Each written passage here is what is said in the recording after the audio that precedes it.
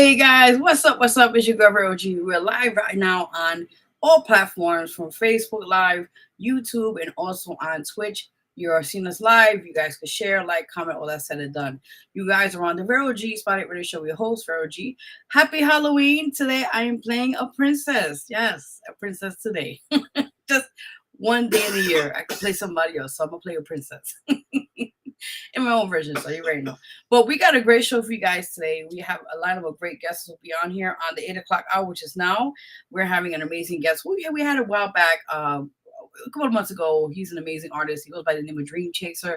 And we're going to have him in a few minutes on here. Before we do, we're going to do announcements, all that said and done. So you guys already know how we do. So without further said, he has his new book out. We're going to talk about that. It's called Against All the Odds.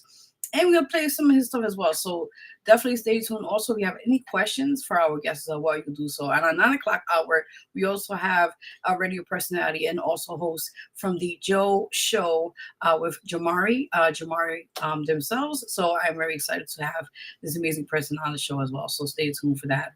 All that said and done. And also the chat is open. So if anybody has any questions for our guests, you're more than welcome to contact them on the chat area. It's live. You have any questions, ask, send them that.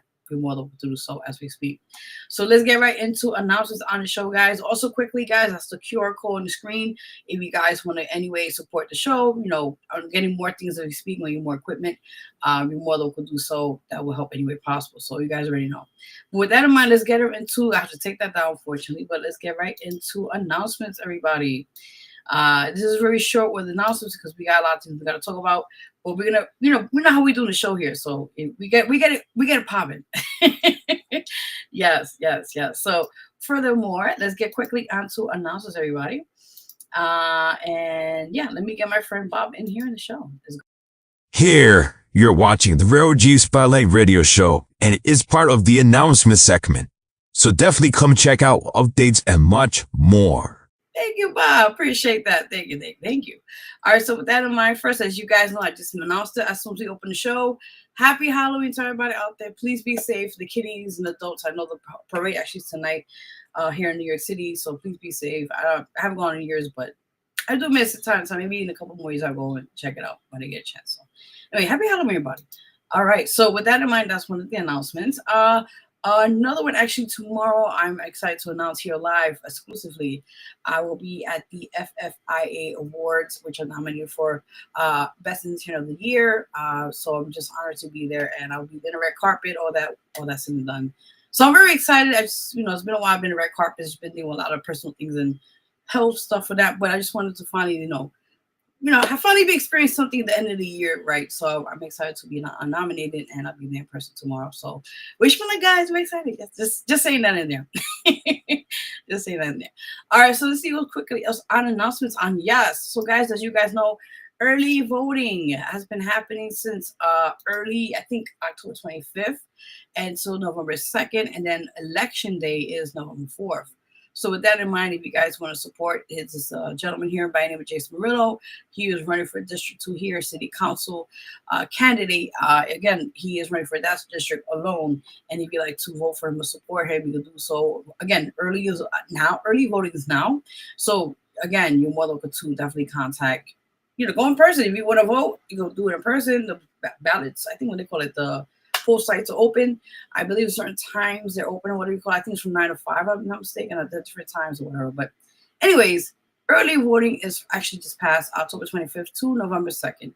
And election day, as you guys know, is Tuesday coming up, November 4th. So if you want to support him, if you're in the District 2, you're more than welcome to do so. And he'll be an option to make a change in the community in the neighborhood as we speak. So you already know. Yes, I think that's pretty much for announcements for now. Let's get that out of the way. So furthermore, let's have an amazing guest in the building. He is an amazing person, an amazing individual. He's very talented. We had him on the show a while back, I think a couple months ago, if I'm not mistaken. And, he has a lot of good things. He's been working. He's been on tour. We're going to talk all about that. And he also has a new book that's out now. I'm going to show that in a few minutes, actually, before we get him on the show. And that is called Against All Odds, forgive me. And this is a very telling story about his journey, as they call it. And he's going to discuss more about that in a few minutes. So furthermore, I am honored to have him back here on the show.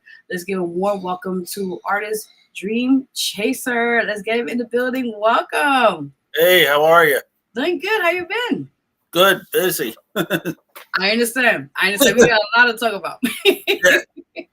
Yeah. So since the last time we saw you, you've been, like everywhere. Let's get straight to it. You've been touring. You've been going to different states. Let's talk about that. Yeah. When did we talk last? In May, right? Yeah. A couple months ago. Yeah. Yeah. So I think May we talked about. I went to Virginia, right? Mm-hmm. So yeah. So this month I finally made it to Nashville. So I have cousins in Knoxville, Tennessee. Oh, nice. So when I went down in May, I went down to Knoxville to see them, hang out for a few days, and I shot over to Charlotte, and I came back home. This time I did Knoxville, Charlotte, then Nashville. So that Sunday we had that bad weather a few weeks ago. So yeah. I worked that day, left after work, started to head to Jersey. Yeah, rain, wind, and everything. You trailed it, you got it. Yeah, and my uncle's like, maybe you should wait a few days because the weather's supposed to be bad. I'm like, nah, I'll be fine. So I made it to Jersey, stopped for the night. Monday I went down to Knoxville to see family. And then Wednesday I shot over to Charlotte. Wednesday night I did an open mic. Thursday I did an open mic. Friday I just hung around. And then Saturday I shot over to Nashville. And I did 2 open mics, Sunday and Monday. Oh. So. How was that experience like? Because I know we talked about this. You were like, I'm going here, I'm going there. I was like, how did you manage that? Because it's a lot of multitasking. I love the driving. And there was a lot of driving. I think I clocked just over 3,000 miles driving. I loved it. I think because I've done so much traveling the past 2-3 years. I love it, and driving to Nashville wasn't that bad. The worst part out of all of it is anyone that takes Route 81 south. When you hit that West Virginia and Tennessee border, you're going through the Appalachian Mountains, the Blue Ridge Mountains. So some of those inclines are really on the steep side. Oh, so you gotta be careful, yeah. Yeah, so, and people are speeding. I was doing 70, I had cars flying by me. But once you get on 40, it's all flat, Okay, that's good. It's good to know. Yeah. Oh wow, cool. I loved it. And then when you go from Knoxville, when you go to Knoxville and Nashville, when you're going not towards Nashville, but maybe once you get past Knoxville, going into Nashville County, whatever county that is, that you kind of go through the mountains. But I didn't think it was that bad. I liked it. That's awesome. So when they asked me if you had to do it over, would you do it again? I said absolutely. Oh. I would absolutely do it again. That is amazing. Overall from the experience, like you said, you got to meet new people. You got to, you get your music out there as well, performing at events and that sorts. What was the biggest highlight, as you mentioned before, just even though it's traveling and seeing everything, what was one thing that really stuck out with you while you was touring basically, state to state? Yeah, I think just sitting in Nashville, because the 2 nights I did the open mic is actually it's a songwriter showcase. Nice. So the first 2 hours from 6 to 9, it's songwriter showcase, and then after that is the open mic part. So she actually used this open mic as an audition for that's basically how you get on a showcase, the songwriter showcase. So I would say the highlight was just sitting there. And I sat right in the front. Oh man! I got there early. I got there early. Started at 6, because it was at a restaurant. It was at the Holiday Inn, with the restaurant part, and I got there early Sunday, and she's like, "Are you going to order food?" I said, "Yeah." So she put me a table up front, and I took it all in. It was kind of cool because the first night was an older crowd as far as songwriters, so that was kind of cool because obviously they've been around longer than me and stuff like that. But even just the way they dress, it's like, wow, like this is this is like next level stuff. That's amazing. I mean, of course, you got a chance to network with other people as well, musicians, and you got to maybe possibly collaborate and learn more, as you mentioned. Yeah, I soaked it all in. I was watching what they were playing, how they were playing it. I think I paid attention to more how they were holding the guitar and how they were playing chords and stuff like that. I like that. But I was listening to them too, the stories and how the songs came about and stuff like that. That's so cool. Naturally kind of just take it all in. Oh man, this is something like it's the journey, as they call it. Yeah.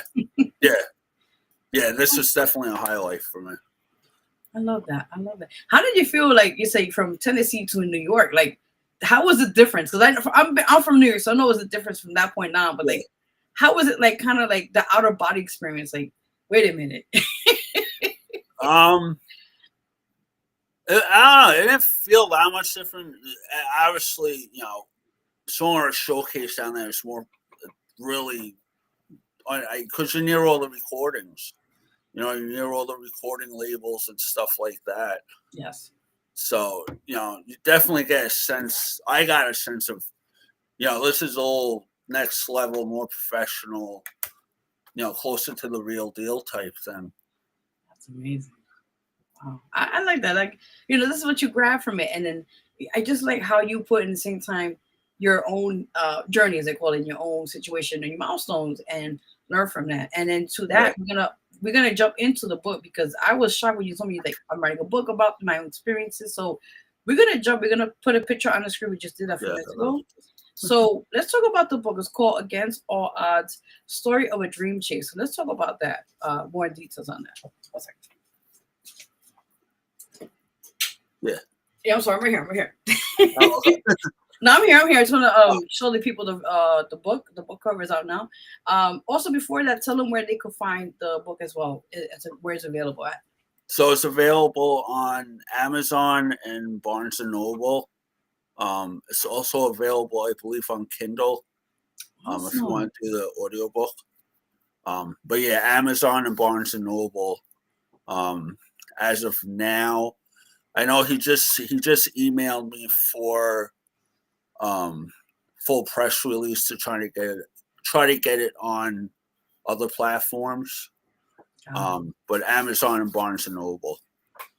Okay, cool. So let's, like I said, we're kind of intertwining with your experience in the music industry, and also being an artist, musician. Now, how did the book come about? Is it prior to your experience, or just talk more about that? How did you come out to just put this out? It was kind of fell on my lap. So last August, I had a nodule taken out. It was cancerous, but it was the size of my fingernail. But he wanted to take it out because it was cancerous. He didn't want to risk anything. So I'm a butcher full time in ShopRite. So because of the surgery, I couldn't do heavy lifting for a week. I was home for a week. By the third day, I felt better. As far as stiffness in the neck, it went away pretty much. So basically, I had empty notebooks laying around, and it was 2:00 in the morning. I said, no, I don't have work in the morning. I'm off this week. I'm just going to write just to write. So I just started to write how I got into music. Really didn't think anything of it.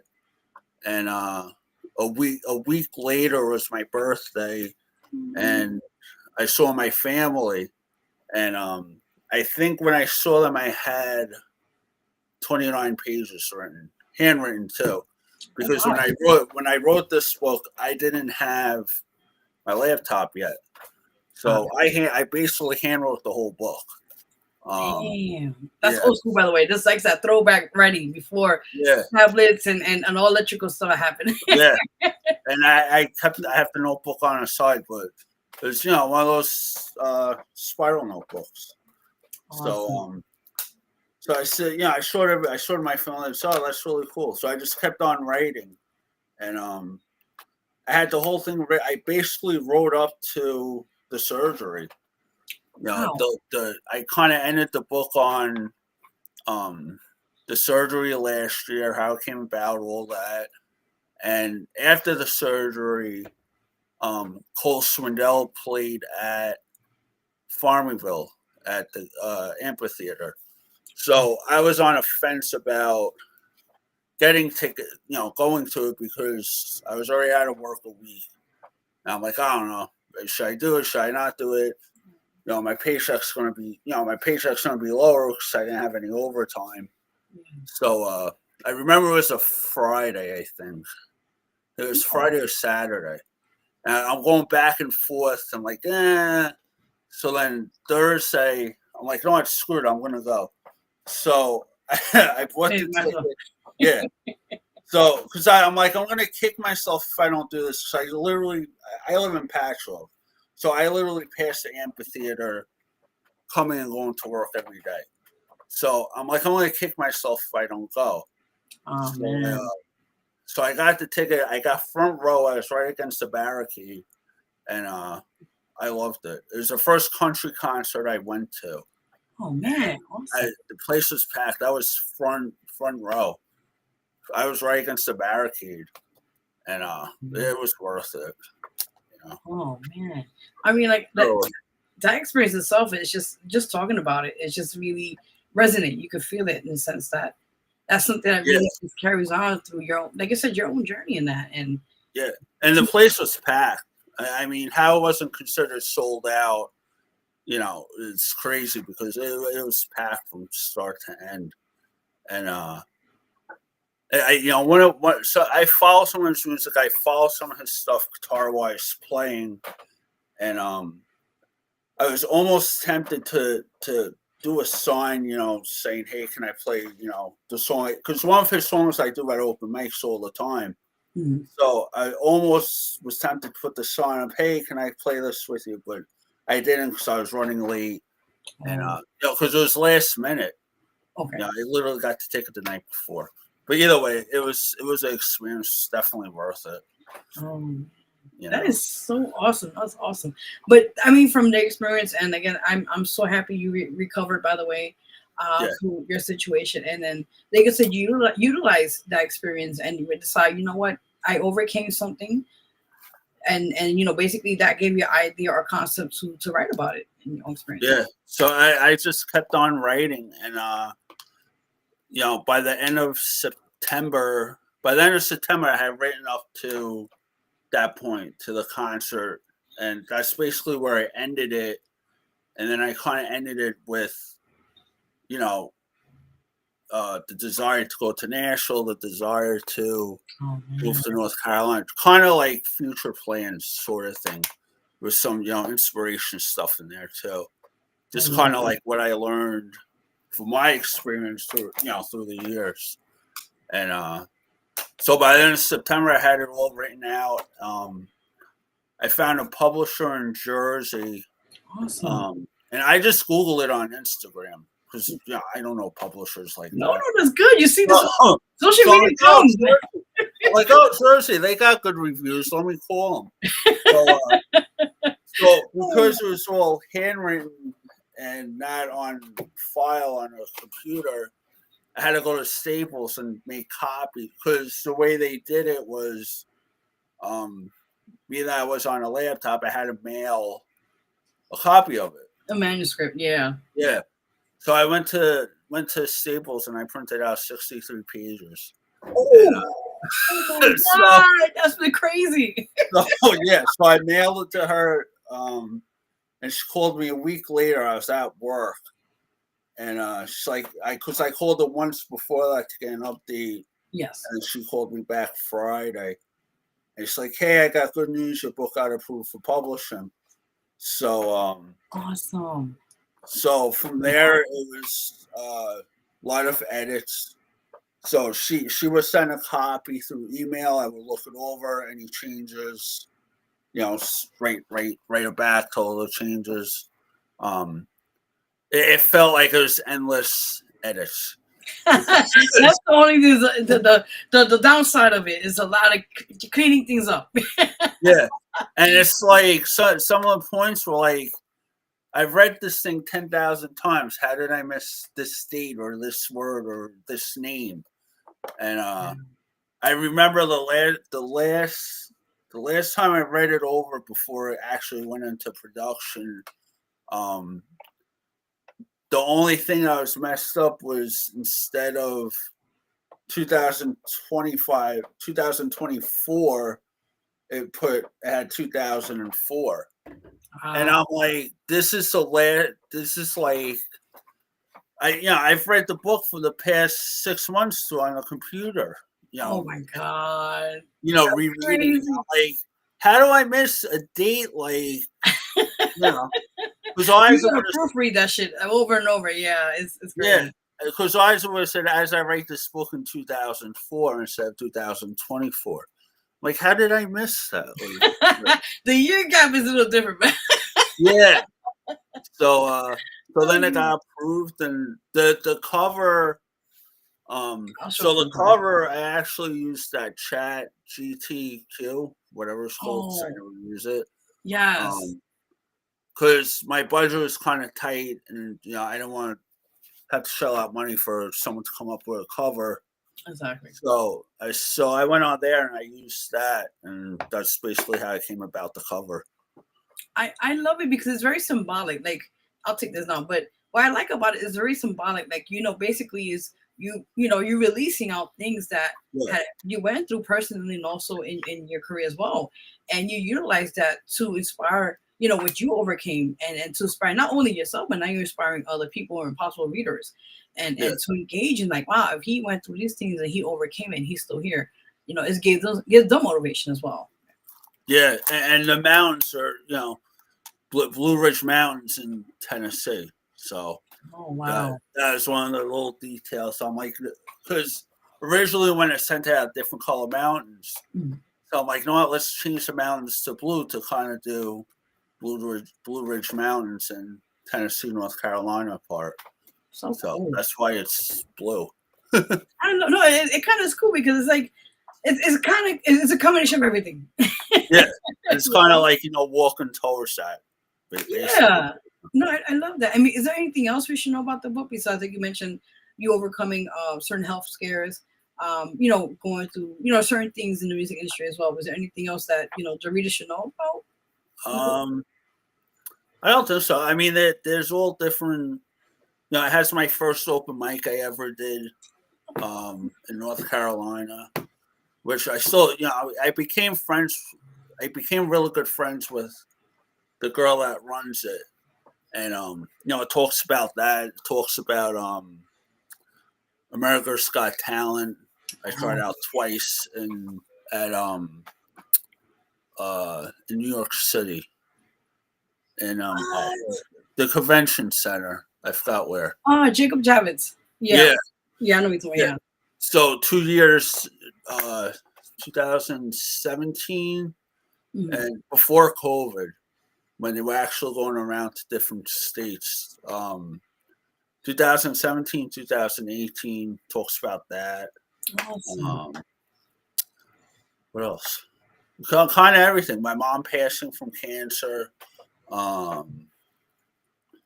Getting laid off and then getting hired by ShopRite. So it kind of has everything. I really didn't hold back on it. I kind of just wrote kind of like timeline wise, whatever came to mind for that time frame. That's basically how I wrote it. No, I love that. And, it's good. Like I said, it's available now. You said Amazon, sorry for me. Amazon and also you said Amazon? Barnes and Noble. Barnes and Nobles. And it's good because like I said, you want people to know, the readers, particularly, what you've encountered and how you were able to survive it, and even things that you just mentioned about your mom, which my condolences, and Thank you.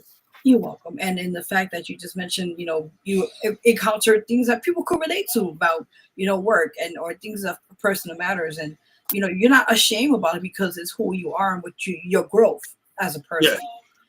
And like I said, no matter what you overcame, you're still doing it, and that's motivation itself. Yeah, and like the concert, I went by myself, and Oh wow.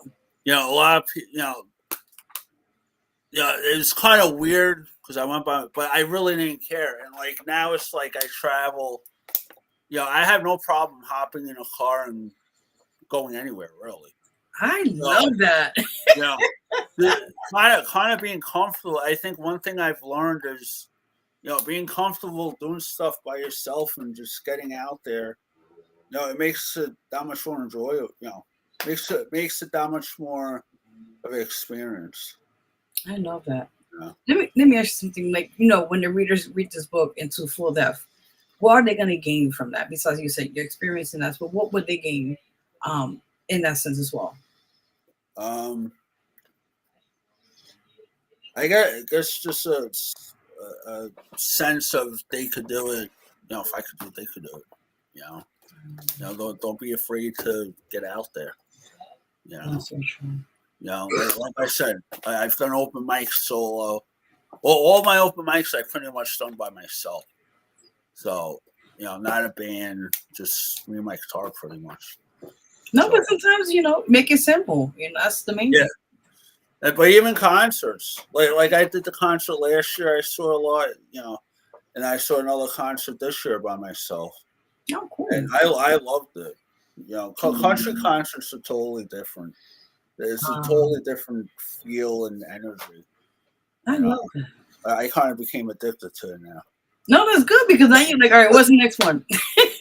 yeah, exactly. What's the next one? Now I gotta ask you right now before we get into the next subject. Again, we're gonna go for that. We'll talk about that in a minute. But my question to you is, as you was around Tennessee, and of course that's all country. My question is, have you had the chance to step into the Grand Opry? Because that's very infamous, very well known. Not yet. I was right by it. So the way down. Yeah, so the way downtown is the way where I did the open mic. Yes, was kind of like on kind of away from it. Okay. But downtown, one thing I will say about downtown is when you look at photos, it looks flat. But when you actually walk downtown, because the numbers go down, so you have Broadway, you have First Avenue, Second, and stuff like that. As the numbers go down, it's kind of like on a slant a little. So, cool. Wear comfortable shoes because it's not completely flat. Like New York City is completely flat. Yes. But Tennessee, walking down towards the river, and then you have the football stadium on the other side. It's a little bit of a slant. It's not flat. So you gotta just be on the cautious when you look on the floor. Yeah, and the sidewalks are narrow. Oh God, that's crazy. But there's no cars. They kind of cut it. It's safe. It's pretty safe walking, but it's a little heavy on your feet if you're not used to it. Oh man! So listen, get some good, comfortable shoes. Yeah, and sightsee and all that good stuff. Yeah, I mean it's definitely worth it because you hear all the bands play and stuff like that. I went there. I went during the day. And, I went before I did the open mic, and I heard all the bands play from the bars and stuff, and that was pretty cool. Oh man! I mean, like you said, you got to get the atmosphere, as they say. You call it. You go there and you get to see the live bands. Because I've seen video. I've never been there, but video footage of people actually performing on the streets, and performing there in daytime, in front of a cafe, and there's other people performing in the street, street performers, as they call it, and it's really cool because you get to engage with the people and then just love what you do, and then like I said, I mean, would you ever down the line would like to perform if the opportunity comes? Oh yeah. So I mean, of course, with that, and then to walk in the Grand Opry, that's the biggest highlight. I know that's one of your things. Yeah. Oh yeah.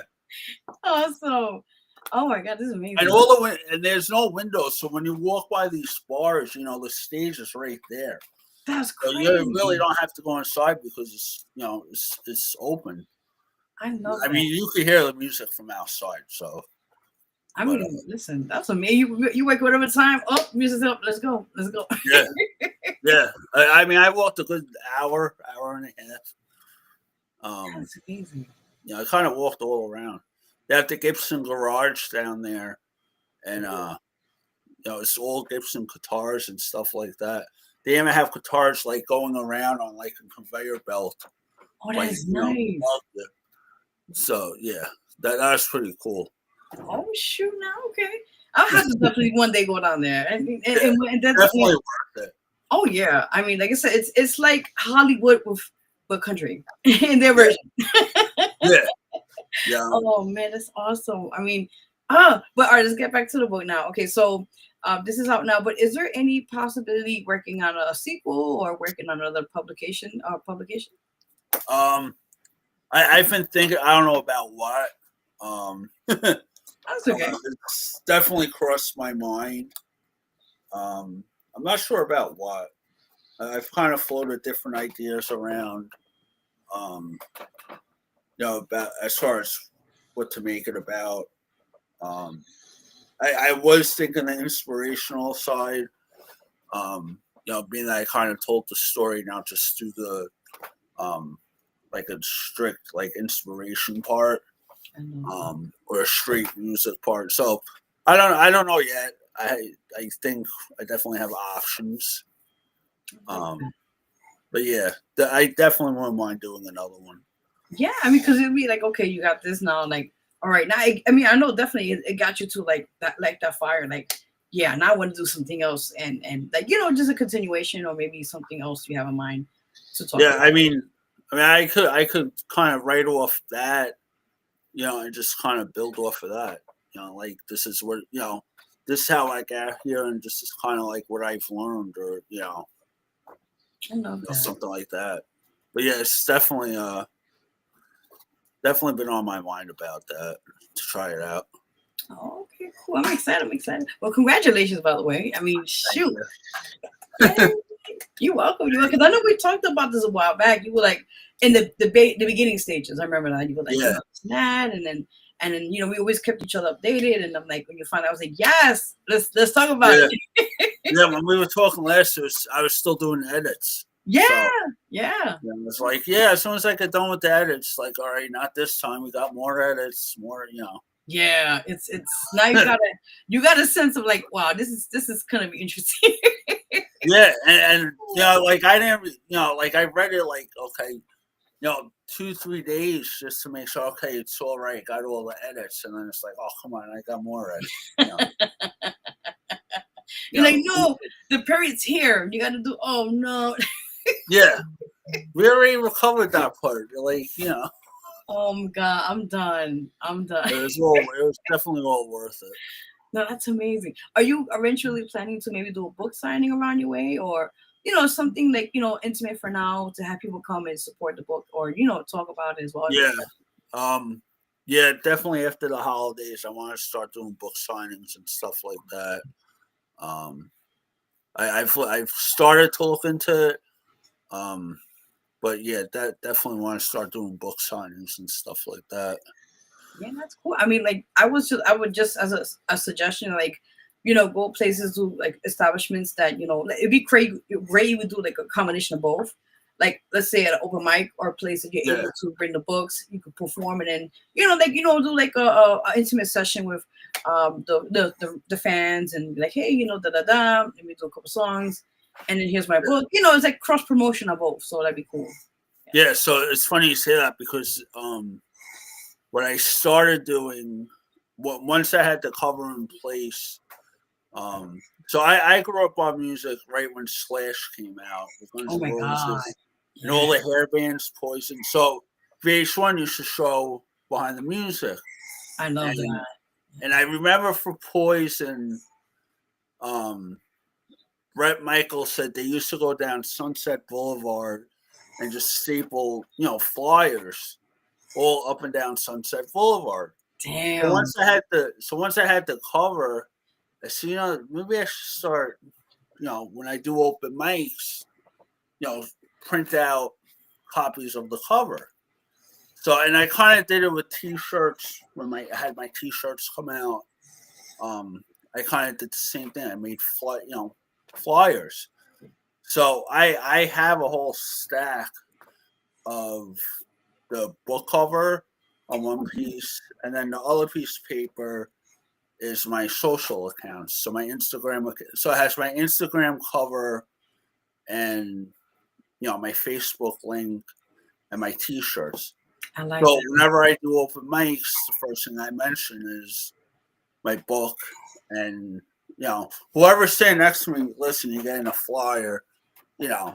Oh, you're on Facebook. Oh yeah, here's a flyer. I love that. That's what I'm talking about. Yep. So I have a whole stack. Before I went on the road trip, I made 30 copies, I think. Ooh.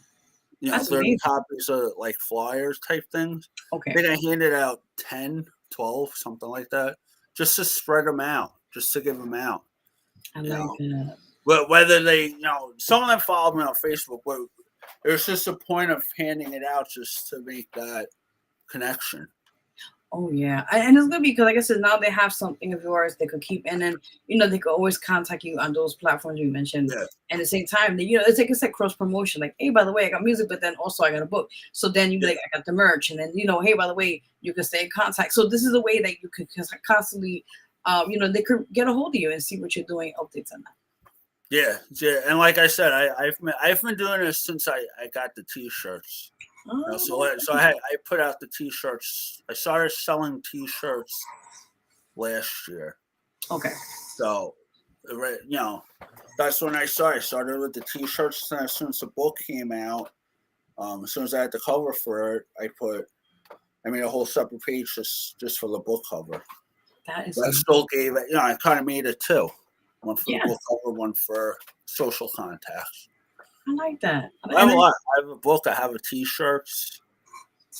T-shirts I have available. I have them on hand, and then Trapping Fabrics Manufacturer is the ones that made them up. So they're based out of Delaware, but they're on their web. It's on their website too. Oh, so they can they want to order directly to them. Okay. And then I'll still get the proceeds from it. Oh, that's amazing. That's like, what sizes do you ranges from for your T-shirts merch? Small to 2X. Okay, that's good. I mean, do you have like a sample we could see, or you don't? Yeah. Okay. I don't have the shirts, but I could pull it. No, it's fine. I mean, at least people want to see it. Like, oh, cool, I want to check it out. Yeah. Hold on. Okay. Cool. Oh, hold on. It's okay. Awesome. Yeah, I'm excited. I don't know if you could see it. You gotta bring up a little bit, yeah. Okay, I see. It's like a logo on it. I think it's like yeah. Okay, I see something. Next time, just send me the photo and I could put it. Yeah, I'll send you the photo. So. Because I'm like over here like squinting. Yeah. It's okay. No, but that's cool. I guess you bring it when you do shows or performance, showcases and that sorts and open mics. And you definitely promote. I love that. Keep doing that. Promote. And also the book, bring copies. So if you want to buy it right there, you make a sale. Yeah. You're right on. Definitely. So let's get into the music side. Now, the last time we spoke, I said, I know you told me that you're working on a project. So since that time to now, have you released that project or anything that you're working on this year? I haven't released it. I'm hoping to do it some point spring next year. Okay, cool. When I was in Nashville, so I actually met with recording label in Nashville about recording. I've talked to her over the past 2 years, and she actually offered me a contract 2 years ago, but I didn't have the cash for it. But I met with her, and she said, whenever you're ready, let her know, and she'll print up the contracts for me. So that's yeah. So that's definitely, now that I have more material, it's definitely on my radar next year to, get it actually out there. Okay. So it's in the works. In the works. Yeah. Okay, I like that. No, that's good. That's good. It gives you time because by that, by next year, then you have like more things you write about. Your music. Yeah, I was gonna say I have more. I think as of now, I have five or six. And I don't sing obviously because I don't have a singing voice, but they were all instrumental. But that's a little bit of everything. Oh, that's amazing. So actually, we got 2 clips. It's like less than a minute, I think.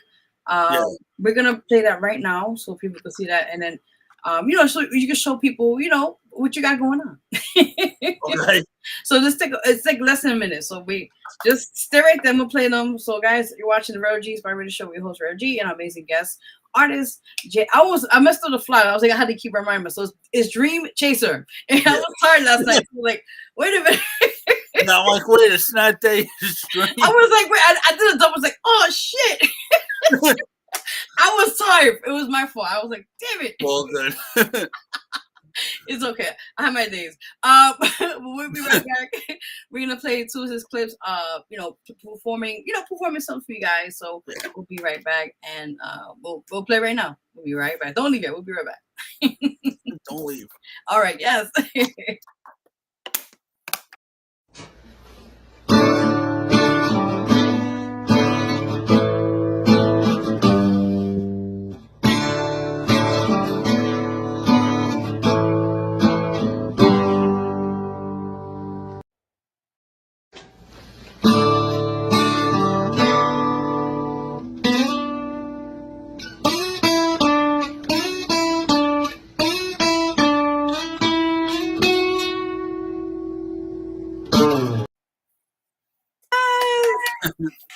I love it. Now, if you don't mind, because you know how I always do in the show, you know how I work with this is, if you want to bless us, do something here live on the show. If you have, I know you have your guitar. Yeah, I'm prepared this time. Yes, you never know what's next. So I'll actually play. Hold on, let me just. Okay. Awesome. Yay, I'm excited. I'll play something a little different. Okay. So when I was in Knoxville, Knoxville was my cousin. He took me out to bars, in Knoxville, check out the area. So we went to 3 different bars. Oh, nice. So we had a few shots, 2, 1, 1. So he was joking around and said, "Oh, we should just pass out shots and say, here, have a shot, here, have a shot." Ooh. So just joking around. So at the time I didn't think of it, but then afterwards, when after I got back, I'm like, that'd be really. I texted him. I said, that'd be a really cool name of a song. Take a shot. I like that. So it kind of stuck with me, and when I was doing the songwriter showcase, I tried to mingle as much as I can without being intimidated because, like I said, you're in Nashville, you're with kind of next level songwriters. Okay. But one of the songwriters, he said, one of the songs he played, he co-wrote with someone that co-wrote You Should Love Me, the country song that came out last year. Ooh. So I knew what song he was talking about as soon as he said it. So I'm like, oh shit! Like I got it, kind of rub elbows with him when he's done. That's and he amazing. Was cool about it. He was really nice. And so I said, I knew the song. I knew that song you were talking about as soon as you said it. So he's like, yeah. He's like, so I said, I have stuff, I have written if you want to collaborate on something. So he's like, yeah, I've been doing songwriting for 30 years.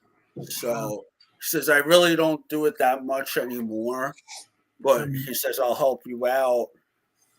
If you want, I could help you out. So I took that and ran.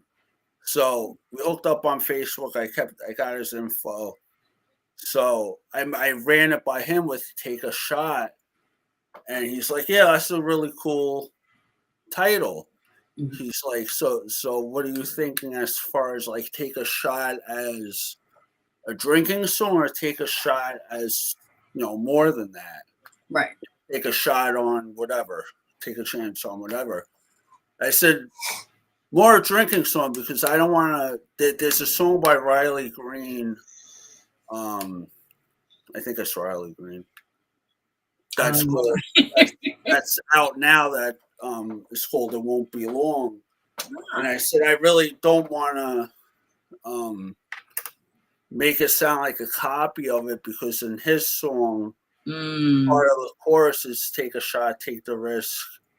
So I don't want to be like, oh, he's kind of like copycatting. Yeah, you don't want legal issues with that. Yeah. So I said, let's do Take a Shot, but keep it more, like in Nashville. Take a shot, pass around, just a good time type thing. So I've been songwriting that, I think, since I came back. Yeah, I like that motivation. Yes. I'll it's not long, but I'll play. I've been working on the chorus. I think I got more of a chorus than a verse, but this would be the chorus for it. Okay. You hear it, all right? Yeah, it's nice. Okay, yeah, take it away.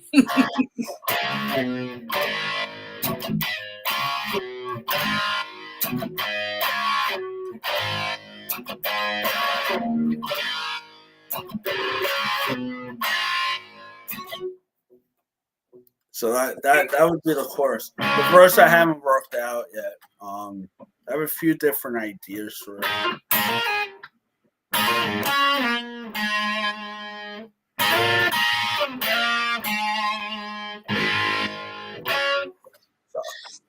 I like it. You're welcome. I was just hearing the chords. I was like, yeah, I feel like I was like there sitting in the room, like, yes. Yeah, and the whole I'll say one other thing about it. So, obviously I'm a big Slash fan. So there's a song on Usually Illusion 2 called Bad Apples, and the part right before the solo, he does something like that. So when I was doing that, I wanted to give the last a little bit of a punch instead of just going.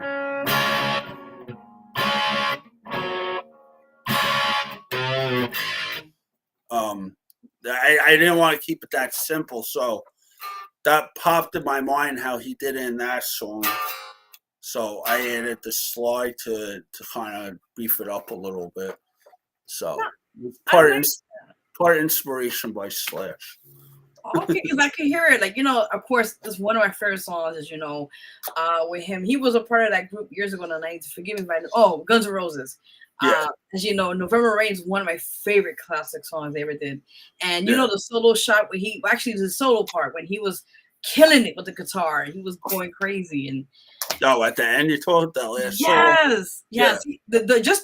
Just hearing it, like the riffs and all that. I'm like, yes, I was so excited, like, oh my god. And I'm like, this is when we was kids back and then when they were like really popular back then. But just talking to you now about it was like, yeah, that really stood out in the video without his part, Yeah, I know what you're talking about too. Yeah, he's pretty up there on the neck on that part. Oh, big time. No, but all right. So back to you. So you said you got some things working in hopefully by next year. You said you're working on the music side. Prior to that, anything else you want to tell us on the show? Like I said, you got the book out now. I'm gonna put it one more time on the screen. Okay, it's called Against All Odds. It's available on Barnes and Nobles. And forgive me in the background. It's not me.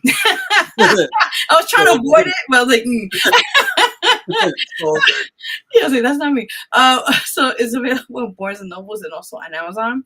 Again, it's called Against All Odds. And like I said, you got new music coming up next year, God willing. And Yeah. You know, is anything merchandise you just mentioned? Merchandise available? Yep, I got t-shirts. Yes. Yes. Yeah. I mean, anything else you want to say? I don't think so. I don't know. That's pretty much all I have going.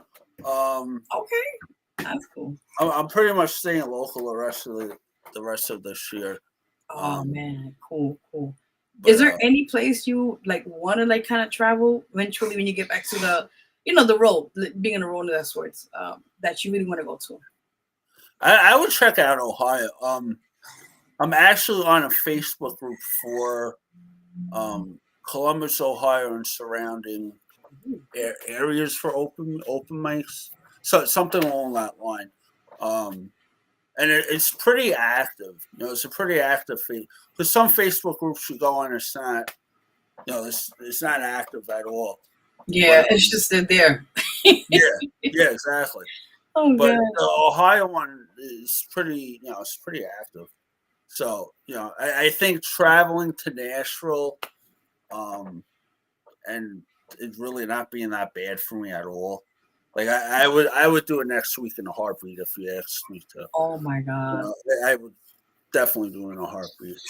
No, I mean, and it's good, like you said, it's a place that now you're already not kind of accustomed to, used to. So you definitely, like, when you go there, you already know, okay, the good spots, the hot spots, what places I want to definitely network more on, like different shows, what do you want to do, and yeah, definitely, it's really, I heard about it before. I never went in person, but I heard it's really a place, like, especially being a musician, it's definitely a place you have to go experience.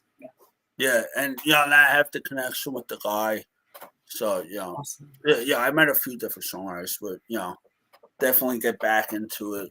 It kind of motivated me more coming back to write that much more. Like I basically have a whole set of lyrics for "Take a Shot." As soon as I sent him just the chorus lines, which was like 5 lines.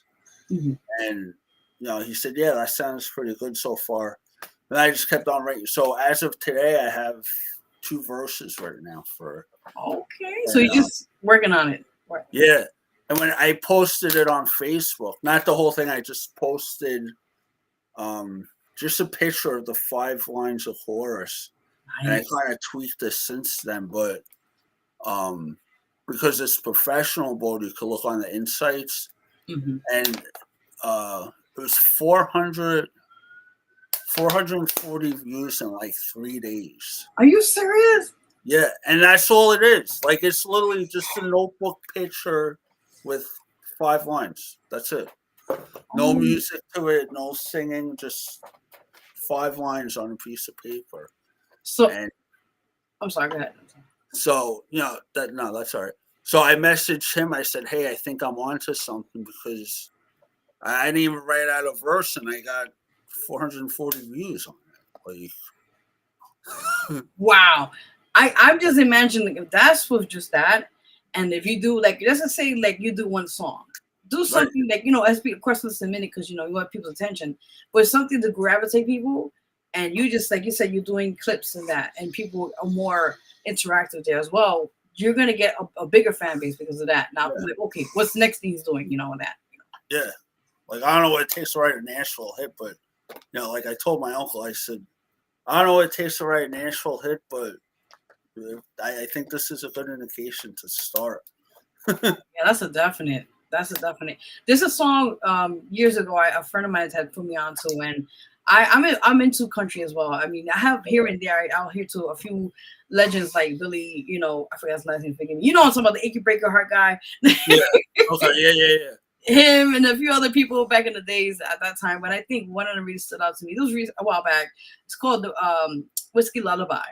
That's beautiful by Brad. I forgot his last name, Brad something. But you know what I'm talking about. Yes.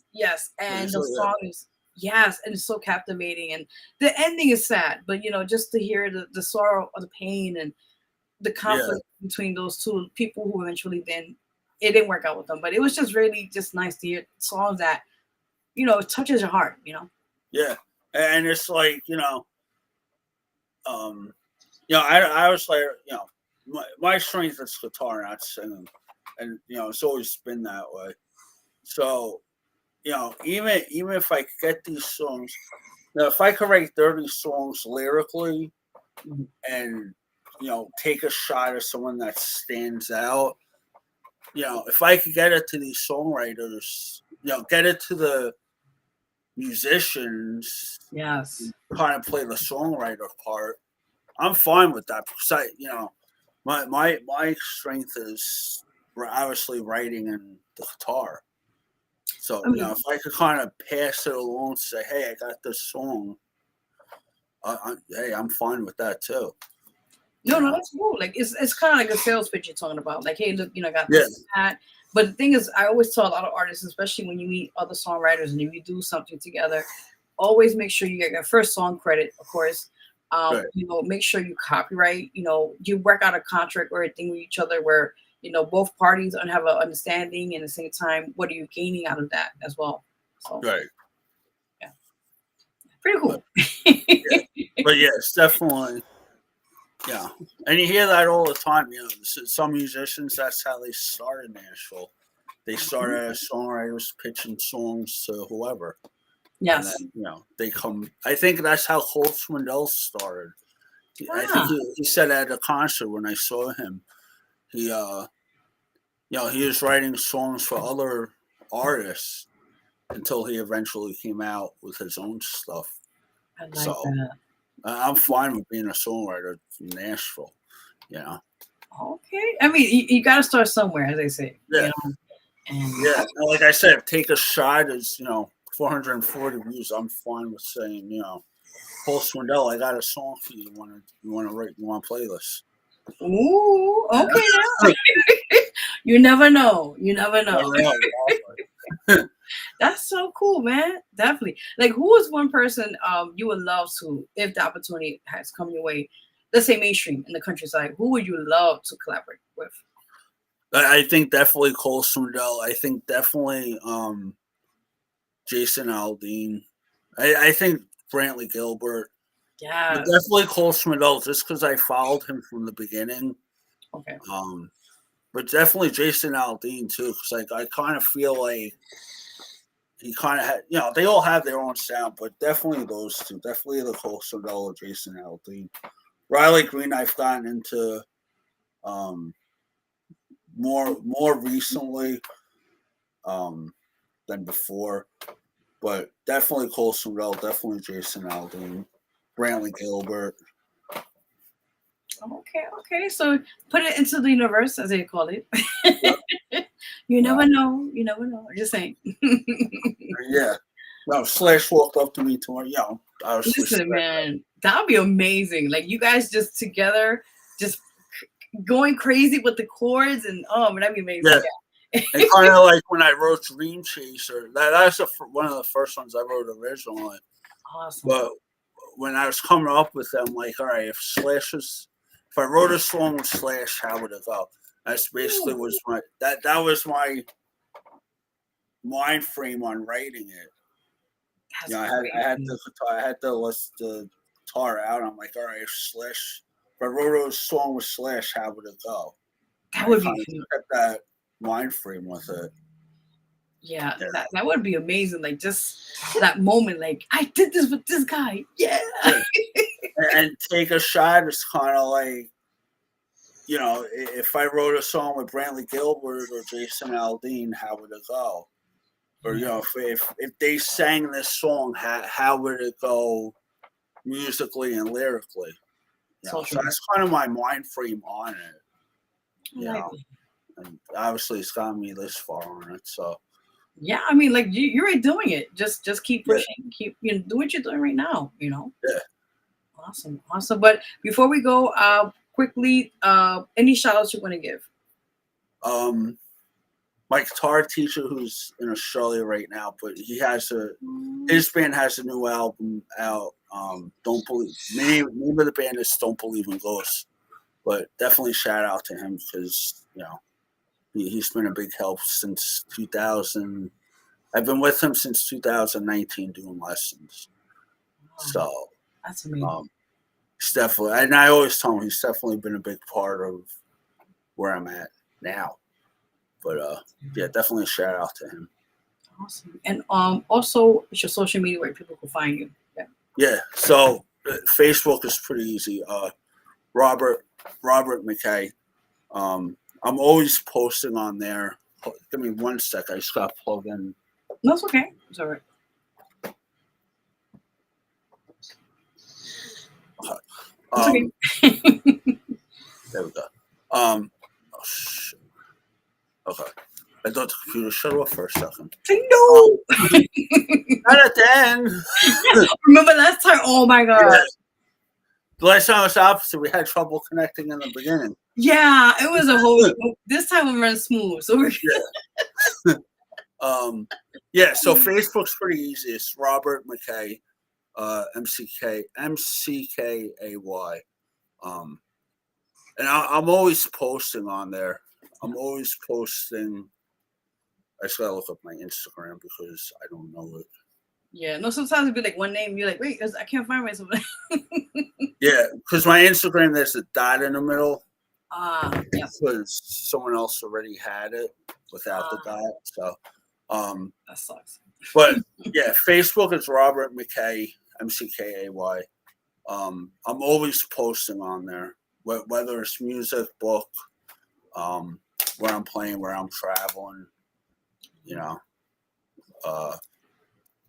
And then Instagram is dream.chaser242024. Awesome. And same thing on there. I always cross post. So, you know, where I'm playing, what I'm writing. Yeah. I love sharing that stuff too. So no, you have to. I mean, you want people to know more what you're doing, so they'll be up to date, you know. Yeah. And then before anything, also, no, you're good. One more time, tell people where they could check out this amazing book, which is out now. It's called Against All Odds. So the book is on Amazon and Barnes and Noble, and I believe it's Kindle.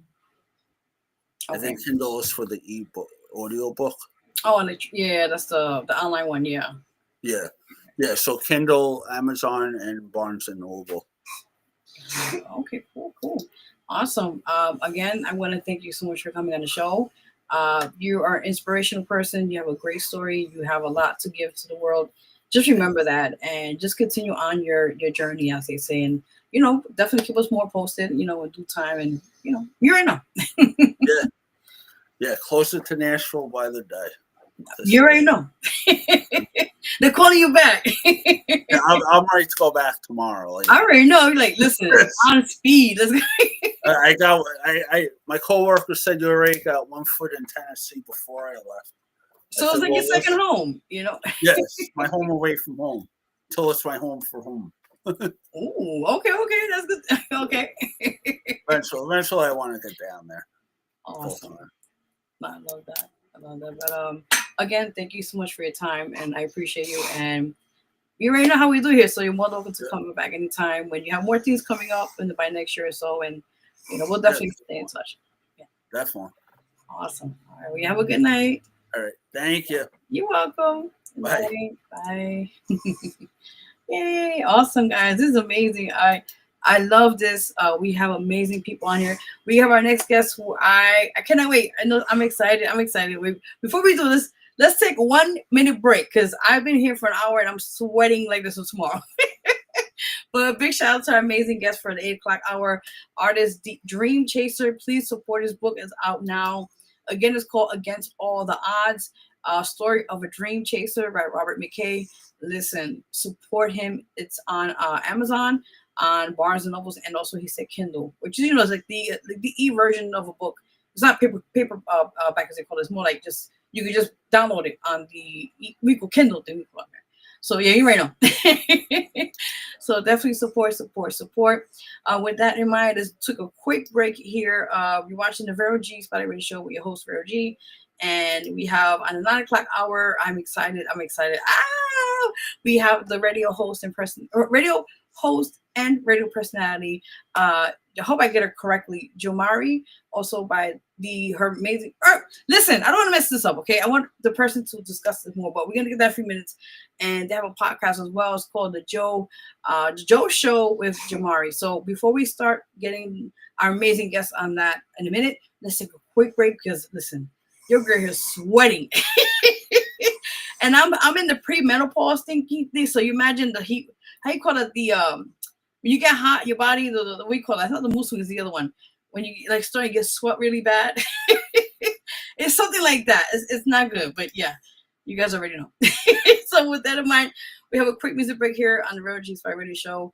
We're going to play my tune, and we'll be right back with our amazing guest on the 9 o'clock hour, radio personality and radio host, I'm tired, Jomari.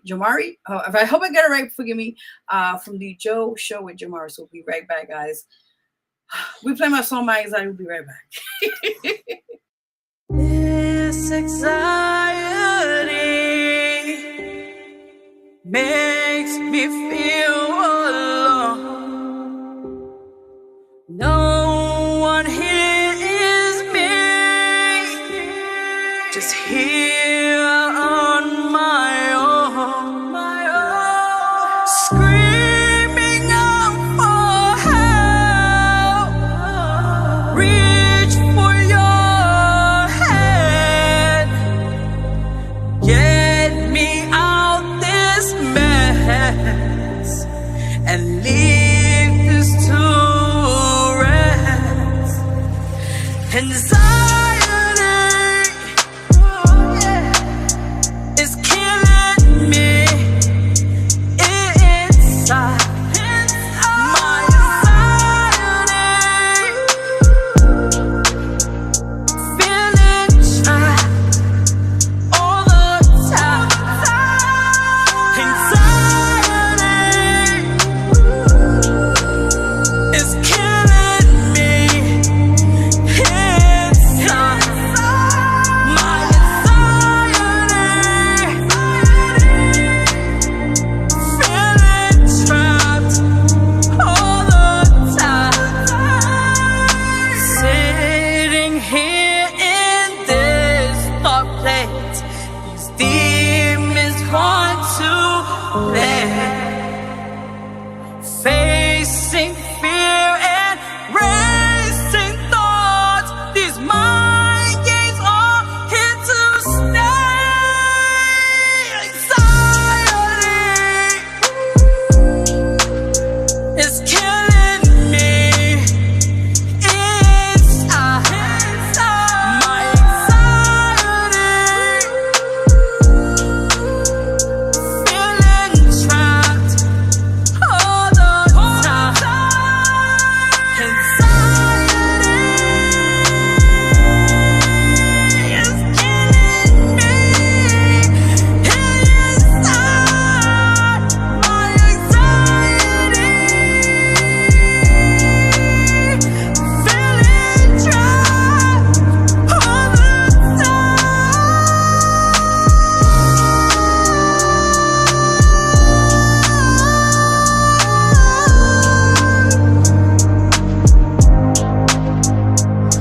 Anxiety is killing me inside. My anxiety, feeling trapped all the time.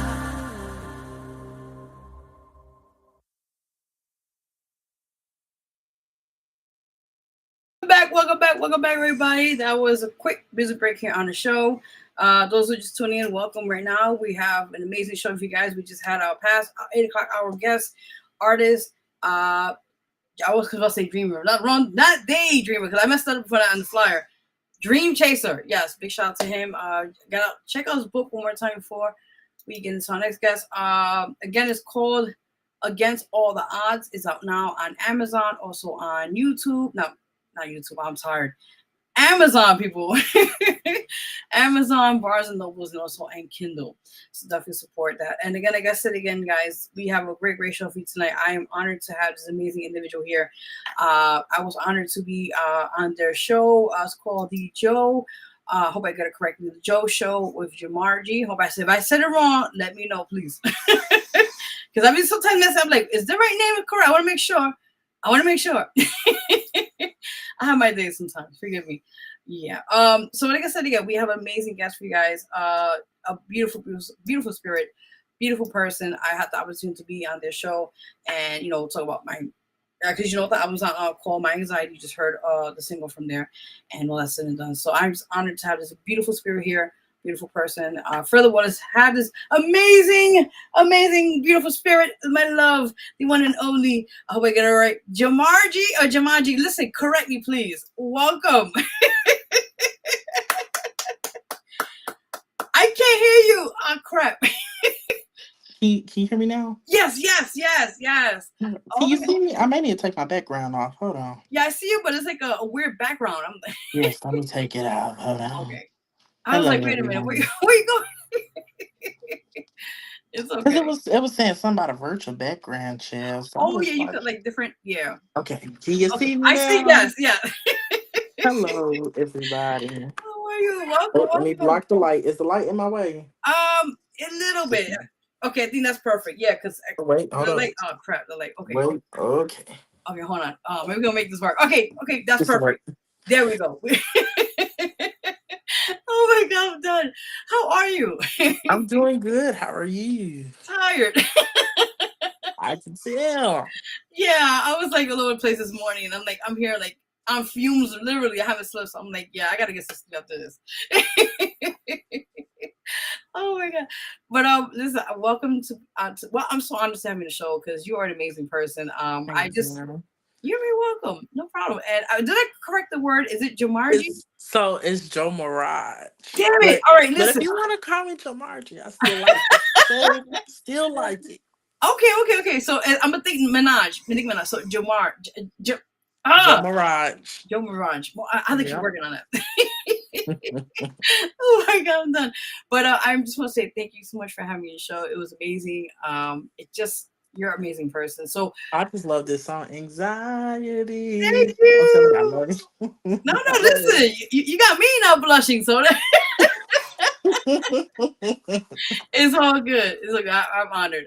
I appreciate it. Thank you.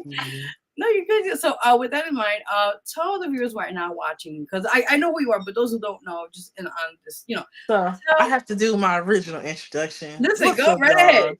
It's our boy Joe Mirage from the Joe Show. And I am a radio personality. I'm a podcaster. I actually about to start coming out as a motivational speaker.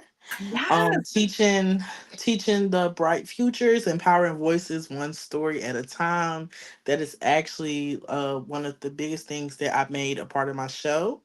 I work with youth most of the time, young artists, entrepreneurs, authors, just young CEOs who are, shaping the future of tomorrow. I love that. So I started that. Honestly, I am on year 2 professionally doing radio and podcasts. And it has been an amazing year for me. And last year, I believe I racked up 15 nominations. I won 12 out of the 15 awards.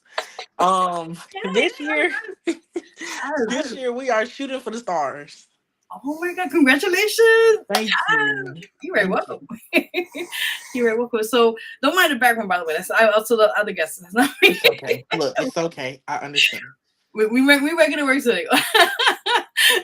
So we got a lot to talk about. So let's start from the very beginning. Okay. How did you get into this world and the radio podcast kind of atmosphere going on? Okay, so being a youngin, as I call it, I always watch like Wendy Williams, Steve Harvey, 106 in Park, Ellen DeGeneres. Who else am I missing? Oprah. And I was like, okay, this is what, like all of my siblings, they all went to like traditional school, right? Yeah. And I was like, I don't want to be a doctor. I don't want to be a lawyer. I was like, I don't want to be a full teacher, but I was like, I want to mentor youth that's coming up. And so honestly, I got into it in my car. Me and my friends, we started just making YouTube videos, and I was like, huh, what would I name my podcast? And I used to just be like, it's the Joe Show all the time. Joe World, Joe Show, Joe Mirage, like when I was in high school and middle school. So when it came down to me naming my podcast, I was like, oh, the Joe Show, duh. There you go. And honestly, best thing I ever did. Oh, well, congratulations, Thank and you. you're very welcome. And I think it's great that you said you saw the role models and back in the days, and I could relate to you because my big one's Ricky Lake. I was a big Ricky Lake from back in the days. Yes. Like we could go on, Jenny Jones. I mean, the list goes on. But Yes. now we telling our age, by the way. No, but it's so true. Like you see these people, like wow, like they did it, and it motivated you. Like you know what, let me give it a shot. And Yeah. yeah, and I know it's definitely been a journey because and let's talk about that as well. Like what was your pros as they call it, and what were your So downsides to it? Yeah. So honestly, when I got on the scene in Mississippi, I was very discouraged because in Mississippi it's a very slow state. And the town that I was in, very slow, you know. Oh, So I moved an hour away from that small city to another one, hoping that something would pick up. And my friends, they would just come to my house and record with me. So, that was one of the pros where I was like, okay, I can still record. But honestly, when I touched down in Chicago, it kind of got very difficult for me because Chicago, by it being the Windy City, um, everything is really about money here. oh, okay, So, I never have paid an artist to like, interview at all. right. So, I let them know like what the message of my podcast is for, you know. And so honestly, the pros is being embraced by so many artists, young artists, older artists, and media outlets that I have met so far in Chicago, and they have showed me nothing like but love. No. But the con of it all is when I be in my head, right? And I see other people doing certain things and I see like their views and stuff. And I'm like, what am I doing wrong? But then when I think about it, I was like, you actually not doing anything wrong. I was like, God is testing me to, stay on my path to do the right thing because, right now drama is selling. Mm. And I have had a lot of artists on my podcast where I could be touching millions right now for like certain issues that they had like here in Chicago. So by me, staying true to who I am and actually asking them the right questions and not looking for clickbait Right, or right. clip farming, honestly, I would say that's like one of the things that be in my head a lot. And also another con would probably be is other media outlets and artists kind of look down on you when you're not as big as them, but Yeah. like your engagement could be as big as theirs, but when you don't have that follower count, it really does not matter. So yeah. Are we from okay, there we go. No. Okay, we're back. We're back. Yeah. Oh, so it was like this. Oh So, yeah, wait, could you hear me? no, it's like it paused for a few seconds. So Oh. just retrace right back. You were just saying about the other media. Oh yeah. So I Yeah. was saying like, media outlets and artists, they kind of look down when you don't have that same follower count as them. So I would say that's another con, but I am blessed to honestly interview as many people as I have and to not be like picked upon like, well, if you don't have $1,000 for to interview me, then I can't let you interview me. And it's like I'm just showcasing I just want to showcase and highlight the talent to give, also to really just give to the young people. Well, I want to just say, if nobody told you, I commend you. Because Thank first, you. you're welcome, and first because your courage. Because a lot of times, and you know, we've been doing this for a while. It's very hard because you're gonna have your good days and your bad days. Yeah. And you're so right. A lot of times, a lot of these other outlets, like you said, the ones that are more out there, Hmm. they have somewhat okay, you know, whatever you want to call it, but at the same time, people like us, we're just trying to help. We're just trying to spread the word. We're just trying to motivate or inspire people, you know, and it is a struggle. And I know firsthand a lot of times where you get a lot of no's, no's, no's, and a lot of people were just whatever. But you know, I from my end to your end, I want to say I commend you because you take a lot of. Excuse my French. You could talk. You curse here, by the way. You took a lot of shit. Okay, let's keep it what it is. Yeah. You know, and a lot of times people will say, "Oh no, they're not gonna do it." Naysayers, as they call it, right? But if anything, use that as a positivity, and you know, as I say, taking negative to positive. Hmm. And you know what? Okay, thank you. It's not your cup of tea. God bless you. But you know what? Use that to motivate you to do better. And you know what? You go curse, by the way. There's no SEC here. So you're like, yo, fuck you, motherfucker. You know, whatever you want to call it, you know. But I think I use these situations that you've gone through in the past to not stop you. If anything, push you harder to like, you know what? Okay, now I'm gonna do this now. I'm gonna study the greats. I'm gonna see how they did it and then emulate that, but then to your own kind of way of doing it. And like I said, you know, I don't know you personally, we just meet a second time, but I mean for what I've been sensing and feeling, you've gone through a lot of shit, personal shit. And I think right, right. You see, I'm going with this. Yeah. So I think with that in mind, don't let that stop you. If anything, let it push you harder, and just expand. You know, get more things, more equipment. You know, go outside, meet people outside. I mean, I know there's cold out now, but I'm saying like when it gets warm out there next year, whatever. You know, talk to the streets. You know, do different things that people haven't done because that's Yeah. going to make you stand out. You know what I mean? In the sense of, especially in your area, you know, a lot of people are competing around there. You know, I know how it is Yeah, out there. they are. It's a lot. Like Right. media outlets just like it's like they're fighting for attention. But I know for me, the things that I have coming up, honestly, I feel like it's gonna be amazing. And I Yes. can't actually wait for the people to really see it. Oh, no, you're gonna be good. You're gonna be good. That's what I'm telling you. Like right now, like you're going through it, but you're here Mhm. now. That's the purpose. And like you know, whatever they're doing, that's cute. But do what you got to do. You know, and focus on what your purpose is. And you know, just you know, write down a list. Okay, listen. This is my short term goals, right? And for you know, right, like long term goals, they call it. Okay, this is what I'm gonna execute by next year. I want to do this. I'm gonna do this. I'm gonna get this out of the way. Next thing, who I want to interview, who I want to try to get on my show. So you get these now. You're building. You're just Yeah. building. You're just building. So, you know, I congratulate you and I Thank you. commend you. You're welcome, girl. Listen, I'm showing love. You know how we do. Listen, my love. I meant love. Sorry. I respect. Respect. I'm always saying that. You okay? Look, you are Listen, okay. I just love. I love and lovers. Love is love, baby. But but I'm just saying personally, it's like just keep working on what you're doing. You know, you got Most a definitely. platform. You already know. You're right. Just keep pushing, keep grinding. Use that as motivation to go to the highest level you could do as much as you can. So I'll just give you some little motivation here. Just give you a heads up. Yes, yes. No, but all right, so let's get back to what you're doing. So like I said, you let's talk about the show, Okay. the Joe show. So let's talk about that. Yeah, so the Joe Show, actually now, I'm emerging to multiple media personalities. Yes.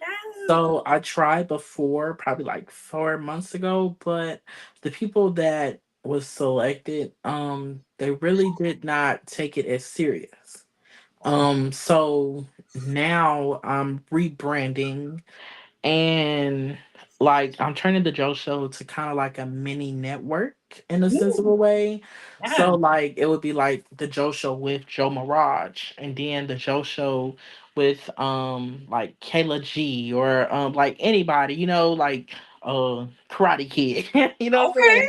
So Yeah. like I'll be doing that. And then also right now, like, I have the artists, they come and perform on the show. And then, I ask them a couple questions, but really the episode is really to highlight their talent. Um I'm working on someone, person that rent out Airbnbs because I wanted to do my own cooking show. Ooh. So I wanted Okay. to bring chefs. I wanted to bring chefs on the show every week or anytime that I post and have them like, kind of turn that part into like a commercial Ooh. or actually put out the full and end up putting out the full episode. But that is the plan, like, to showcase like chef's food and catering, different people that cater. I wanted to do that, just to like highlight them. And the next thing I'll be doing also is, since I have the associates in sports casting, I will actually start highlighting basketball players. So every week, I just got the schedule for the games. So I'm going Yeah. to send somebody to the games, for every game that they have, and I'm going to be highlighting, like the the two players with the top two players with the most points for each game. Um, Um, and I'll post them every week. What else do the JoJo have coming? Honestly, it's a good bit where I really want to push myself to do like bigger and better things, and I'm hoping to get some partnerships with like organizations like the Boys and Girls Club because yes. I was Youth of the Year at one point at the Boys and Girls Club. I'm a club kid, so I Yeah. grew up in the Boys and Girls Club. So honestly, that's the plan. And then I plan on being picked up by like I have two interviews next week, for two different radio stations in Chicago. So the Oh Joe Show, yes. yeah. So the Joe Show, not only could I'll be doing it like with my podcast, Okay. I'll actually have the Joe Show on FM radio, even though I have it on FM with Zeno. Okay. So I have the hit radio station, hit radio, and it showcases the Joe Show and different other radio shows throughout the day. Oh my God! Congratulations. Thank you. You welcome. You welcome, guys. Fingers Oh, crossed. yeah, listen, listen, listen. Just everything. You got this. You got this. Just think positive. Think positive. Yes, I got this. You already know. Yes. Yes. I mean, to be syndicated too. That's another one. Like that's big. Like you're gonna get national. Not readers. I was say listeners. I'm gonna say. Sorry, not Yeah. listeners. So I So mean, yeah. I'm sorry. I'll actually, shape the Joe Show into what I really want it to be. While still doing what I love, honestly, I don't love the editing part of Mm, mixing when it comes to radio, but I mean, I have to do what I have to do. Um, I'm hoping to be picked up by a bigger market, after, because you really have to. They say it's best to start off in a smaller market and then move to a bigger market after a few years. Um, Another place that actually ended up giving me a call back was Hawaii, are Honolulu. you serious? Yeah, yeah. You about to go So, travel now? Listen, I want to take me a long trip.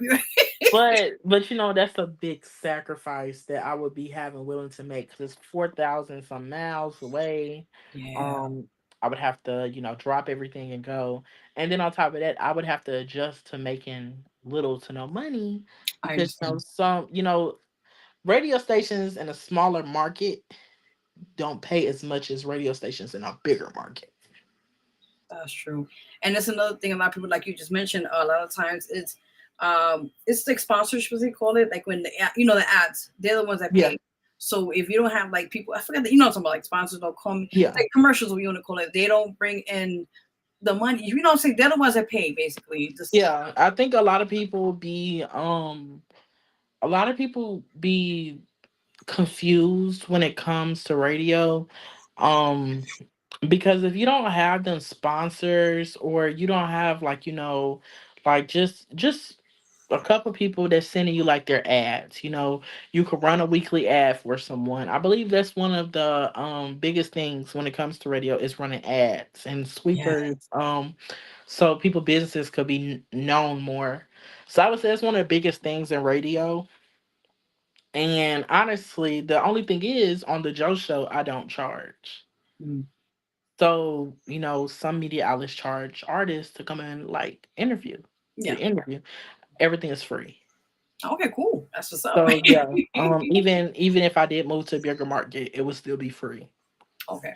Gotcha. Like that's like just you can't be God's given, you know. No, So no, no listen, I matter how love much you try. it. So I feel like, you know, if it's artists that's trying and they're trying to get up there, they're trying to climb the ladder, why not help you? That is true. That's true. I like that. As that saying goes, teach one, each one teach one. You know how that saying Yeah. goes, right? Yeah. Yeah. So it's that kind of concept, which is pretty Yeah. cool. Awesome, awesome. Okay, okay, okay. So let's talk about you mentioned like you really into the youth as like education that sorts. Let's talk more about that as well. So, Yes. honestly, the youth, I'm working on doing a sports show Okay. on Chicago. I think it's Chicagoland Sports Radio. Nice. And I actually don't like sports at all. Okay. I What? really don't. I really don't. I don't like sports at all. Like I played football when I was younger. I don't like sports.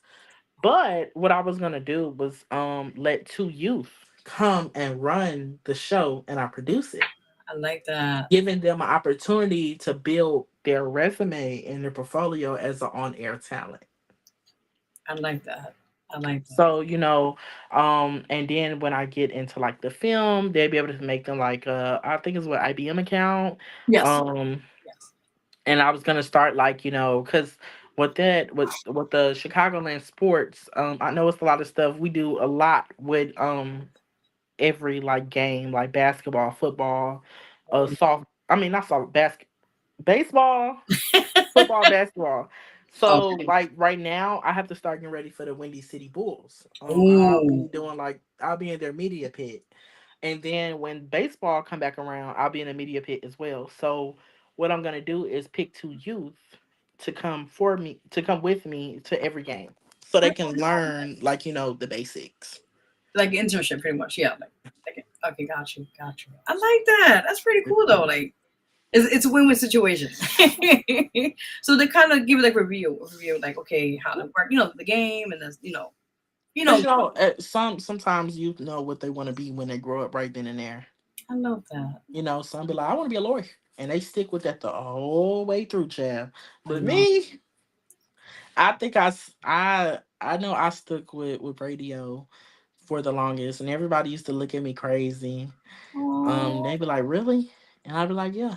I want to do radio. I was like, I want to be on TV. And my teachers they'd be like, everybody want to be on TV. That don't mean it's gonna happen. I'm like, well, hopefully it do one day. you never know, man. Yeah. Awesome. No, but that's cool. Like you said, you already knew at a young age that you was something that you was like on a mission and you did it. Yeah. You are doing it as we speak. So, but what's cool about that? Like I said, what advice you want to get to those watching now later on? Um, if they have a gift, let's say it could be radio, it could be TV, it could be writing, it could be anything for that nature. What word of advice would you give those out there as what inspiration for their own journey in that sense? Stop being scared.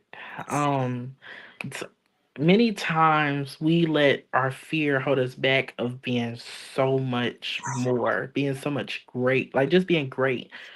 And I think sometimes you have to stop listening to your fear and actually listen to your heart and follow it. You know, you need to follow what's really, you know, that's there. Don't think about the money.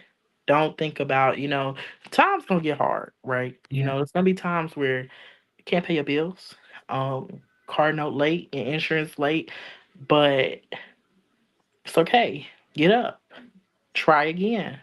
You know, keep trying and keep trying. Um, One of the main people that inspired me the most is from Meridian, Mississippi. Jamal Roberts. I believe no, I think his name. Ooh, I hope I said his name right. I know his first name is Jamal. Okay. And he went on Sunday Best, right? And he sung for them two times for 2 years, and they denied him. What? And he won American Idol this year. I gotta look him up now. Yeah. That's and you Damn know it. that's what inspired me some more. Delayed but not denied. You know, um, if you're a writer, singer, work on perfecting your craft. Like right now, one thing I want to start doing is picking up a dictionary and start broadening my vocabulary. Yes. I feel like it's a very big thing when it comes to being an interviewer and, you know, trying to get out there more. Some people, when they don't see you have that big, you know, they feel like you don't have a lot of education, Mhm. they look at you the other way. So I know I want to get in like to politics as well. So it's a lot that I want to Yes. do, but you can do it too. Yeah. Okay, it's when I say it's a billion, million, trillion people in the world, and everybody have a chance. You know, some take the chance for granted, but you don't take it for granted. I took it for granted, and now I'm actually starting to look at my life and thinking like, okay, this is what we need to do to get there. Stop worrying about everything in your head, even family. Yeah. I talk to a lot of people daily and they tell me like my family, my mom told me to stop. She told me don't do it. Hmm. If everybody listened to their parents, I know in the Bible it says honor your father and your mother, but if you listen to your parents, sometimes your parents don't see the vision, the bigger picture that you may have. And that's why I applaud my mother so much because hey, I be broke. I be broke sometimes. I ask her for some money. But she really is adamant on helping me and providing and giving me a chance to make something of myself. Since she made something of herself young early in her life. So that's my word to y'all is do not give up. Okay?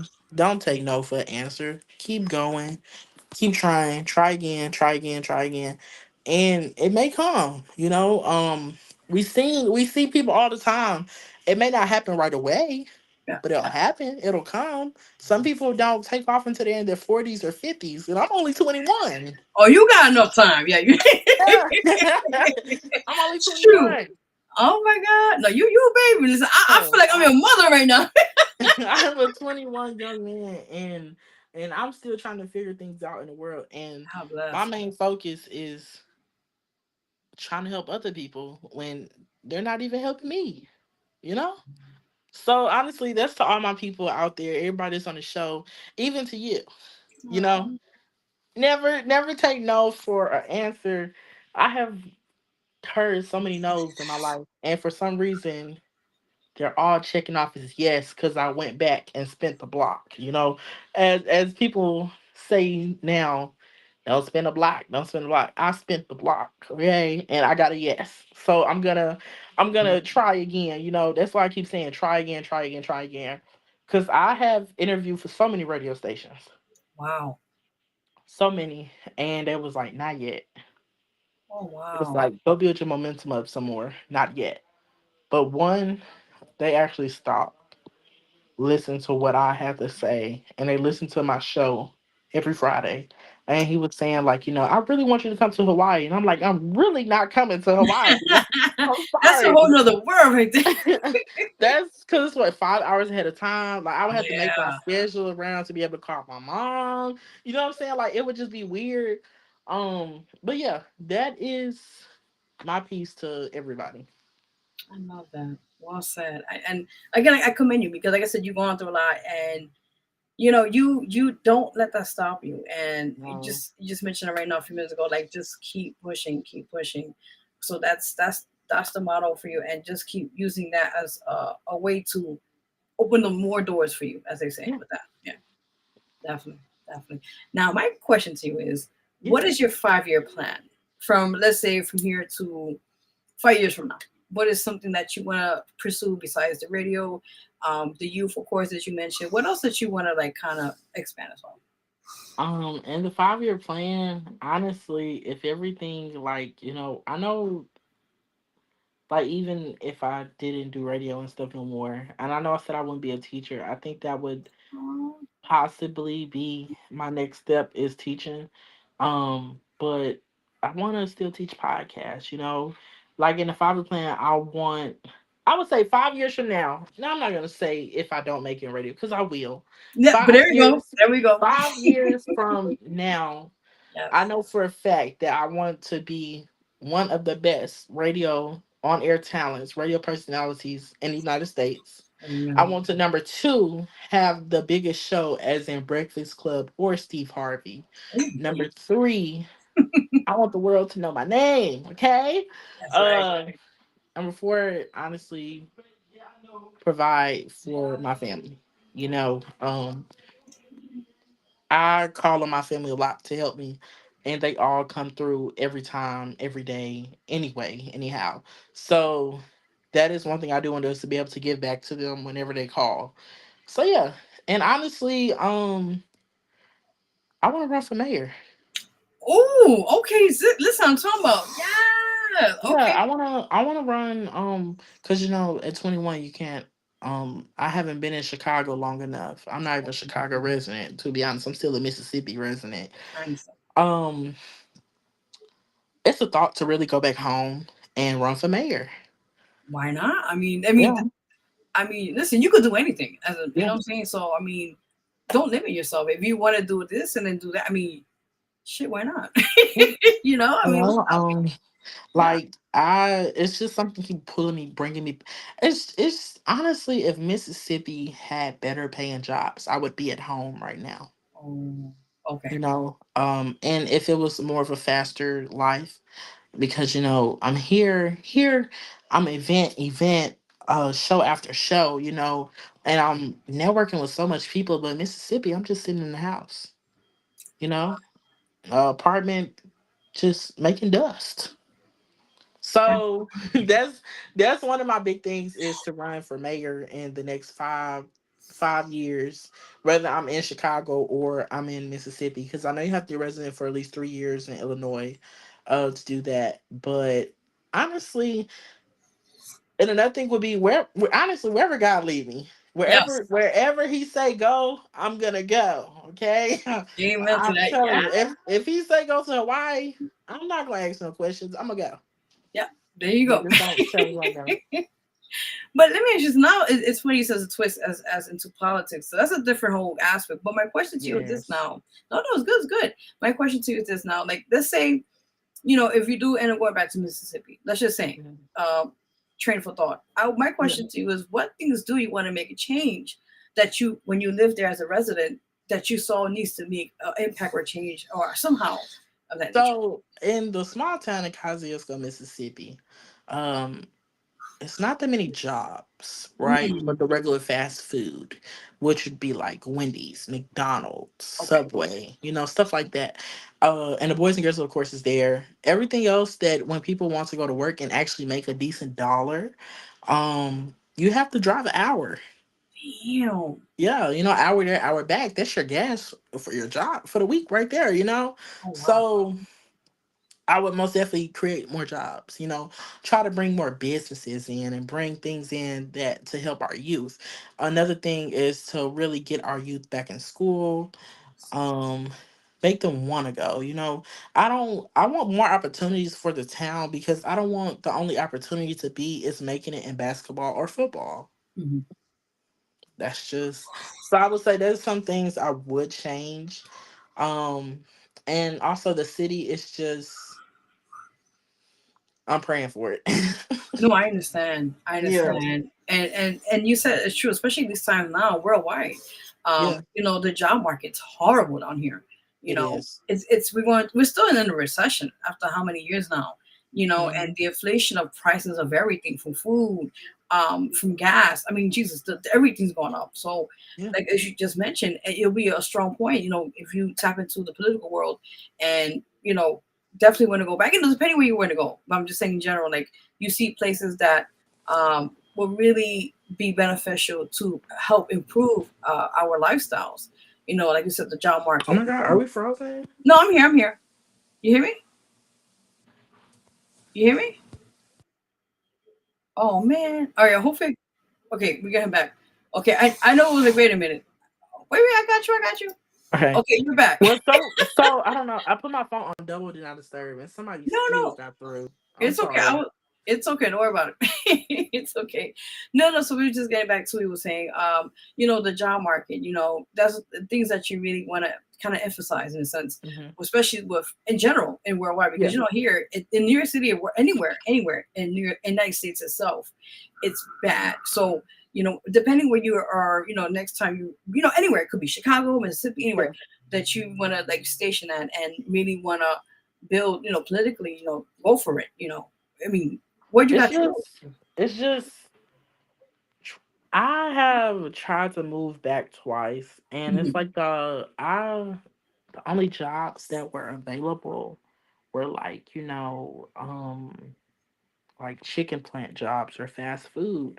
Oh wow. And when you have a car note and you have, it's crazy how rent could be so expensive and jobs can pay little to nothing, you know?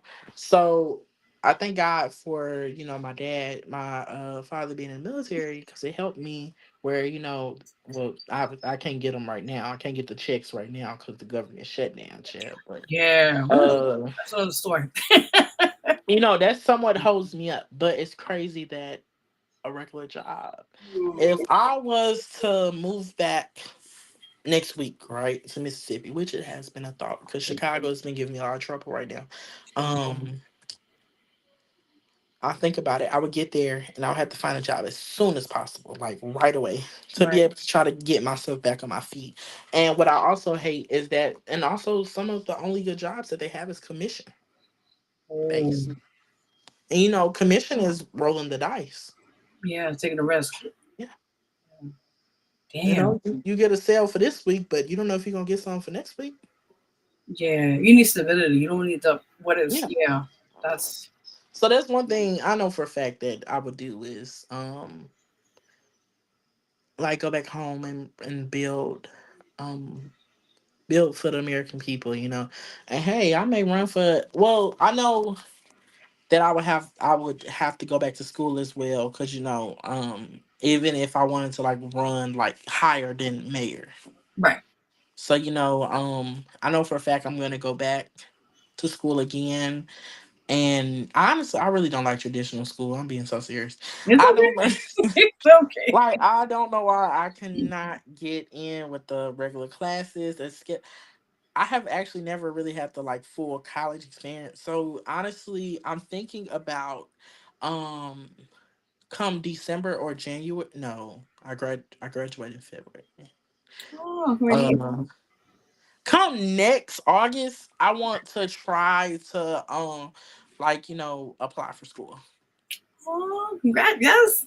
So yeah, thank you. Yes. Awesome. Okay, okay, okay. That's awesome. I Yeah. mean, what do you want to take up on if you don't mind me asking? Honestly, I don't know because I already took communications, right? Sportscast and communication.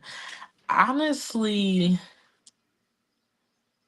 I wanted to try it's like psychology or something, but I don't really want to be no therapist or like the psychology major.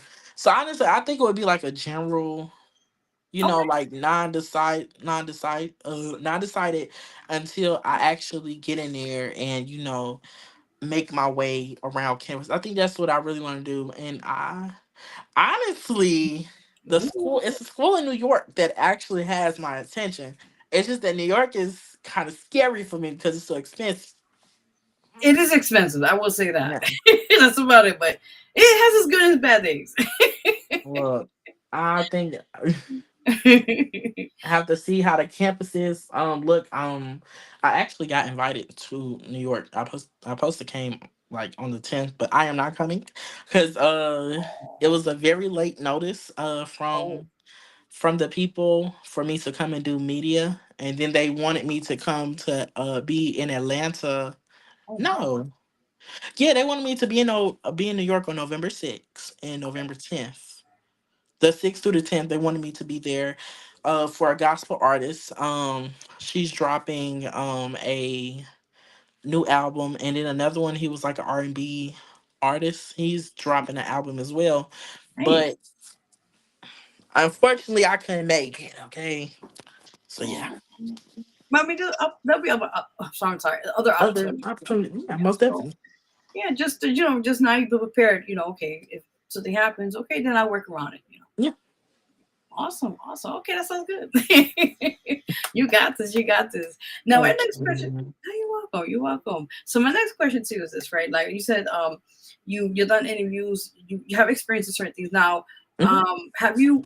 Now, my question to you is: have you done like as you just mentioned, like hosting for red carpets? I Um, have. come So, on, my love. Come on now, let's um, get it. so I actually, iHeartRadio. I did the last iHeartRadio event.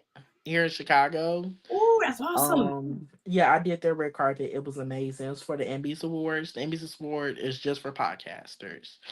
I got a chance to meet Kiki Palmer.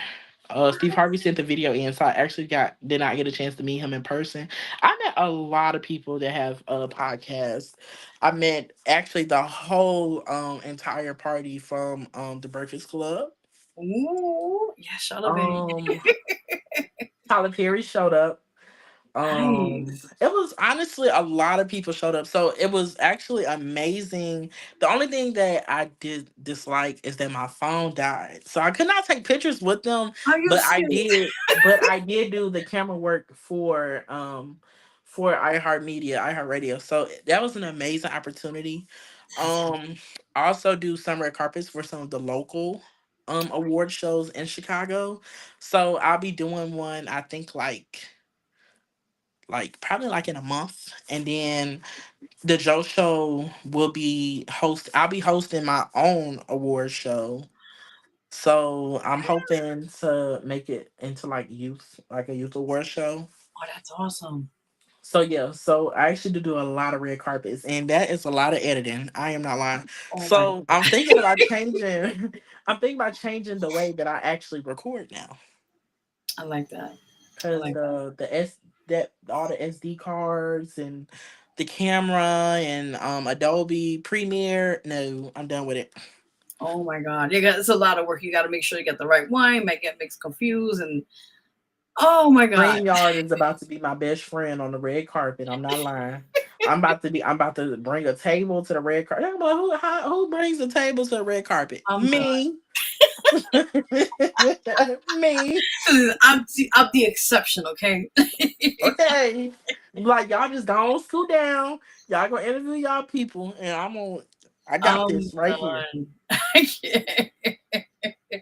Oh my God. No, but that's pretty cool. Like I said, to see the celebs, see that kind of environment, as they call it, right? And you get to also Oh, I'm sorry. And then no, I also did the red carpet for the SOAR Awards. It's for gospel artists. Who did I meet last year? I met some of everybody.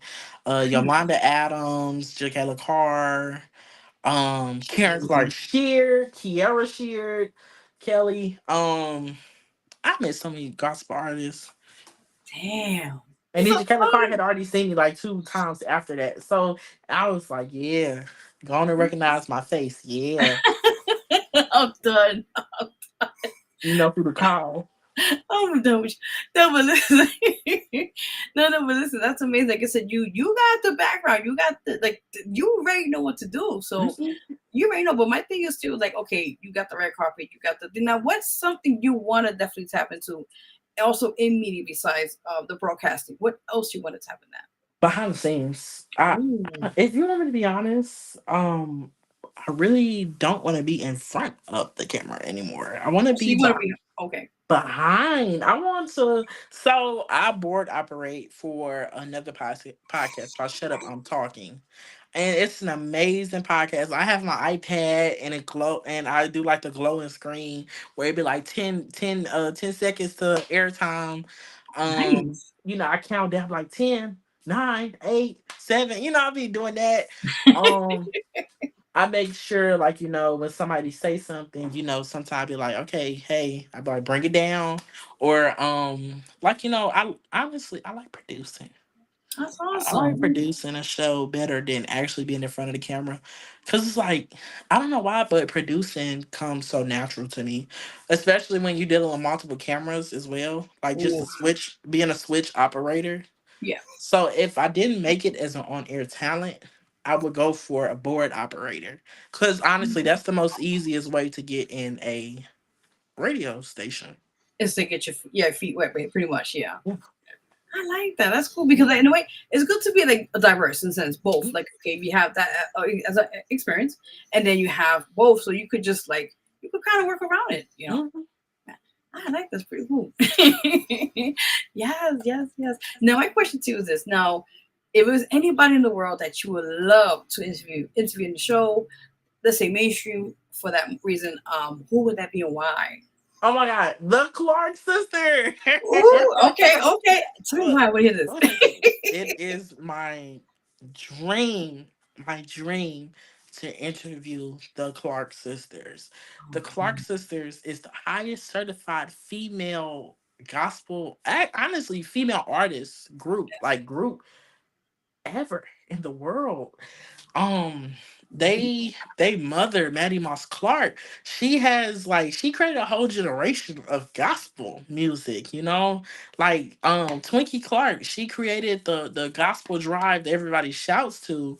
um Honestly, just dissecting like their lives would be an amazing opportunity to me, because like I would learn so much just from like just being like, oh, hold on, I can't get the words out. Interviewing them will like mean the world to me, because like they're gospel legends, and so much they have did for the culture, for the world, and seeing what they're still doing in the churches today, you know, like they sing all around the world, tour everywhere, Yeah. and they still sing it with the choir, you know what I'm saying? They still do everything with their churches. Mhm. So, well, I'm so sorry, I don't know. It's okay. It's okay. it, it is The raining spirits are outside, it's around. Don't storming, worry about it. You good? it's storming outside, so Oh, but that's no, that would be like an amazing oh wow, that is awesome. I love that. Like, there's just the idea of like possibly. You there? Oh no. Hello. Oh no. Okay. Uh, let me if we can get back on. Oh boy. Yeah. Yeah. We'll have to try to get her back on. We'll try one more time. Hold on. Get you back on. Okay.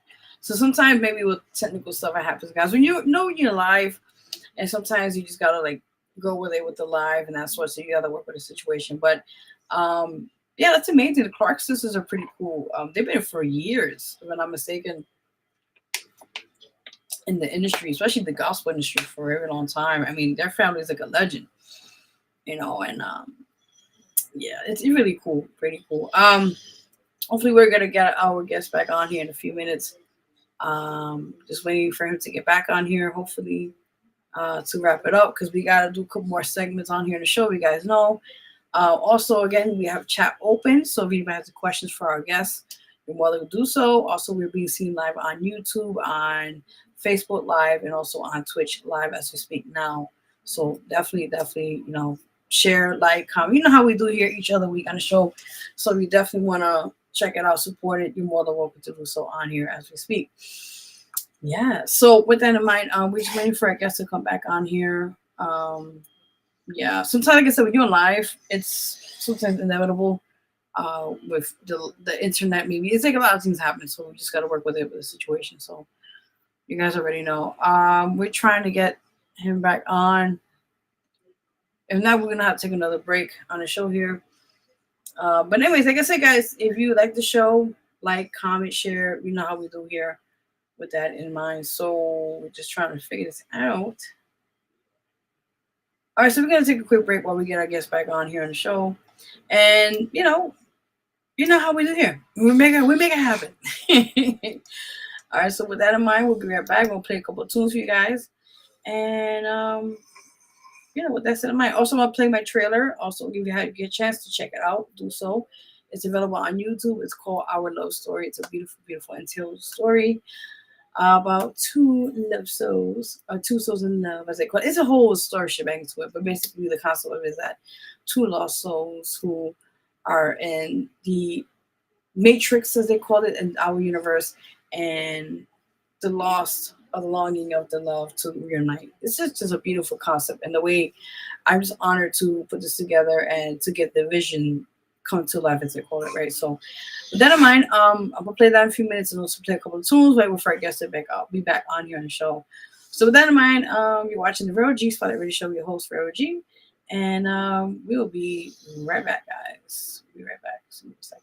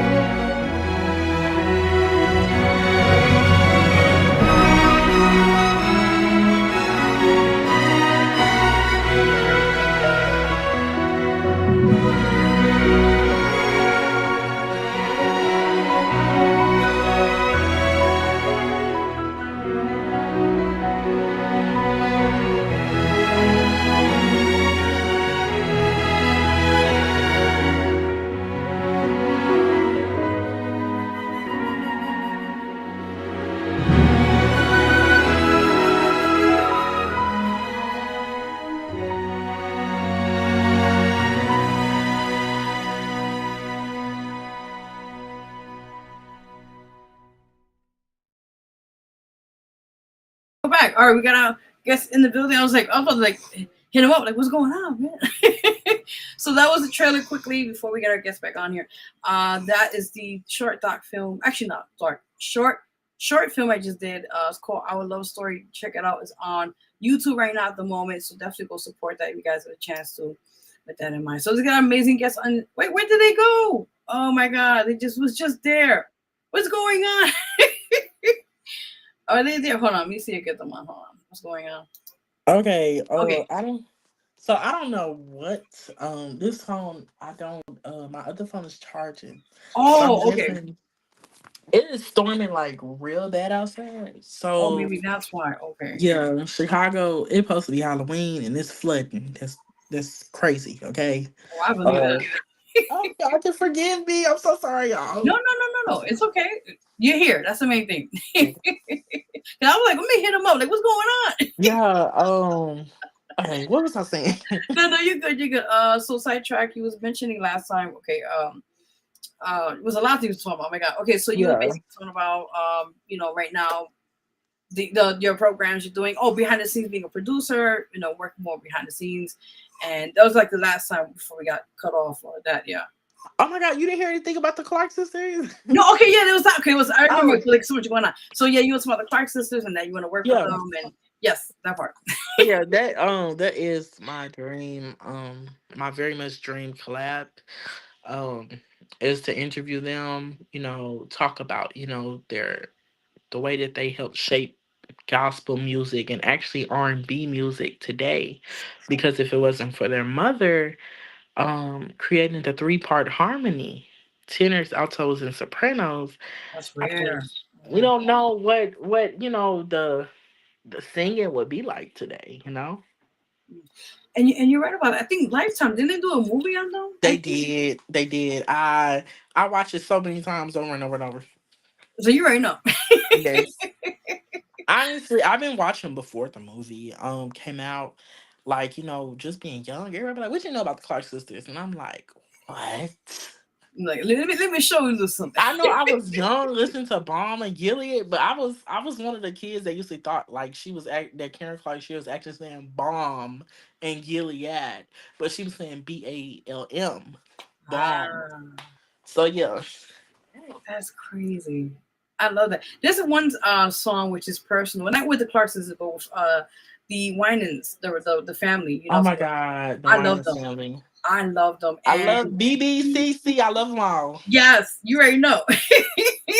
And CC made a beautiful song. I was going through tough times years ago, many years ago, Uh-huh. and this was a time where I was like my like lowest. Yeah. And this song, Tomorrow, let me tell you something. When I heard that song, Tomorrow, Yes. listen, I cried and I replayed. And back then, now I'm going back my age when CDs were existence. When I played that song, let me tell you something. I cried because I was a I time when love it. I'll be honest, I'll tell you right on the show, I was going through like an abusive relationship at the time, but I was also Mhm. homeless. And when I keep hearing that song, it reminded me of not giving up, not losing hope. And Yeah. let me tell you, years ago, that was years ago. And now looking back and I'm thinking that song still resonates with me now. That's, yeah. I love actually my dad passed last year. I'm so sorry. I I played that song so many times. No. I actually don't remember when I first heard the song, but it's just that tomorrow part like was just in my head and I kept singing it. And then after that, it was another song, sooner or later, you'll turn in my face. Yeah, that song, like, oh my God. That Oh, song was in my head.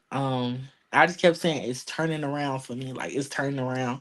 So, like, honestly, when we talk about gospel music, oh baby, you finna shift the whole. Don't get- You when already we know. look, when we talking about gospel music, and honestly, I play it every morning. I play it on my radio show. Um, I call it the Quartet Friday, Oh, right? nice. Where it's nothing but just quartet gospel music, under like underground artists, because the name of our station is Windy City Underground. I love that. So Friday mornings, I play the first half. I play gospel, and the second half I transition into R&B. So, like I think next Friday I have a gospel artist, and then when he leaves, I'll have an R&B artist. Um, so really, gospel music. I'm a church baby. So I was an usher. I was 10 ushering in the church. Oh my Okay, God! I was Wow. singing in a praise team. I can't even sing, but like being in a singing in a praise team, it's making me want to get in the studio, because now you don't actually got to know how to sing to get in the studio. Listen, order to all that crap. Yeah. Let me stop. No, but it's another song. When I just the side note. I love Tasha Cobbs. I love her, and the song she did, "Spirit."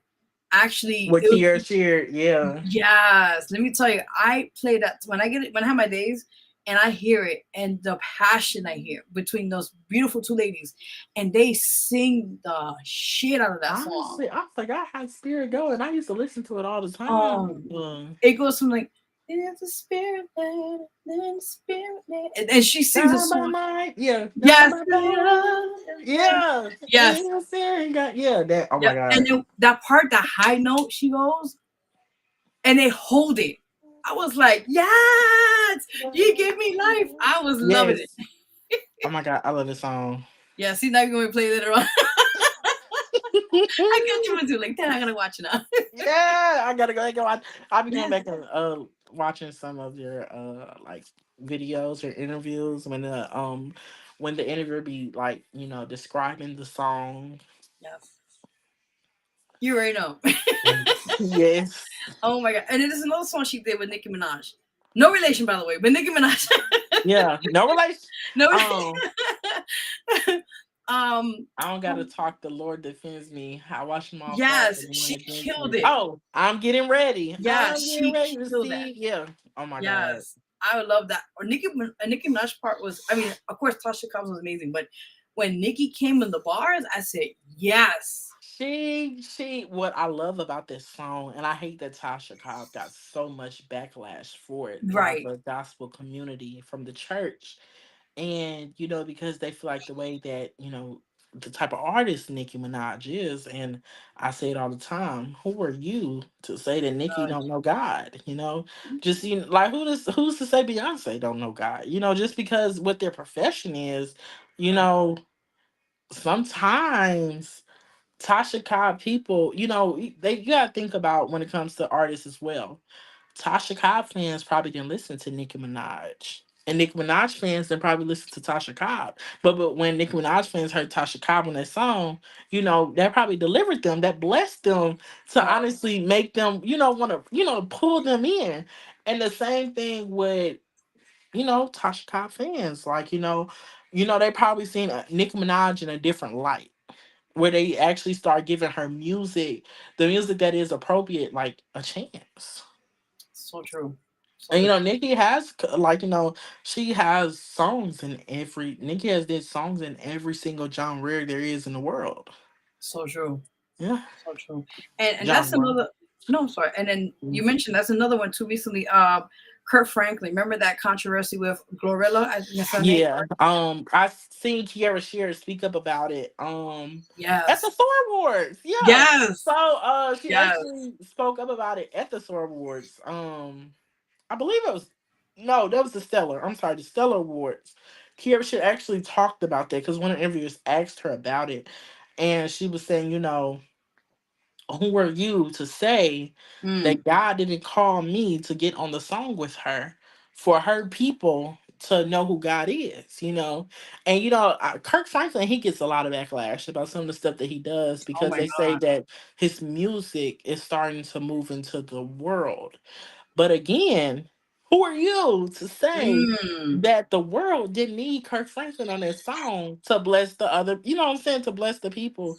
I think that's a big thing right now, is that, you know, this gospel and R&B world, rap. I love when they collab because it's Yes. really it's showing gospel in a different light, and it's showing like the same, like I'm gonna use the Clark sisters for example, right? Yes. When they first came out with "You Brought the Sunshine," remember they was performing in clubs. Oh man, this is a real big So guy.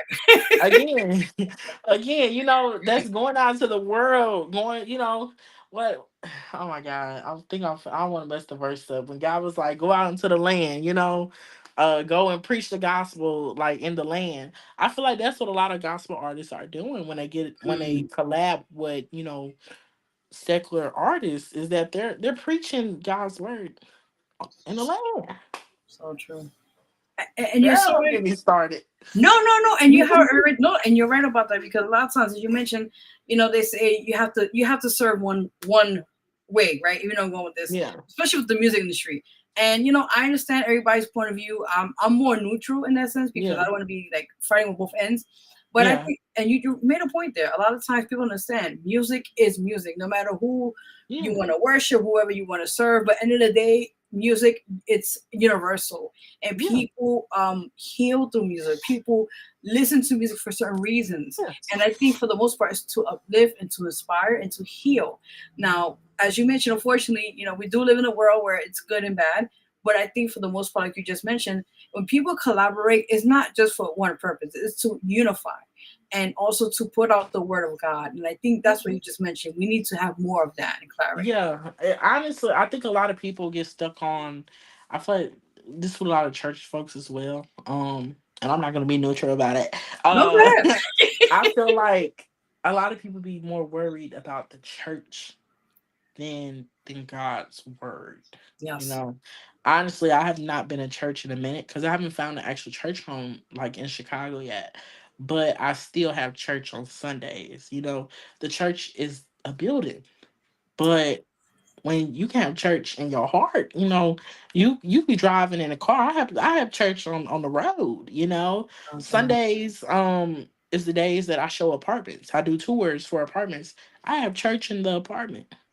There When you go. I show the apartment, it be gospel playing in the apartment. I want them to know, like, this is not, and it's not even just a Sunday thing. I play gospel music all week long I love that. because I be needing it. Sometimes I may feel down. I'm gonna listen to me a song and I'm gonna get my drive back up. It's gonna, you know, speak to my heart where it helps me. Same thing with like just the regular secular music. You Yes. remember I was telling you your song, Anxiety. It's been touching me. Oh, thank you. You know what I'm saying? I told you that on my show. Yes, yes. And and I actually, you know, meant it where I'm like, that song is actually speaking to me. Thank you. And honestly, that's a big thing in music, and that's one thing why I love radio, is that I meet so many artists and I listen to so many different types of sounds of music, and it's just something about an artist's song that touches me, and I end up replaying it over and over. You know, I actually spin your music. I don't even know if you know, but your music is spent every day. Oh Every my person that have God. a show, I have your song in their playlist because I feel like it's Thank you, my love. Listen, I'm flattered in every direction. amazing. I'll take what I can. So I really appreciate that. I didn't know, but I appreciate that. Thank you. I'm gonna record it. I'm recording on my next show. Gotcha. Yes, Just yes. so you know, just so you know. Yeah, give me like, yo, what's up, my girl? We're New York Yeah. Cause you City. know what I do while I'm playing it, like even though the screen just on the Joe show, I make sure I put the artist sound, like song, so they know the song name and the artist. I like that. So they can Yeah, look them up. Yeah. yeah, Thank you. Appreciate it. Thank you. Oh, that's awesome. Okay, awesome. See, we got off the topic, but we we did. I'm sorry. no, I know because we just adding everything. I love it. It's good. Yeah. It's good. It's good. Well done. So prior to, like you said, you got a lot of things working on Hmm. this year. I wish you the best. You got this. Stay Thank you. positive with the radio situation going on. But prior to that, like you said, you definitely want to work in down the line, possibly in politics. You want to definitely tap into other kind of situations, to expand. Yeah. Yeah, definitely, definitely. So my other thing I want to ask you, right, is now being in the industry, as you know, it's unfortunate, but we have to talk about this topic, right? Mm-hmm. So when being in the industry, we've seen all types of situations. When it comes to how you say it, when it comes to certain things, and I know we hear we don't want to like be too sugarcoated, but we have to just keep it what it is. So Yeah. my thing is this. Oh, no problem. So my thing is this, right? So in the industry, like I said, we talk about the pros and cons, right? Now my thing to you is now, okay, for example, the P Diddy thing. Let's clear the slate. The P Diddy thing that happened with, unfortunately, he is in jail now. He will be serving 3 years, I think, or 4 years or something like that. Being in industry as radio personality, or being in industry as an artist, whatever the case may be, what did you see or gain from that experience? Because there's a lot of people like that, unfortunately, that's still out there in the industry, musical moguls, or who you want to call it, that are still walking around and thinking they're entitled, not knowing they could get, their situation. Honestly, especially being a gay man in radio and the industry, like in Chicago, it does make it a little bit hard for me. Um, Only because the people that I do want to work with, or people that I have like, watched when I was younger, and I get a chance to, meet them, and they're not actually what I expect them to be, I know it's tough. honestly, I hate it. I hate meeting people that feel like they're entitled to a person or to anything just Right. because you want to work with them. Like, hey, I'm sorry what I'm gonna say. No, listen. Like, I'd be Speak your like, mind. hey, I want to collab, and they'd be like, all right, you gotta give me some ass first, and I'd be like, Oh no, that's I'm not good. happening. You know what I'm I'm saying? good. That's not happening. You know what I'm saying? So honestly, I have did a good job like keeping it professional, because Yes, it be some fine people, child. But no, for real though, I'm done. with me, I try my best to keep it like very professional. I think like I ended up slipping up with one artist and I couldn't help it, so I did it anyway. But like people like like the actual like big people that I have met, they allude to certain stuff, and I shut it down right then and there. I be like, whoa, we not Yeah, going like there. This is for artistry and media only. So like that's why like even when I do get in like to work for a bigger market, like right, I'm not doing no house interviews. right. You don't want to because it's. I see you going this right, right. Yeah. No And Harvey Weinstein stuff. yeah, and I was saying like, um I know for a fact I'm about to start trying to like lose weight and go to the gym and stuff. And I was like, I was thinking about, possibly being a model, ambassador for like weight loss. And I know some like people you do photo shoots, you have to do it at their home. And I was like, I'm not gonna do that either. I just like you have to set your bar high for you to know what you want to do.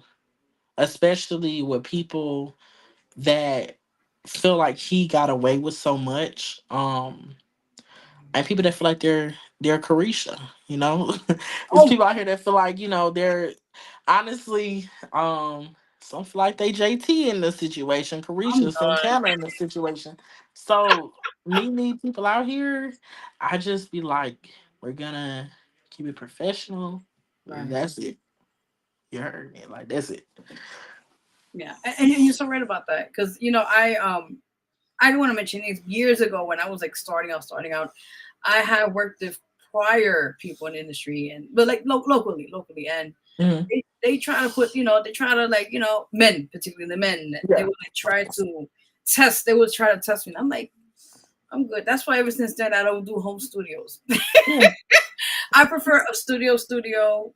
That's all business. Let's just conduct business there. So I have prior experience, like you just mentioned as well, with certain individuals. I won't mention names, but I think from that moment on, we learn from situations, and we learn now when if something ever happens again.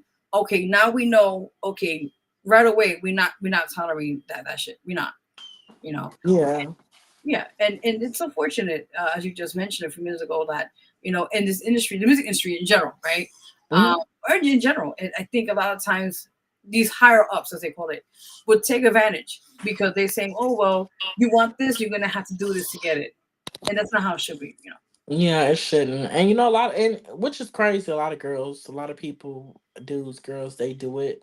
But it's like, but when it all falls down, right? I'm gonna have to what was that, Kanye? When it all falls down, right? If you didn't actually put in the work, you're not gonna have nothing to fall back on.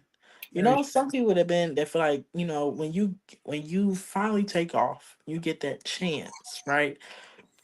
But if you're not building while enjoying the moment and it all go away, what you gonna do then? Because the people don't know you. That's so true. They don't know what you really do. You might lose your brand deals. Honestly, that's something I'm working on too, is branding. Um, Mhm. can't wait for a lot of stuff. But yeah, I try my best to keep it professional, like with everybody.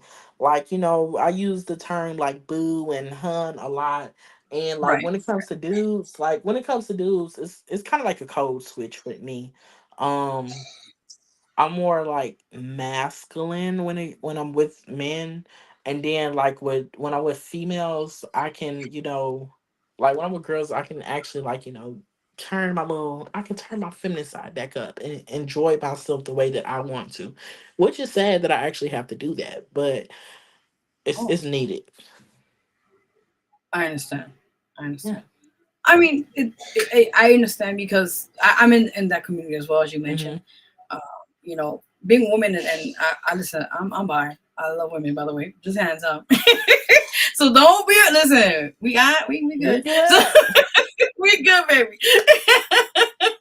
But my thing too is I think especially in our community, we get a lot of backlash. And you just mentioned a few minutes Yeah. ago, a lot of times like you gotta be a certain way. You gotta I think end of the day, and they're very judgmental a lot of times too.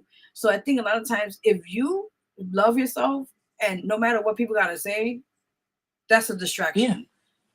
Let them talk all the hot shit they want. End of the day, as long as you happy and you know what you bring to the table, then that's Yeah. that. That's it. Yeah. Yeah.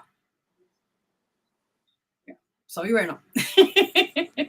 Yes, but I heard you mention branding. So I see you got the merch. Let's talk about that. Yes. I see. Oh, okay. Okay. God, I love You it. know, Yes. Okay. I think I ordered like 300 and some shirts in different colors, pink, gray, Awesome. white, black. Um, I'm working on getting some bracelets where it say empowering voices one story at a time. And then I want to start getting like book bags and hats as well, right? And Ooh. I want to like just put, the Joe Show or just empowering voices one story at a time and start getting myself out there. Um, I'm gonna start. I think once I have to go to Mississippi to get them in December. So Okay. I'm gonna go and get the box and I'm gonna start like selling. Honestly, I know it's sad. I don't even want to sell the merch. I Why? really just want to give them out. Oh, I mean, just Like if it's up to my you. I first, so mean, my first batch, I really wanted to give it out just so people could start seeing like my logo and things. Cause when you tell somebody the shirt $20, they not finna. So it's like, okay, now I'm gonna sell the shirt for $15, $10. Even right? though You want to even make a profit, but make it reasonable. yeah. Yeah. So I think that's what I'm gonna do. Like, but for the youth, I know for a fact every youth shirt will be free. Aw, Yeah, because love I have a that. lot of like youth shirts, like shirts for you. Because like all my boys and girls love kids. Like my club babies, they're gonna want a shirt. So yeah, I love it. that's the brand. That's what I'm working on. I just want the Joe Show like everywhere. I'll start working on like Billboard. I'm really hoping to get a manager this year. Okay. The whole team, and start actually elevating myself to a higher, place. Yeah, definitely. I mean, just Yeah. research. Get referrals by other people as well. That's a bonus. So you make sure the person depending who you hire for the team, they're on point, Yes. with that. And I So want to that's work really on like the LLC part and stuff, so everybody can get paid. yes. Cause I don't really know, this may be something you gotta talk about. I can't try. Cause I wanted to Oh, look at I wanted to start working on like, like the grants and stuff. I want to start working on like partnerships. I'm telling you, it is a lot that I'm trying to work on. It's just getting the I love coins. them. Yeah. No, wait, listen, if you got a plan, like just have it somewhere that's always Yeah. visible, and then just be like, okay, I'm gonna get this done soon. Let me just save up whatever you gotta do. Yeah. And just in the process, you'll get it done. It may take a Honestly, while, I but you can think get it that's why I'm waiting. I just started a job probably like last week, and done. I'm Ah, awesome. using the money to pay for my real estate license, my classes, my courses. Cause honestly, real estate is the fastest way to make some money. Yes. And we getting ready to come into Christmas, so uh I know for a fact January, February, tax time, people looking for a new house, new apartment.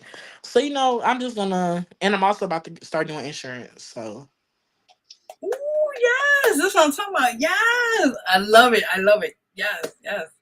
You got this. You already know, and it's good because then, like I said, it's in a way you're investing also back into mhm, yourself. Like you do the real estate, you do the insurance. Okay, that's a regular what it is, but also you're is going back into what you love to do the yeah. most. So it works out either way. I actually have a meeting for the insurance in the morning. So Ah, yeah, you got I be this. You taking got my this. classes. So like this it's a woman I met, so nice. I was able to really give her a preview of my life, everything I was going through, and the licensing stuff for insurance is like $300-$400, right? And she said, you know what? She said, what I'm gonna do for you, baby. She said, I'm gonna pay for it. She said, you don't gotta pay me back. She said, I Wow. want you to take this opportunity to do what I didn't, and that start early and start working on building financial freedom. Because she was like, I shouldn't have waited until my 40s and 50s to start seeking financial freedom. She said, I should have did it in my 20s. So she said, I want you to Mm, take this right here. And she said, I want you to go pay for it. Go get your license. Go get everything I needed to apply for it. yes. And she even paid for my courses. Oh, So in listen, all, man. that was like about $800. Mind you, That is a I only knew the blessing. woman. Oh, I met her one time, and we had a chance to talk for hours. And she blessed me. And like after that, and mind you, this was like last week. This was just that's last week, amazing. So I was like, okay, maybe I am doing something right. Right. So yeah, I always say God works in mysterious yeah, ways, and I don't want to get too into it, but a lot of times people are meant to be in your life for a certain they reason, are. So that was that person who came. Sometimes they might be like us, but might be coming to I don't want to get too into it, Mhm. but sometimes angels are disguised a certain way to come into your life to bless you Yeah, and to you continue on what you're doing for your purpose. that's so true. If you don't go on this, right? I just want to say too much, Yeah, but but that's true. Is I love people, and like so many times I usually have my guard up, and for me to be able to sit there and actually talk about what I needed to was so therapeutic for me. So it worked in my favor, and I'm ready for tomorrow. I have to go find me a dress shirt tonight. It's only 9:29, so I still go to Walmart. oh, okay, Yeah, okay, I can still go to okay. Walmart or whatever. And go, just tomorrow. I want to get my hair done tonight. I'm gonna get my hair done tonight, and I know for a fact tomorrow I'm going with a purpose. It's a lot of radio personalities in the room. It's a lot of teachers in the room, and I want them to know, like, hey, I'm 21. My name is Joseph Johnson. Yes, y'all, this is my government name. Don't look it up. But Damn, you know don't look it up. that. But no, obviously if you did, you ain't gonna see none. I'm clean, chef. Um, and I want to know, like, I'm here to learn. and I'm here to work. I love that. Yeah, you got this. Just you got that confidence. Bring it tomorrow. Do what you have to do. Present your resume, what you have to do, and then take it from there. Mm, You know. let's get it. Amen. Amen. Now let's get back to the shirt for a little Okay. bit. In the The merch. So material. right now yeah, I love it. Just in the So right now, is it it's not a retail. It's just right now. Like you just order them and then you just like you go like to events and then you bring it or like to sell the merch or So I'm gonna start ordering every month okay. so I can get a lot of merch. I like that. I'm Okay. gonna collab with a couple brands, and so I can have more Joe Show merch, but actually have brand deals. Um, in Chicago, it's a lot of local people that has like different like clothing brands. So my Mm, merch is really just gonna be another way of me getting it out there. Um, yeah. So I know for a fact it's gonna be free for all kids. I would say from the babies to probably about like 15, because after 15 you got a job, child, so I know you can pay for it. But no, like I'm 12 years old. We like, no, let me see your let me ID. stop playing. But I want to do like from the babies to about 18, 17, just to get it out. So I'm gonna like I ordered 300 some shirts. So the first batch, I'm giving it all out. Oh, that's Yeah. amazing. Yeah. And I know I didn't make it back in profit, which is fine. But I feel like, okay, now everybody gonna be wearing my shirt, So everybody gonna actually be looking up the Joke Show. And I even put my barcode on the shirt. I like that. I like that because the way they could just scan it Yeah. on their Yeah. phone, and it will direct hmm you to the hmm website or any. I'm Yeah. working on my website, but it direct you to my Instagram. Okay, no, but that's good because now, see, I didn't know. So that's next up. Yep. You already know, yeah. But that's amazing. Like I said, it's right now you're just working on putting it more available and stores as you mentioned. But everything is a Yeah. process. Okay, cool. But for now, you'll be getting it in stock. So if people locally would like to support you, like you just mentioned, Yeah. like people could definitely, I feel either like buy or I want to start off back in Mississippi. Um, like brand wise, and then I'll probably move to like different states. Like I want to start booking myself. I know next year for a fact, I do have some things in New York. I want to start booking myself in different states so more people can get aware of me. that's a good idea. Definitely. Like Yeah, branding. Branding, like getting it out there, like, hey, go to this one person, one state. yeah. Okay, I got this and that. And bring it. Bring it. Hey, this is what I am, da da da da. If you like to, work out the Yeah. kinks as they call it. But then eventually when you go to those places, you already know what to prepare yourself hmm with. Yeah. I like that. I like that. That's what I'm talking about. Yes, yes.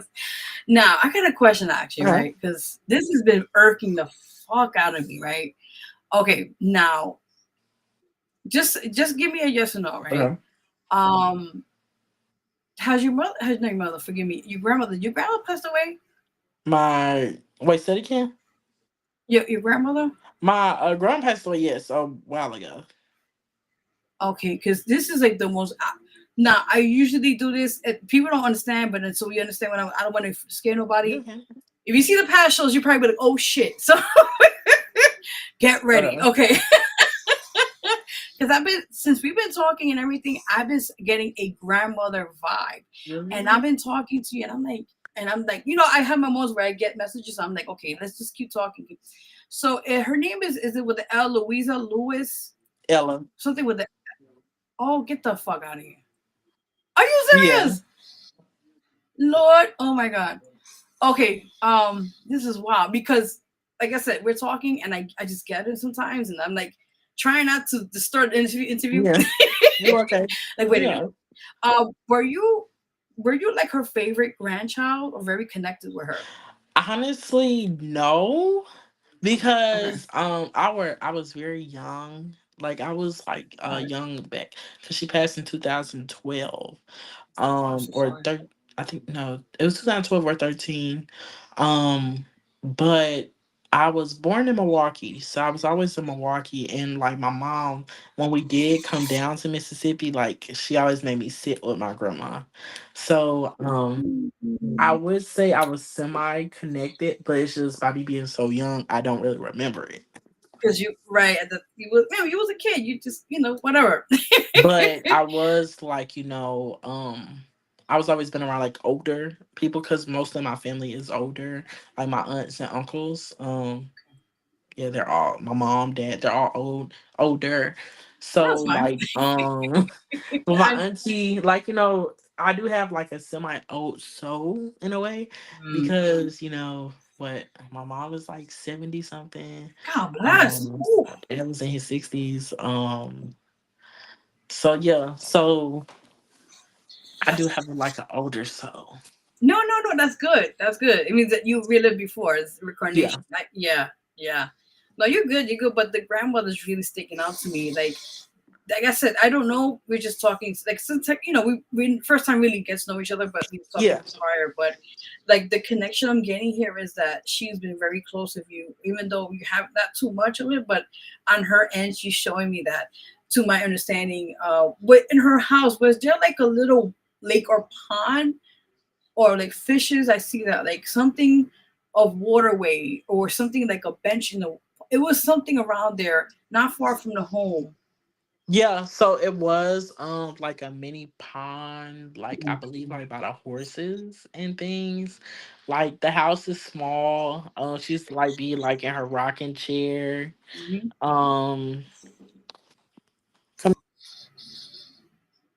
so she used to be like in her rocking chair and things. So yeah. Okay, because I do vision seeing her there. Like that was like her peace of mind, and that was like Yeah. kind of like her like I'm escaped from the bullshit. This is my moment. Like Yeah. this is my space. But I mean, back to you and her. I feel like you guys had a very special or say connection or bond, as they call it.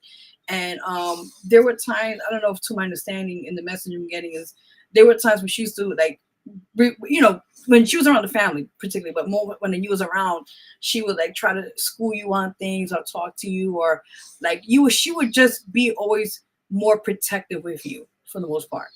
Yeah. Honestly, most so by me being the baby in like the family, I actually like have been like the most protected by like everybody.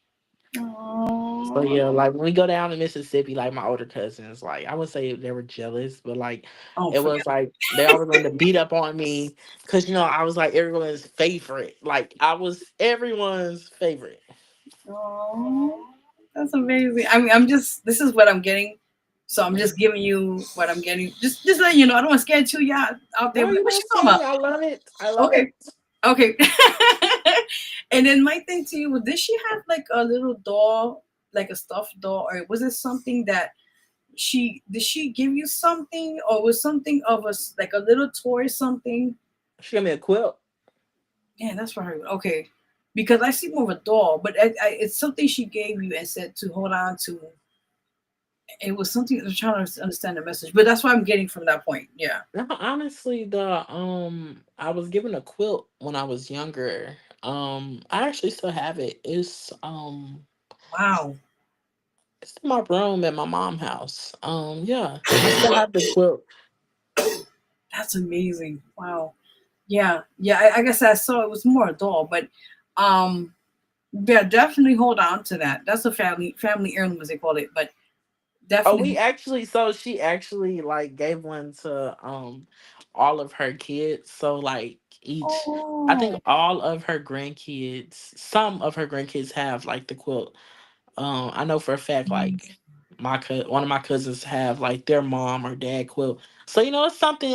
It's something that's just passed down to us. It's like one of them long, big quilts. They're very warm. oh, They keep that's a it good very warm. Yeah, we really pull them out in the winter, and it's getting one. cold. So I am gonna go pull it out. Okay, okay. Did she also? No, don't get me wrong, I'm gonna ask you, but was she the one that introduced you to the gospel world, but also was she used to also sing in the house? But I hear music, particularly her singing, and like there were times that she'll be in the house, whatever, cleaning, cooking, what do you want to call it, or there were times that Um, that I see, like she would be in her house and then she would step out, and then it was just the music was always around, particularly around. Honestly, I really wouldn't know because Okay, again, I was a baby. but But I know like just ask. Yeah. my dad, he was like, he was always singing. My aunts were like, DJing and singing and stuff. I I know for a fact my great aunt, her sister, she was in a gospel group Oh when they wow, were young. They were in a gospel group when they were younger. Um, get out of here! Oh my god. and my great uncle, oh my god, I know he was famous, but he passed away because I never met him because he passed away when I was younger. They had got married, and he used to sing like the blues, and he was very known in Mississippi. Uh, and most southern states, like he was real known. So it's a lot of history to my family. I just never really asked Okay, but because I just wanted to, like create my own history. that's amazing. No, but I was just say I just asked. 'Cause I want to get confirmation on it because I do see her. Like I said, it was her mostly in the home, and she would tend to singing. She was like humming a lot, but singing in her home, and that was like her comfort zone when she used to cook, clean, or whatever she was doing in the house. So if you know that your mom or anybody that was more, you know what I'm saying, like that knew more of that, just to Mhm. get the confirmation, let me know because I Oh, I do see that, and I'm like. Am I? Because I don't know. I'm just giving you what I know yeah. from right. So it's just like I'm trying to figure out. But yeah, that's what I was seeing her at the time, and she was in her zone, as they call it, like just no, whatever. I'm actually gonna ask when we get off here. I'll call my mom and ask. Just You're like, ask yo, this mom. By the question. way, Yeah, by the way, just to get that confirmation. yeah. I'm done. Yeah, I'm done. I'm done. Oh my god. Yeah, but like I'm just saying, the reason I'm getting these things is because your grandmother wants to let you know first she loves you. Second of all, she's always with you. She's always with you. And there's times I know there's some times now I don't want to get too into it, but I know there's Mhm. times when you are down mentally, if you don't go with this, and you have those thoughts of depression. And there's a times when you feel at the most vulnerable. Let's just keep it what it Yeah. is. Um, do you sometimes sense like something in your arm, or do you sense something like a breeze? Um. Honestly, I would say it would be a breeze. Cause like for some reason, when I am feeling down, I know like music really helps me. Yeah. So, which is crazy because I catch the spirit to R&B music a lot. Um, like like the R&B they have like the gospel feeling in it. Yes. So when I'm like depressed, it really do. I can feel it. Like my arms get I get the chill. Mm. So yeah, Because there's times, not all the time, all the time, but when you feel like there's a saying, but when you feel like how okay, their hairs usually come up, like that's supposed to be. yeah, There's not all the time she's there, but when the times you're in those dark moments, so forgive me, hmm, she tends to be around to let you know that she's her presence is known. yeah. That's why when you have those days, like I said, out of respect, because I don't want to say too much, but when Okay. you have those situations, those days are not good. Um, she is around, and they're gonna give you signs like the flickering lights, the goosebumps. Oh, you see things like you think it's something there and it's not. Those are just signs that they're around. Or when the TV is like scrambling, and Hmm. you think what's wrong with the TV? The TV is not wrong. Is they're sending you a message through the TV as like a signal. It's a very weird Yeah. saying, but yeah, there's a whole bunch of stuff behind that. But that's just some signs that to look out for in that. Or if Well, you see thank you. butterflies. Thank you, because I actually have not been to like like even a grave site just to take some flowers or something. So I know Mm, for a fact when I go to Mississippi, I usually go and like sit on her porch, and chill because I know she passed. My aunt passed away like in the family home, so I usually just go and sit, and just like feel like the sense of them. So well, yeah. I'm happy to be any way possible to help you because, like I said, I don't. We just it's our first time we're having a whole full conversation. Yeah. So when I tend to get these, I don't want to say too much, but when I get these gifts, let's keep it what it is. Mhm. I always tell the person, this don't be scared because it's not be scared about. These are just messages from the beloved ones of those who have passed away, to just giving reminders that they are around, even though not physically like here, like you and me, but Yeah. spiritually they're around, and they'll send me messages somehow, like with visions and stuff like that. So that's why when I said let me ask, because I don't know, and I just want to make sure it's confirmation. That's all I want to know. That's But that's yes, yes. thank you. You're welcome. You're welcome. But definitely, just she's around. She's around, and then you just mentioned about the grave part. Maybe when you go back home, get flowers. You know what you want to do. You know what you got Yeah, to do. I'm just saying. yeah. But I do like see sometimes. Do you get a lot of white butterflies or like blue butterflies sometimes? Honestly, I really wouldn't know because I really don't be paying attention like that. To be Okay, honest, okay, but just be more attentive. Just because sometimes the signs will be right in front, and you be like no, so I don't be busy. noticing it. Yeah. Right. So I mean, not now because it's probably cold, but when it gets a little warmer, you're gonna see a lot of more butterflies. And I remember when my mother passed away a year ago. True I'm story. This is sorry. no, it's okay. It's okay. Trust me, I still going through it. But I'll tell you one thing. The day as soon as she died, the same day, the night, we found a moth right here in this apartment, and I already knew it was her. I sensed it. I said, Hmm. "Oh my god!" And then just funny, the other day I was going through something, and I walked by. No lie to you, I walked by, and there's a light bulb right here. That's a light. You see when something's around a light because you see it like moving around a little bit. Yeah. And I went by to it. It was another moth. It was a white moth, and I said, "Oh my god!" That's visitation when they come. Mhm. Spirits come in different forms, and that was one of them. And she came like saying hello, So just to give me a little something. So Gotcha. you're right now. You're right now. But other than that, is there anything else you want to discuss on here? We said a whole lot. I No. mean, shit. I actually don't. I mean, honestly, I want to thank you for inviting me on. I was very excited to have you on my show as well. I know we had chopped it up before. We was trying to work our timings out, so it's a blessing that we both worked our timings out.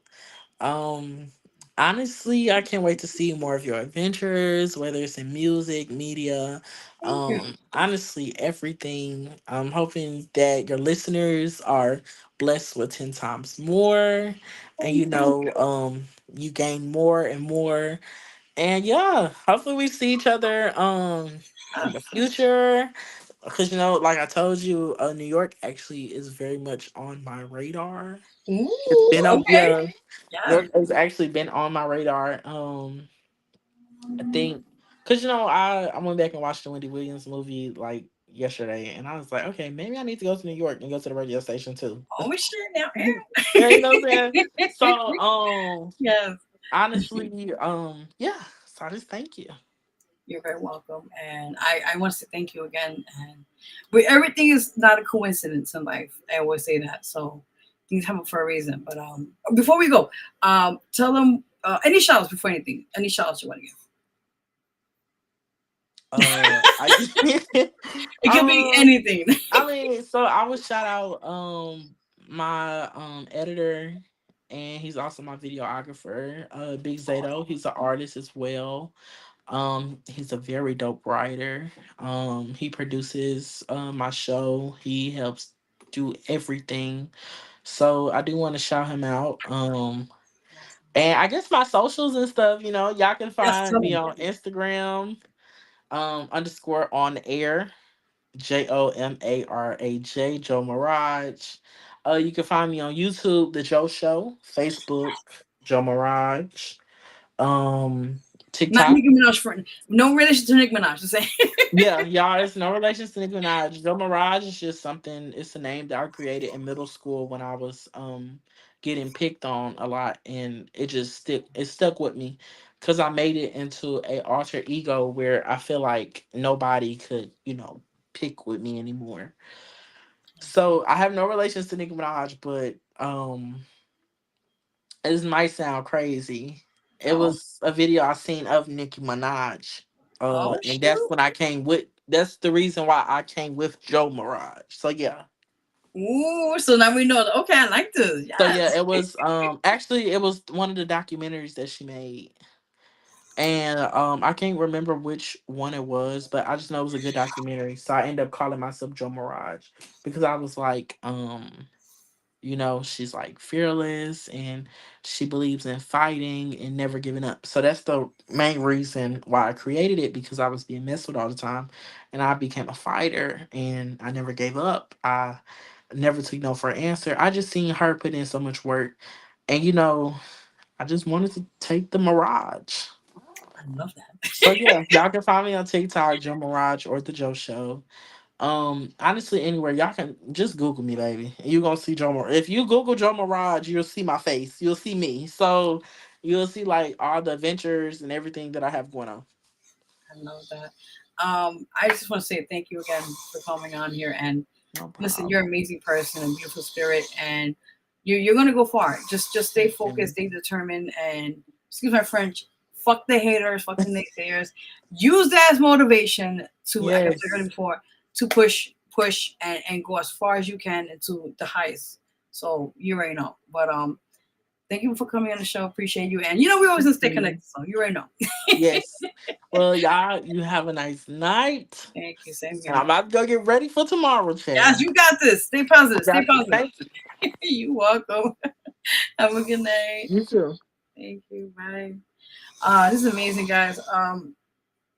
Sorry, I just get emotional sometimes when I do I call it live readings. Let's keep it what it is. Live readings or live things of that nature when I get these messages from loved ones from heaven and that sorts. And I think, this is a beautiful thing to have people heal, because sometimes we're going through things, of that nature, and we live in a crazy world that. And sometimes we just need confirmation that we're on the right path.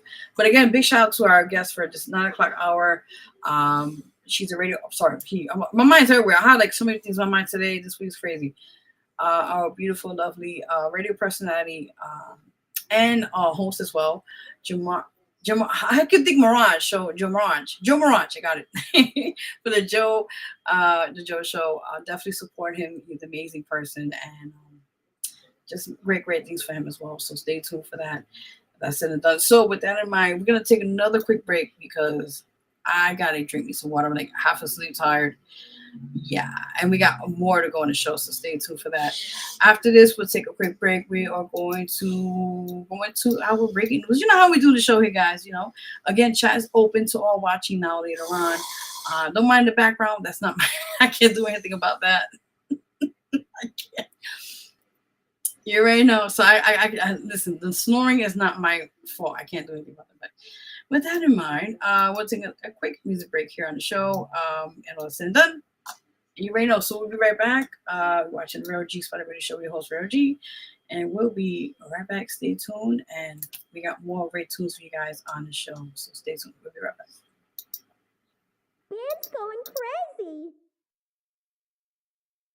Yeah. Huh?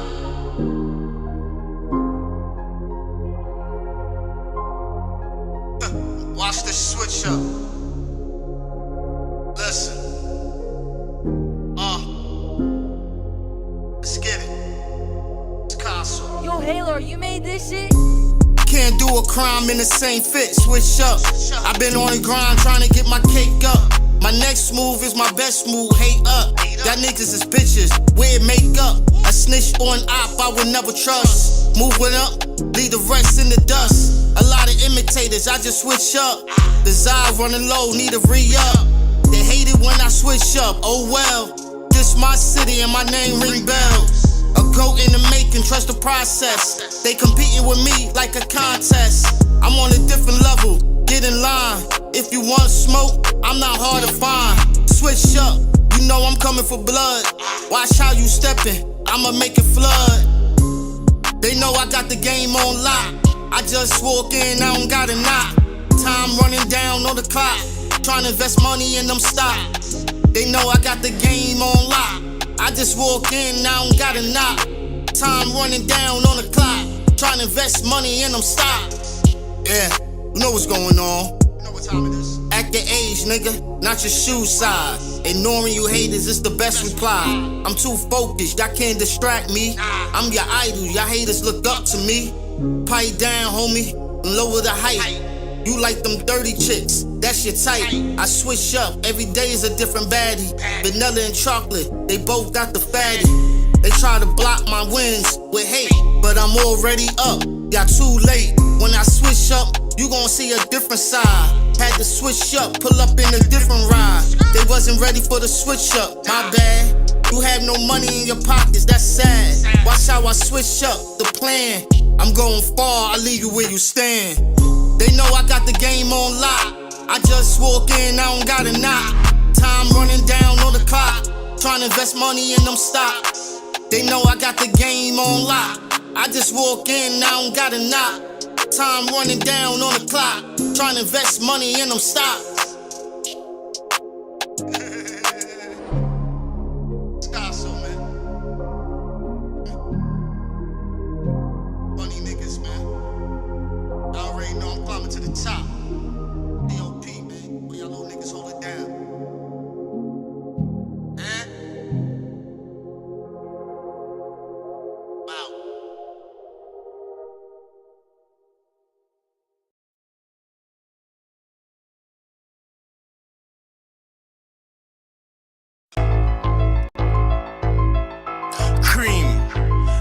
A dream. Send a chick OT to bust some checks and then collect. Better come back, bitch. I'm the reason why department stores you can't get busy. I'm the reason why in branches y'all ain't getting money. I'm the reason why your bitch always says she's sleeping. And all the bad bitches in the section come and get me. I'm the reason why department stores you can't get busy. I'm the reason why in branches y'all ain't getting money. I'm the reason why your bitch always says she's sleeping. And all the bad bitches in the section come and get me. Cut them up with second orders, special orders for the gang. Touch the road, yeah, we get them pros busting AC. In and out in the truck, all black, tinted up, moving tactic with a bad bitch. And Dior, little clutch, hold the grip just in case. Turn the digital to cash, pay Monopoly with chips. Money order transaction for the Instagram or the Telegram. We was running up the bets. AP, you get approved. CD, you see the green. Run it up, let's touch the road. Only stop to get the gas. No brakes, we moving fast. V8, this not a 6. M badges on the V's. AMG, we riding clean. With the foreigns through the 9. Link up with my nigga G. You talking shit, we talking cream. Flexing, let's make it a scene. Big CB from the creeps. Clap it up, we out of town. Getting money, touchdown. Gotta run the and she bad. I'm the reason why department stores you can't get busy. I'm the reason why in branches y'all ain't getting money. I'm the reason why your bitch always says she's sleeping. And all the bad bitches in the section come and get me. I'm the reason why department stores you can't get busy. I'm the reason why in branches y'all ain't getting money. I'm the reason why your bitch always says she's sleeping. And all the bad bitches in the section come and get me. I'm the reason why these little niggas ran it up. I'm the reason why your main bitch bad as fuck. I ain't stingy with the work, give it all out. Trap while the bank open and we ball out. I could get it through the fence at a top dollar. Me and Chief link up for a white collar. I'm the reason why they started putting chips in them. In and out, state to state, I'm a top scholar. See, at first we was playing with the little toy. Time change, had to go and get a bigger boy. Nowadays, you just gotta know the method. Don't be shy, if you need it, you could check us. VPNs by the low, do your homework. Anytime you level up, that's a growth spurt. Started with $1 and a dream. The work going clear, you just gotta know the scheme. I don't fuck with young hoes, she off Molly and the bean. I just checked the glass, man, I got Scotties for the team. Bank close at 5, probably gon' pop. I just called my little man, he just waiting on the drop. EBT came through, I'm just waiting on the op. I've been hustling for years, got the game from my pops. If you need a runner, let me know. The face card good, I'm just waiting on the pro for sure. I'm the reason why department stores you can't get busy. I'm the reason why in branches y'all ain't getting money. I'm the reason why your bitch always says she's sleeping. And all the bad bitches in the section come and get me. I'm the reason why department stores you can't get busy. I'm the reason why in branches y'all ain't getting money. I'm the reason why your bitch always says she's sleeping. And all the bad bitches in the section come and get me.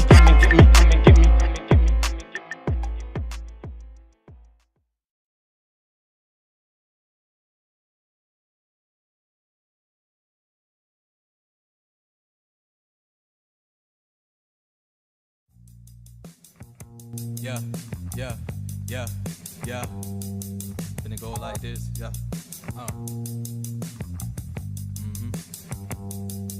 Yeah, riding in the whip and I'm alone, but I'm in my zone. meditating on the next song. And then I see my homie Cruz just made another upload. I'm like, shit, I'm just gon' drop on this one. Body slam. I heard they throw salt behind my back, but I don't give a damn. Flow so strong that I might need an ocean. Public school system built like a 9 to 5. The shit is bogus. I've noticed there's more to this. For now, I'm just gonna kick back, smoking White Lotus. I got motors that needs to be put in motion like a newly installed motor. Taking shots via floater. Sometimes I miss, sometimes I switch. Either way, I gotta take my chances, cause this music is my passion. The past already written and the future never happened. So I'ma hand the present to you without the rapping. More focus on the rapping, making sure my future kids will never say that they never had it. Shit, I knock on wood. I just wanna see my family happy. OGs listening to my music and they say I'm snapping. Go confirm it if you think I'm capping, cause I ain't gotta prove shit to y'all half-ass rappers. Your rap's hard, girl, that ain't who you was or who you are. Take a look in the mirror and you see a facade. Man, you playing with yourself like a game of charade. I mean charade, does it really matter on how I say it? But even when COVID dropped, best believe I found a way to get paid. I'm making dollars with no help, standing on my 2 feet. I'm blowing on trees, spitting out these bars in soliloquies. Producers fucking with me, so they giving me free beats. It's all love. Shawty say she got respect for me. It's all love. Niggas out here pressed for lips, but that ain't nothing. Get your shit together. I guarantee you'll feel better, bruh. Man, I swear. Get your shit together. Nobody ain't gon' take care of you. Get your shit together. Work, eat shit, then repeat. Get my shit together. Lil' play and parlay, more of my shit together. Stash away when I get paid. Get my shit together. I want that Chevy one day. First, I need my shit together. I weather any weather cause of my shit together. Get my shit together. Get my shit together. Getting my shit together. Get my shit together. Ayy, my shit together. Get my shit together. Getting my shit together. I'm getting my shit together. Ayy.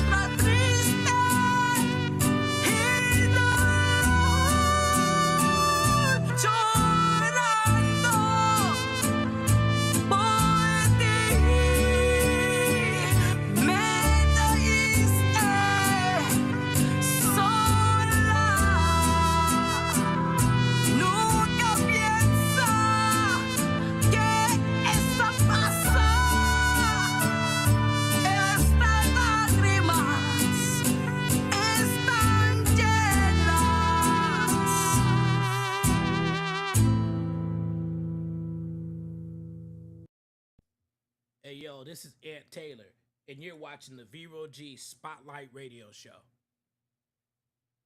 What's up, y'all? It's your girl Naira, and you're tuned into Vero G Spotlight Radio Show. Down here where the heat don't quit, where sweat runs slow and body sit.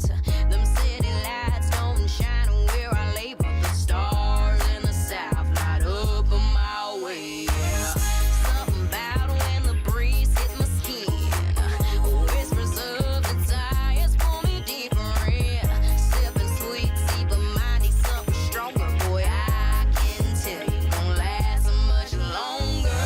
Lean back, baby, let me set the mood. Southern nights don't play, we know what to do. Slow hands, fast hearts, feel that bass line ride. Let me tell you where the real love hides. It's the southern lights, that southern love. Heat on my skin, star shining above. No need for city folk, need me a southern belle. Swagger like no one else, we do it so well. Down here, bring the real love around. This a vibe you can't catch out of town. So grind, so deep, that's how we do. Can't nobody love you like the South do, no. Barefoot on the porch, moonlight on my face. The sound of that guitar taking me to a place. Sweat dripping slow while I slay to the groove. Boy, don't fight it, just feel that move. Bonfires burning, hearts racing fast. Out here in the sticks, we know how to make it last. Might think the city's where the party stays, but down in the south we got our own ways, yeah. Close, sugar, feel that beat. Let the rhythm catch you and move your feet. My touch will linger, but my heart's on fire. Let me take you higher with that southern desire. It's the southern lights, that southern love. Heat on my skin, star shining above. No need for city folk, need me a southern belle. Swagger like no one else, we do it so well. Down here, bring the real love around. This a vibe you can't catch out of town. So grind, so deep, that's how we do. Can't nobody love you like the South do, no. Down by the river where the moonlight glows, where lovers meet and nobody knows. Whisper in my ear and tell me what you crave.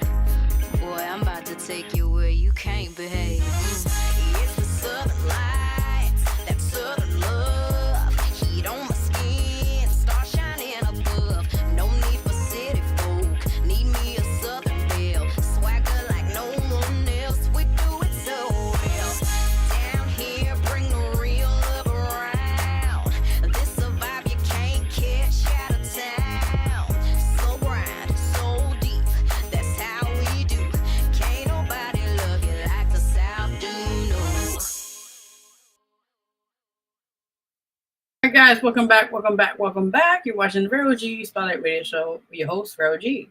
So we just played a music break, of course, my song, which I did prior earlier, another break, My Anxiety. Also played Rompe Mi Corazón, which is also on all digital platforms, as you guys from Deezer, I think Pandora, I think YouTube, Apple Music, iTunes, Spotify, or you can name it. It's all available on those platforms as well.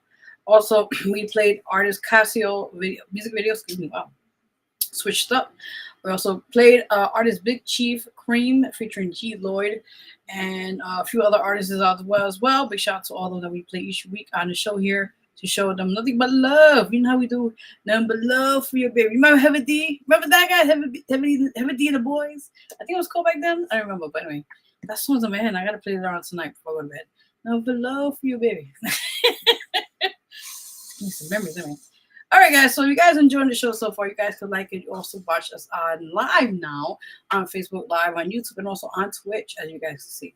So with that in mind, let's get into our segments. You know how we do here on the show. We always give you some new news worldwide, locally, and also internationally here on the show. So With that in mind, we're done for music break. As you guys can see, we're going to the breaking news part of the show.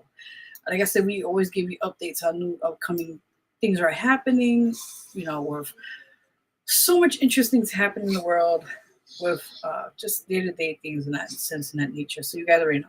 So with that in mind, let's get right into our breaking news segment of the show. Let's go.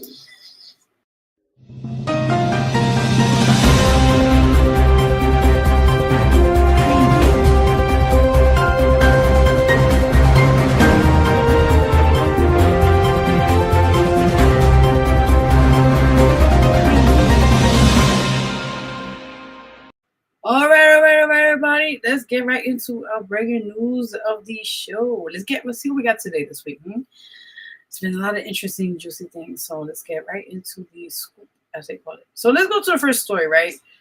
Now listen.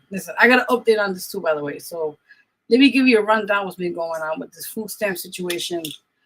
This has been chaotic ever since the government shutdown for now going on a month now, I think. A lot of people, unfortunately, are working without their paychecks, government workers. A lot of people has been suffering when it comes to their pay. And now this situation that apparently they're cutting, which is not allegedly, actually it is, effective as of tomorrow, November 1st. Whenever you see this show, officially on November 1st, which is today is, we're live now, so we're on Friday night. So technically tomorrow, as you know, Saturday, November 1st is still in effect, apparently to this, no funding because of the government shutdown. Basically, there's no money that they're holding the money. Actually, there is money for the SNAP, which is the supplemental. I think I hope I get it correctly. Let me see what the SNAP means, because I'm going to get the wrong way. Let me see what it means. I know it's SNAP. Exactly. Let's see. Let me make sure I get it right. Let's see. Okay, so yeah, it was something else I was looking into. Hold on, I'm so sorry, guys. I know it's supplemental. Wow, I'm really tired, by the way. Sorry, it's a long day. Supplement. All right, so SNAP is also a variation to Supplemental Nutrition Assistance Program. Okay, that's why I wanted to get it correct with how it's breaking down to that, right? So with that in mind, as you guys know, since the government breakdown or shutdown, what you want to call it, and all this bullshit going on, government workers have not been getting paid because they're not getting paid right now. A lot of times, and a lot of offices are not even open because of the fact that the shutdown is still is happening till now. So let's get into the story, right? As you see here, Governor Kathy Hochul has declared a state of emergency in New York in response to the potential lapse of federal SNAP funding due to an ongoing federal government shutdown. But this does not provide direct SNAP benefits to individual recipients. Instead, the state is providing emergency funding to food pantries and banks. Due to the federal government shutdown, funding for the Supplemental Nutrition Assistance Program, known as SNAP, is set to expire on November 1st of 2025. This means that the monthly benefits for nearly 3 million New Yorkers are at risk of being delayed or not issued.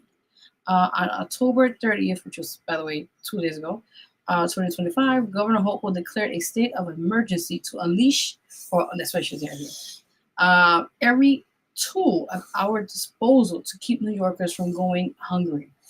It states here New York is not backfiling this federal SNAP program directly, as the monthly cost is around $650 million, which the state cannot afford to cover long term. Instead, the state has committed a total of over $106 million in state funds for emergency food assistance to reinforce the network of food banks and pantries across the state. This money is intended to provide meals and food supplies through these emergency food providers. The standard federal SNAP emergency allotments that were in place during the COVID-19 pandemic ended in February of 2023. The new state emergency funding does not resume these direct payments to EBT cards, but rather support community-based food sources. This is horrible. Right, so it states here what recipients should do. October benefits were issued as usual and remain available on EBT cards. November benefits may be delayed unless federal funding is authorized. The Office of Temporarily of Disability Assistance, OTDA, which by the way it's called, will notify households of the status of November benefits by November 1st of 2025. Recipients with little or no money may qualify for expedited SNAP, which provides benefits within 7 days of application. This is horrible. I don't know. Okay. So it states here, oh, that's something else. All right. So that's what's going on. Now, I do want to get an update because before I got on the show, you know, I always have to get updates on everything. So it states here, as we speak, after I did my research today about this story, apparently it states here, breaking news, judges have ruled that Judges have ruled that the Trump administration must tap into contingency funds to keep SNAP food aid payments going during the government shutdown. So that is the update right now I got from this story. The pretty much, you know, the judges are intertwining or actually interfering, not interfering, but I think they're getting more into the fact that families should not be suffering due to the government shutdown and between the Democrats and the Republican situation. Now, again, I'm going to be neutral in this story, but for the most part, being a human being, I think people should not be taken away the privilege to eat. Now, I know because of the society we live in now and things are getting expensive and all that, but at the end of the day, people should have a heart. You know, there's reason why people are on these programs. Not everybody's able to pay mortgage or able to pay car fare or able to pay for childcare. These things are very instrumental, but also very expensive. A lot of people don't understand that. And even in New York City alone, the cost of living is astronomical. Like you can't barely make ends meet and survive and also pay for bills and then also pay the food, eat food, and then you have 3 or 4 kids. How are you going to manage to provide for everything with little paycheck you get? Like I know personally people that work 2 or 3 jobs just to get enough by for the month. And then how are they going to pay for food on the side? There's people I know personally that, you know, work 2 jobs and they still get SNAP. And they have no shame because they have to provide for their family. So I've been seeing a lot of people on Facebook and social media outlets, you know, going hard on these people who are SNAP recipients, right? Or people who are, as they call it, feeding off the government. Now, let me reiterate this because a lot of people have different cases, different scenarios. Not everybody's using the system, and that's the truth. Now, there may be some, but not everybody. There's a lot of people that I know personally that are on SNAP because they have no other source to pay for food for their kids. They have 1 or 2 jobs and that money ain't not enough for rent, okay, or childcare, okay, if they're paying out of pocket, or gas if they have to pay for the car to move around. So a lot of times they do rely on these additional programs and resources because that's the only way they could get by. Now, a lot of people think, oh, you know, they should cut it off because people know how to get off their ass and work. Okay. There's a lot of people who are disabled, who are limited to work because of their disability. Okay, that's one thing. Secondly, there's many people out there who, for different reasons, I don't know their circumstances, who may only rely on this because this is all they have for the time being. Okay, so like I said, everybody's case is different. I'm not here to judge, but I will be here to defend. And I'm defending those who are those in need because they can't afford food. Food is getting, as you know, astronomically high. That's another story with that. You know, so people who are barely making enough for fucking rent, who are barely getting by just to pay their bills on time, right? And then these people out in the woodworks thinking that everybody's the same in system. Oh, you know, you're using this because if it's available for people who work their butt off and unfortunately are in hard times, they're able to use it because at the time they need it because to survive. There should be no way that families as of tomorrow or whenever time you watch the show are now going to be starving depending on the circumstance that they're in or have to go out their way, okay, and do what they have to do to provide for their kids. I heard a story like a week ago or so. I think it was on Instagram somewhere, and I was reading it, and it said apparently a mother went out her way to, I think it was like a local store or something, a deli or whatever, and she ended up robbing the store. People are going to go out there. You think it's not chaotic now? Now with this news happening and people are going to be going crazy. And then they do this around what Thanksgiving is happening and holidays and Christmas. Like, these people have no fucking heart. And I know there's a lot of things going on with the political party. I'm not getting involved in that shit. I really am not. I'm staying out of it. But the case may be, let's be human beings. I know it's a government shutdown. They're trying to fight something right now. They're trying to get not resources for the illegal immigrants. A whole bunch of shit going on right now, right? As we speak. But the case may be, if y'all fighting while that's happening over in the background, why don't you continue helping families that are in need to eat, or those government agencies that are still open to help people in need as well? Government workers need to get paid. People who are struggling and barely making as it is in the quota and the cost of living itself, who are entitled to get these benefits because they have nothing else to support behind what they can afford, shouldn't be stopped because they have to, whatever case may be. What I'm just coming down to the story is, do not deny these people, families who are barely making it, and the poverty, low income, as they call it, right? Who can barely get by. Stop basically what little they have. How are they going to provide for their kids? How are they going to have their kids eat? How are they, this world's wicked, right? We live in a crazy, wicked world.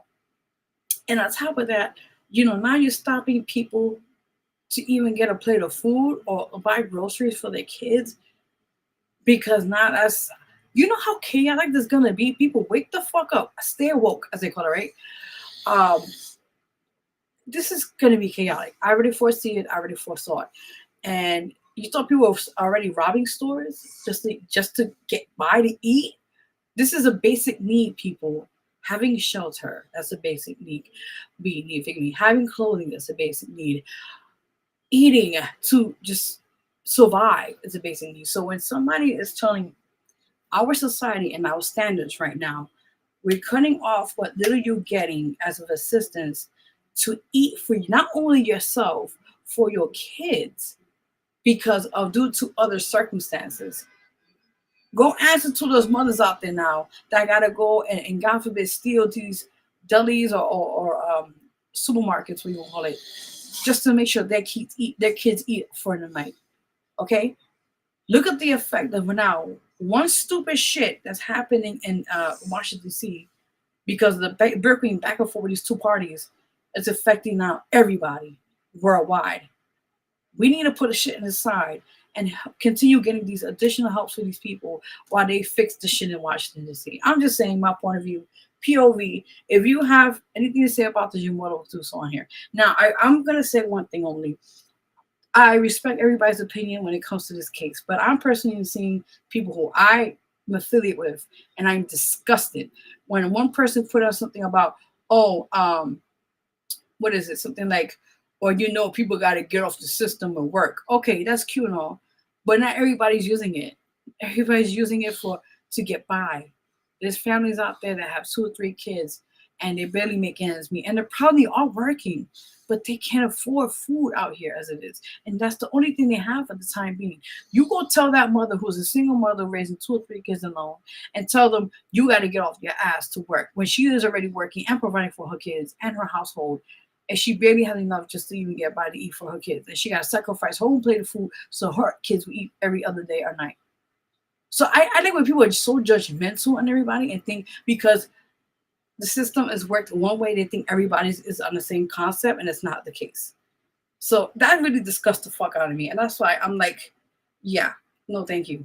Just saying my point of view. All right, let's see what's next on the breaking news segment of the show, shall we? All right, guys. So next story here on the show.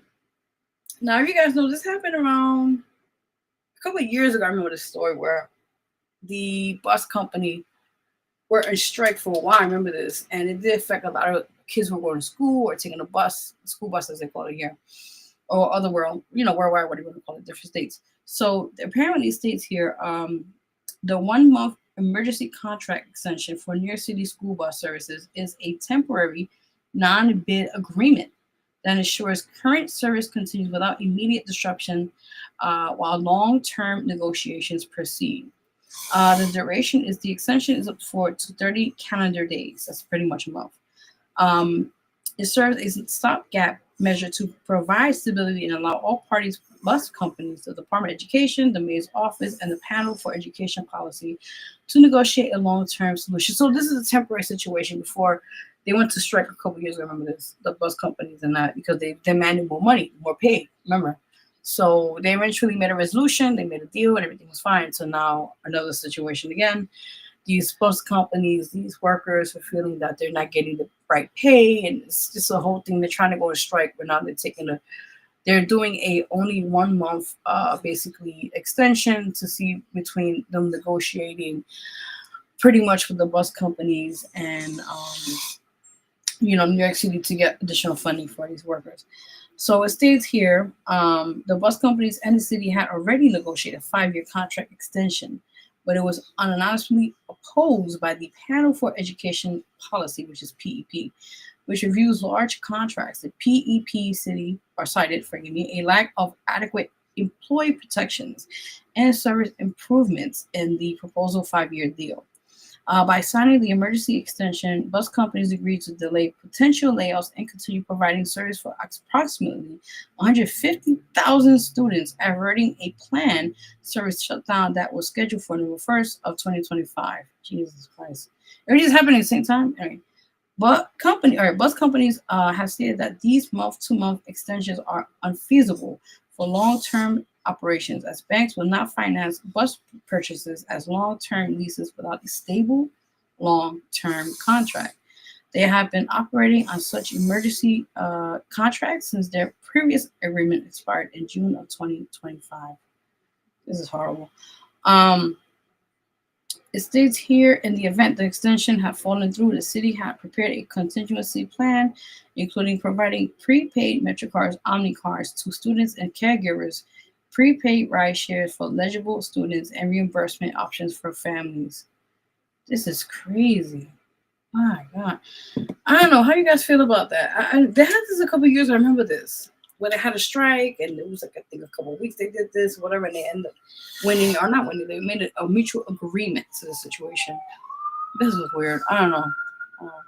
Let's see what's next on the... Yeah, I was double checking. I'm sorry. Let's see what's next on the breaking news segment. Oh, no, wrong one. Awkward. That's not the story I was talking about. Awkward. Where is the guys at? I thought I saw that. Did I make a picture or no? Oh, crap. I think I didn't. Hold on. I thought I put a picture there. Oh, crap. It's fine. I'll talk about it here, guys, while I'm on the show. Might as well put my picture up so you guys... this sucks ass. I thought I had the picture so you guys could see it. No, I didn't. Oh, man. I always have everything ready. This is weird. It's the first time I have this experience. All right, so let's get right to it, guys. So apparently it states here, this is the race for the New York City Mayor's Office in the final stretch.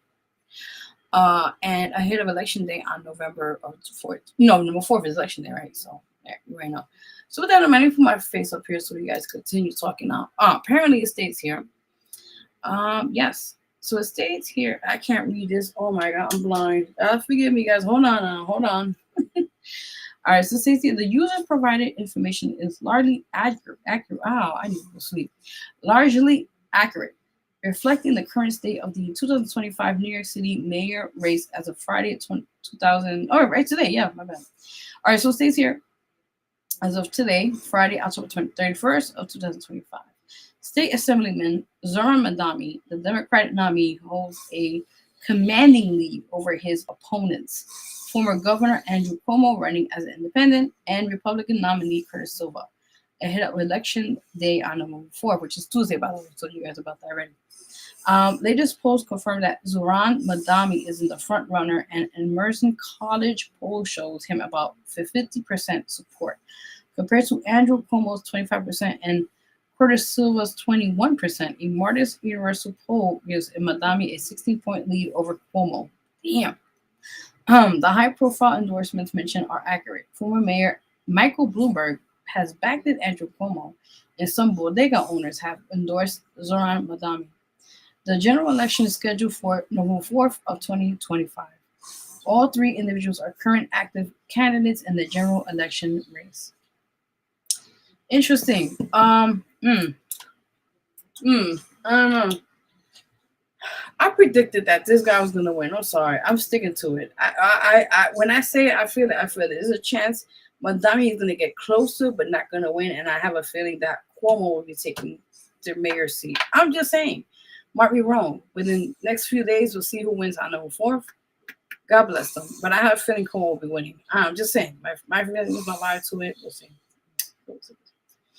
All right, so let's get into celebrity gossip, everybody. If you guys enjoy the show, you like to care. Wow, I need to sleep. Oh my God, you hear the guy swimming in the background. All right, like I said again, let's get into celebrity gossip, guys. I'm very tired, my God. Let's get right into everybody's shall we? Yes. Again, we're watching this live right now on YouTube, on Facebook Live, and also on Twitch. It's on Twitch as well. Audio Jungle.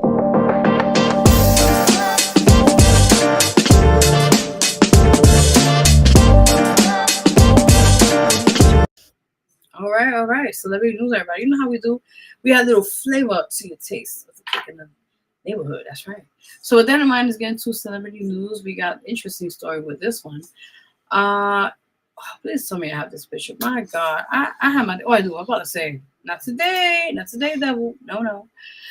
So our favorite friend of the show, the biggest dirtbag of society, Puff Daddy. Let's get right about him. So as we should say, now apparently, guys, there is a official confirmed release date for the scumbag of the year, Puff Daddy. And apparently they revealed the date, which will be exactly on May 8th of 2028 is his release date from jail. So it states here, the information that Sean Diddy Combs' release date was revealed weeks after his sentencing is correct, with his projected release date set for May 8th of 2028. However, they report that ICE confirmed agents were at the Super Bowl. How does that got to do with this guy? Anyway, that's what it says here. We're at the Super Bowl after his sentencing appears to be a factual error in the user prompt, likely conflating unrelated news events. Combs was sentenced in October 2025, while the Super Bowl is typically in February. What they got to do with Puff Daddy? I'm trying to figure that out. Anyway, so it states here on October 3rd, 2025, Sean Diddy Combs was sentenced to 50 months, which is close to 4 years and 2 months, in federal prison after a jury convicted him on 2 counts of transportation to engage in prostitution. He was acquitted of the more serious charges of sex trafficking and racketeering. By the way, he got away with sex trafficking. The racketeering, I'm not so much about that, but I think the sex trafficking, he got away with that one. My point of view. All right, so according to the Federal Bureau of Prisons online records, his projected release date is on May 8th, 2028. Yeah, right. This date accounts for time served since he's been arrested in September 2024 and potential good conduct credit. So basically, good behavior, he gets out early. Basically, it's a pass. I also want to say, also, you guys remember that story recently where he apparently got almost shanked. They're saying that he almost got. We're on YouTube, so I gotta be careful about this. He almost got murdered. If you know I'm going about this, I don't want to say too much on here, YouTube, but he was almost gone. And apparently, he was with his attorneys are asking. I think he's located right now in the Brooklyn area. I think they're trying to move to New Jersey, of another different location, a facility for him to serve his time at this time, for safety reasons, apparently. All right, so it states here. I was just talking about this. Combs was recently transferred from the Brooklyn, the Metropolitan Detention Center in Brooklyn, to FCI Fort Dix, a low-security federal prison in New Jersey. I was just talking about this. Jesus. Facility his lawyers requested to address during drug abuse issues and maximum family visitation. His legal team has filed a notice of appeal for his conviction and sentence is seeking an expelled review. Now, I don't know how ICE got that guy. I'm trying to figure that out. Why is ICE getting involved with the Puff Daddy case? I'm trying to figure that out. I don't know. Very interesting. Anyway, that was a weird situation with that one. I don't know. But yeah, guys, again, officially it is confirmed May 8th of 2028 to be getting out of jail, serving his time, and all that said and done. If you guys have anything to say about this man, the chat is open now. Please do so. I personally don't feel he never should get out and see a day of light. I'm sorry. It's my point of view. I have a right to say what I have to say. Due to the proof and amounts of evidence he has done for how many, over 30 years of his dictatorship. I don't even call him a mogul because he's a piece of shit. But for him to use his title and his authority to abuse women, and this is not allegedly, this is already out there known from court reports and all that, that he has violated many women in different situations and got away with it. And this part is allegedly. There are rumors about him stating that during his old escapades with sex, the freak offs, what do you want to call it? Apparently, there's a lot of rumors that he also got down with young men, you know what I'm talking about, and yeah, also minors. Now, this is allegedly. I don't have proof of receipts on this, so I can't go by with that. But allegedly, that's what they're stating rumors about. But during his freak offs and all that stuff done. Now, you guys know he has tapes also, right? He got tapes with these people, high power people in the industry, doing freak offs, and that's the reason why. It's a lot of stuff. I'm not gonna say too much on here, but is there a lot of reasons why he got the patented back for his court situation? That's what I want to say. Let's keep it what it is. Let's move on to the next story, shall we? Yes, we shall. Now, you guys know this gentleman here. I love his show, by the way. The Frasier. Remember that years ago I used to watch that in the 90s. My God, the Frasier show. Yeah, Kelsey Grammer. I used to love him for that show. Just saying, I love the dog and that. Oh, funny. All right, so apparently he states here, this gentleman here, as you know him by the name of Kelsey Grammer, the actor, as of age of 7 years old, has welcomed his 8th child. Damn, 70, he's still pumping? Damn. Anyway, a son named Christopher with his wife, Katie Quash, hope I said it correctly. Grammer announced the birth of his son during an appearance on the Pod Meets World podcast, which aired on October 27th of 2025. He mentioned the baby was born just a few days prior. Christopher is the 4th child for Grammer and Wash, who are also parents of their daughter, Faith, who was 13, and sons Gabriel, who was 11, and James, who was 8. Kramer has 4 other adult children from previous relationships. Wow, ages from 42, 33, 24, and 21. Damn. This guy is pumping. Damn, I ain't gonna say too much on here, but I gotta take, before I continue on to the next story. Now, listen. Why is it weird how we live in a society where the older men, this is just a statement here. Y'all can take what you want. But why is it true that the older men tend to have younger women, and you know for what reasons? Not every kid's a situation. It's not every kid's not the same. Let me get that straight, right? But I'm just saying, personally, for me, is like, you think old man is gonna look for young girl for what? For her looks, or to produce a child? Let's keep what it is. And it's like, these men are like, what, Al Pacino, 80 years old, he's still busting nuts. I'm trying to figure this out. Like, how do they bust smoke or dust? Like, how are you still producing after 80 years old? Does your shit even get up? Listen, comment is you can chat all you want about this. Please do, because I'm very lost with this one. Damn.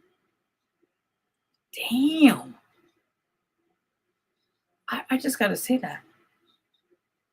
Damn, I'm lost with words with this one. I really so am, because I'm like,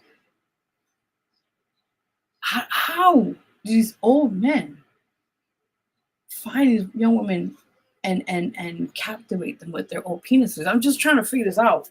Like, a kid is a blessing, God bless them, but you still pumping? That's what I gotta say. Question for today, I guess I don't know. I just got into the next one here on the show, guys, for celebrity news. This is more interesting than the last story we talked about old men doing it. And still getting their situation on. All right. So you guys know about this story. A as you guys know, Virginia, I forgot her last name. Forgive me. I think Virginia Riley or something like that. Forgive me. Virginia Griffin passed away, I think, over a year ago. They're stating this due to her, but a car crash. There may be other stories of suicide. We don't know. But apparently, she has passed away over a year ago, I think. Over a year ago, I think, something like that. And she was, it's not alleged because she did confront it, and it was her book, by the way. She talked about this as well. And the picture, it was like in the 90s or something like that she met Prince Andrew. And you guys see here the guy on the other side, that Charles, the other guy, Andrew, his brother. But if you guys see, after all these years that she finally confessed and said that he had SA her, because remember YouTube, he has sexually things to her as a minor. He kept basically saying that true, it was false, So now ever since Virginia Griffin has passed away and her book was already up for some time now, his brother Charles, Prince, not Prince, he's king now, King Charles, what do you call that shit, whatever it is. Apparently he dethroned his title, his brother's title, Andrew. You guys see who they're on talking about, right? So it states here that King Charles III, that's what I meant to say, has reportedly removed all of Prince Andrew's royal titles. Karma is a bitch. All right, just saying. So it states here, King Charles III has formally initiated a process to strip Prince Andrew of all his remaining royal titles and honors, including the style of prince and the title Duke of York. Andrew will not be known simply as, well, actually, he'll be known now as like a citizen, basically, it's called it, or commoner. As Andrew Mountbatten, what the hell? That's what the name here. Andrew Mountbatten, Windsor, I guess. Furthermore, he has been formally evicted from his residence at the Royal Lodge in Windsor. Buckingham Palace issued formal notice to surrender the lease, and Andrew is expected to move to a private property on the King's Sandringham estate, with costs covered privately by the King. This decision follows renewed public scrutiny over Andrew's associations with convicted sex offender Jeffrey Epstein and the posthumous publication of Virginia Griffith's, I told you about this, yeah, her name Griffith, sorry, last second, memoir, which detailed her allegations against him, which Andrew continues to deny. Now, this is what I'm talking about, people. She has passed away like over a year ago. Not Griffith, forgive me. That was the last name. Listen. Rich, powerful people could hide so far. Their money could take them so far. But when the truth gets revealed and everything is God's timing, they're going to crumble that foundation. Like I said again, now his brother, I just told you the story already about this whole case. Apparently, he's getting what he deserves. That's all I gotta say. That was it for celebrity news. Everybody, don't mind the man story in the background. That's not me. I'm just saying. Yes. So let's see what we got here next on the show. All right. Yes. So with that, before we continue on the next segment, I just want to add here one more time here. So two things, right? Ooh, excuse me. Well, one, actually three. One of them is that you guys can follow me on Instagram, which is @official Vero G. You follow me there, and I'll follow you guys back. Just one thing I want to add on here in the show. Also, the November issue, it's already done. I just got to put it together sometime soon by November. I was about to say that. Got a brain freeze. But the December issue will be opening soon for submissions. So if anybody wants to be in the magazine for the December issue, let me know, everybody. Let me know. Like I said, I was a bit delayed for October, November, so I'm going to work that out soon. But again, December issue will be soon in the beginning stage of those who want to be submitting. Let me know. Also, last but not least, if you'd like to be a guest on the show, I have November open already. I have a few dates available left. So if you'd like to be a guest on here, you know where to find me, you know where to contact me. And let's love to have you on the show here and talk about what you're working on and what the case may be, that said. And all right, guys. So here we're going to close out with the Domestic Violence Awareness Month. As you know, it's the end of October. Ooh, thank you, Spirit. You hear that? Spirit with me be talking. Spirit. Thank you for that confirmation. Okay. Thank you. So again, like I said, there's a lot of shit going on here in this apartment. Yes, Domestic Violence Awareness Month. As you guys know, this is the end of October officially, which is, I was over there first. So we're closing out with a bang. And, this whole month in October, I've been talking each week with you guys here live about this matter, how very much so it's dear to me in a way of me experiencing it firsthand and knowing that people who are watching this now later on, you're not alone in this situation. If you have gone through or are going through it, you're not alone. And that's said and done. So with that in mind, I also want to add on here before we get into this topic, I have a direct link to my campaign, actually not campaign, slash that petition for a thing I'm working on for over the past year or so now, for a petition for the End Domestic Violence. I have, and it's under the www.change.org. It's called End Domestic Violence. It's a petition. If you guys want to sign, you could do so. It's free, and you could just share it. It's optional. If you want to put a little donation, you don't have to, but if you want to share it, you're more than welcome to do so as well. But that's the direct link there. You guys see it on the screen down below. That is the purpose why I wanted to get this petition sent to White House, and let's make a law. Let's make several laws for this. Again, this is where you guys want to put this on the screen. You can see that.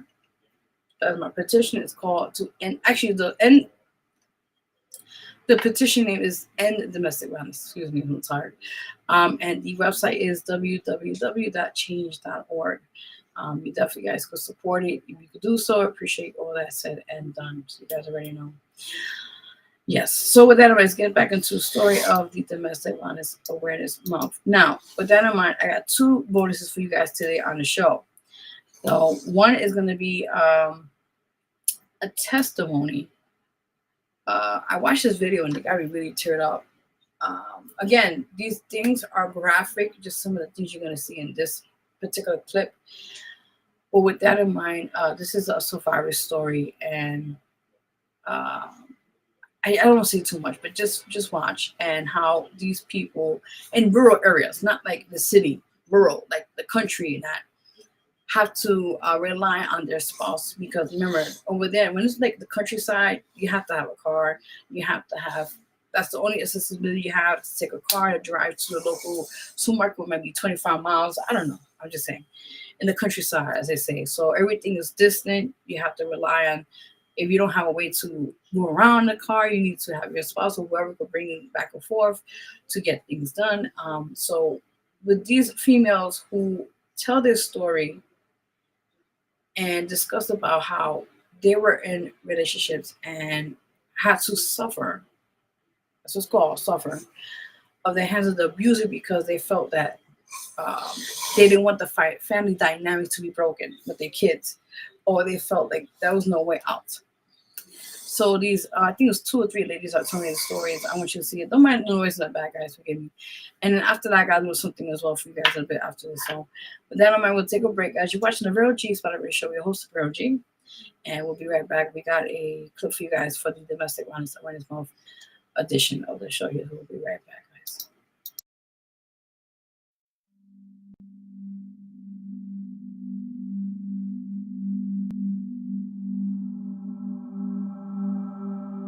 My dream was just to have the perfect kids and the perfect husband, the perfect life. The first time he ever hit me was because the macaroni and cheese didn't taste right. You know, people was like, why did you just leave? Well, it's not as easy as you think it is to just leave. He made a lot of threats. He made a lot of threats to hurt the things that was most precious to me, was my kids. And so I stayed.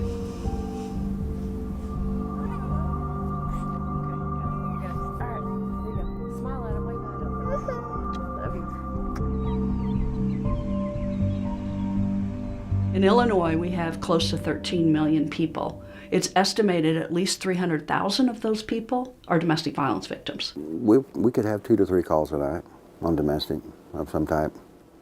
I mean, it happens quite often around here.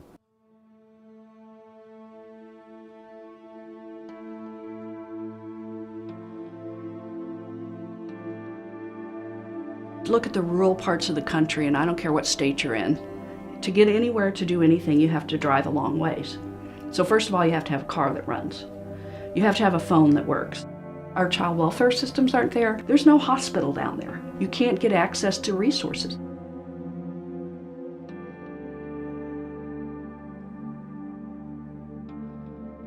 A lot of times when women get married around here, they don't get jobs. They stay home and take care of the kids because if they do go to school, there's really no job. This has always been kind of like a coal mining industry in Southern Illinois. That's about all there is, the prison system and coal mining. When I was little, I wanted to go in the coal mines, but family and friends told me I couldn't do it because I was a woman. So it's like they don't even give us a chance.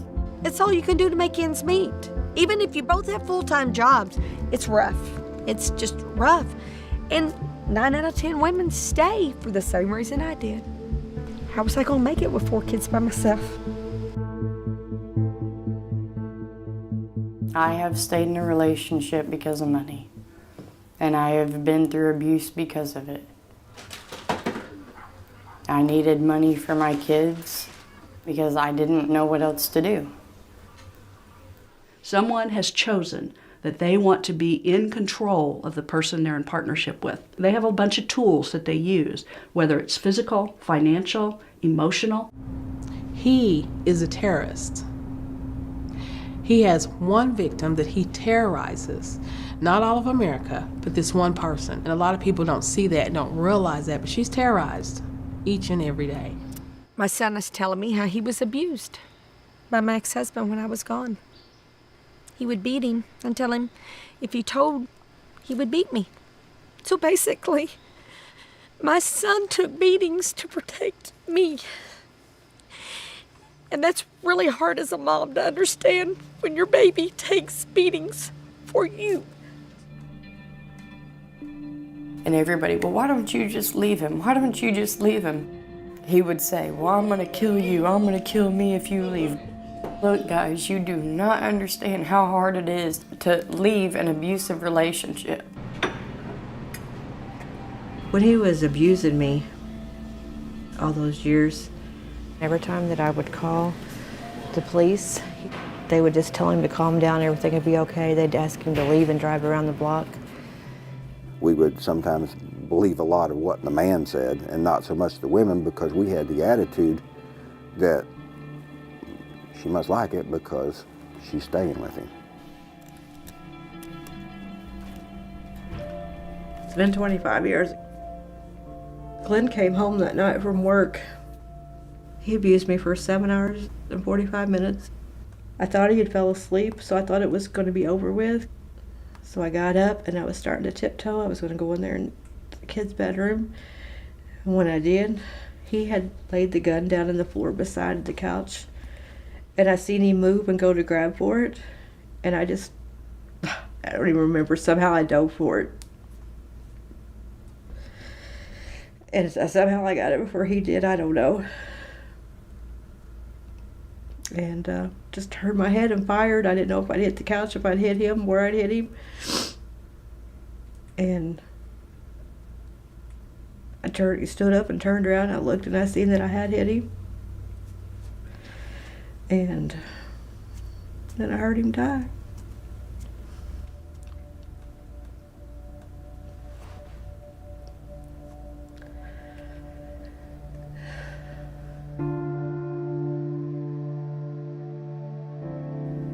Me and Glenn were together for 12 years. Only man that I've ever actually loved. I never wanted it to get to this point, but I don't feel like I had a choice.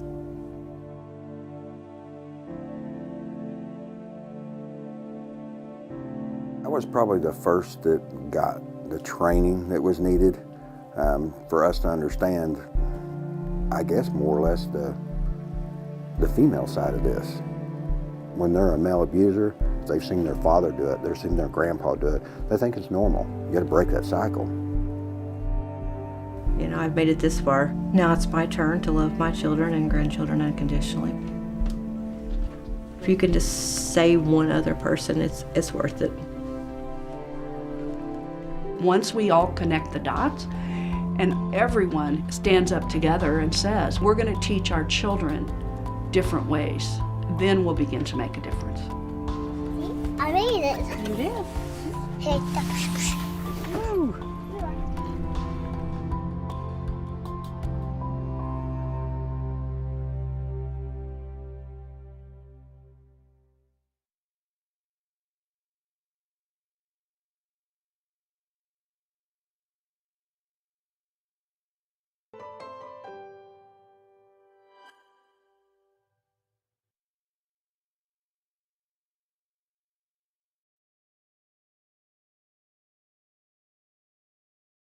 Talking to myself, where did I go? Where did I go?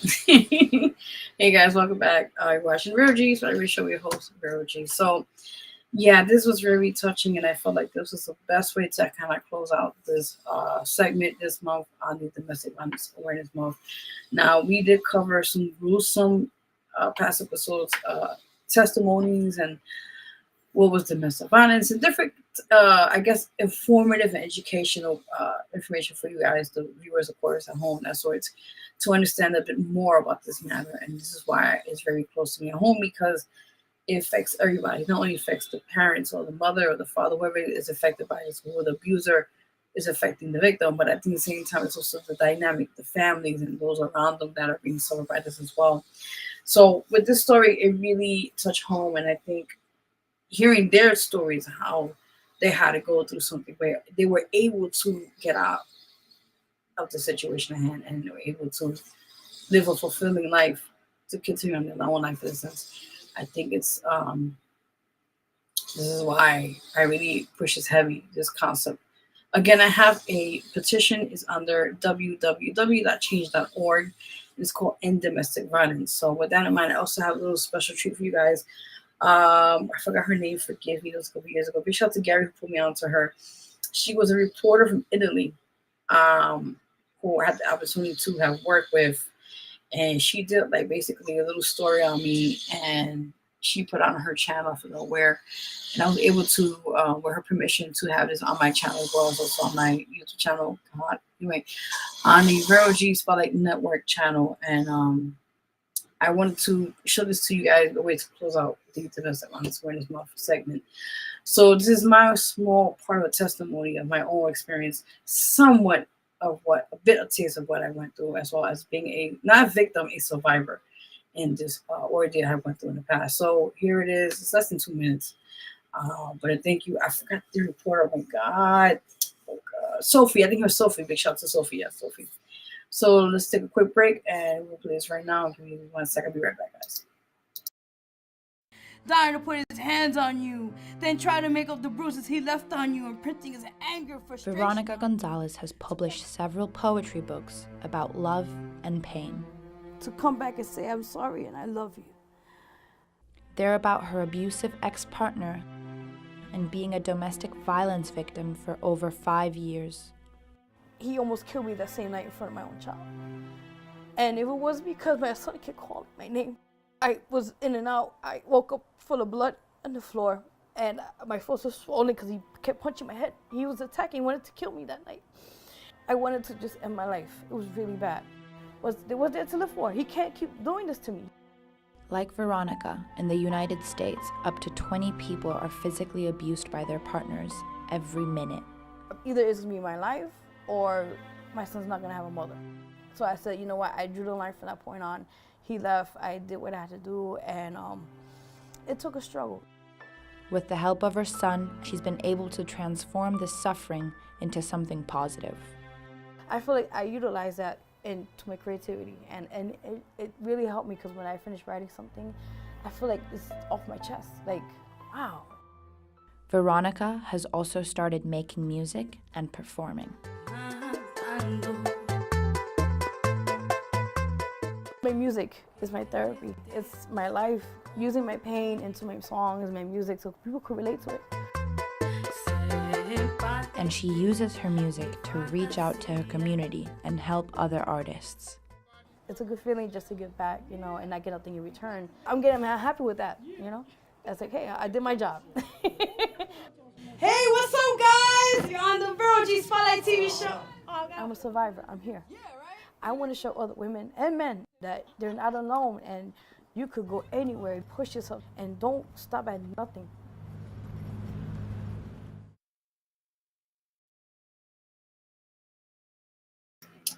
Uh, that's sorry, I had a woman there, guys. Yeah, big shout to Sophia. I remember her name. I was like, Sophia something. So I wanted to end that with my own personal story. And that got me just a little bit teary eyed. Oh god, petition. Um like I said, that's why this is really dear to me. To the petition I told you guys about. I've been fighting this for the past 2 years now to get this petition really going. I have like over 188, I think, signatures, and I need a few more to really get this going.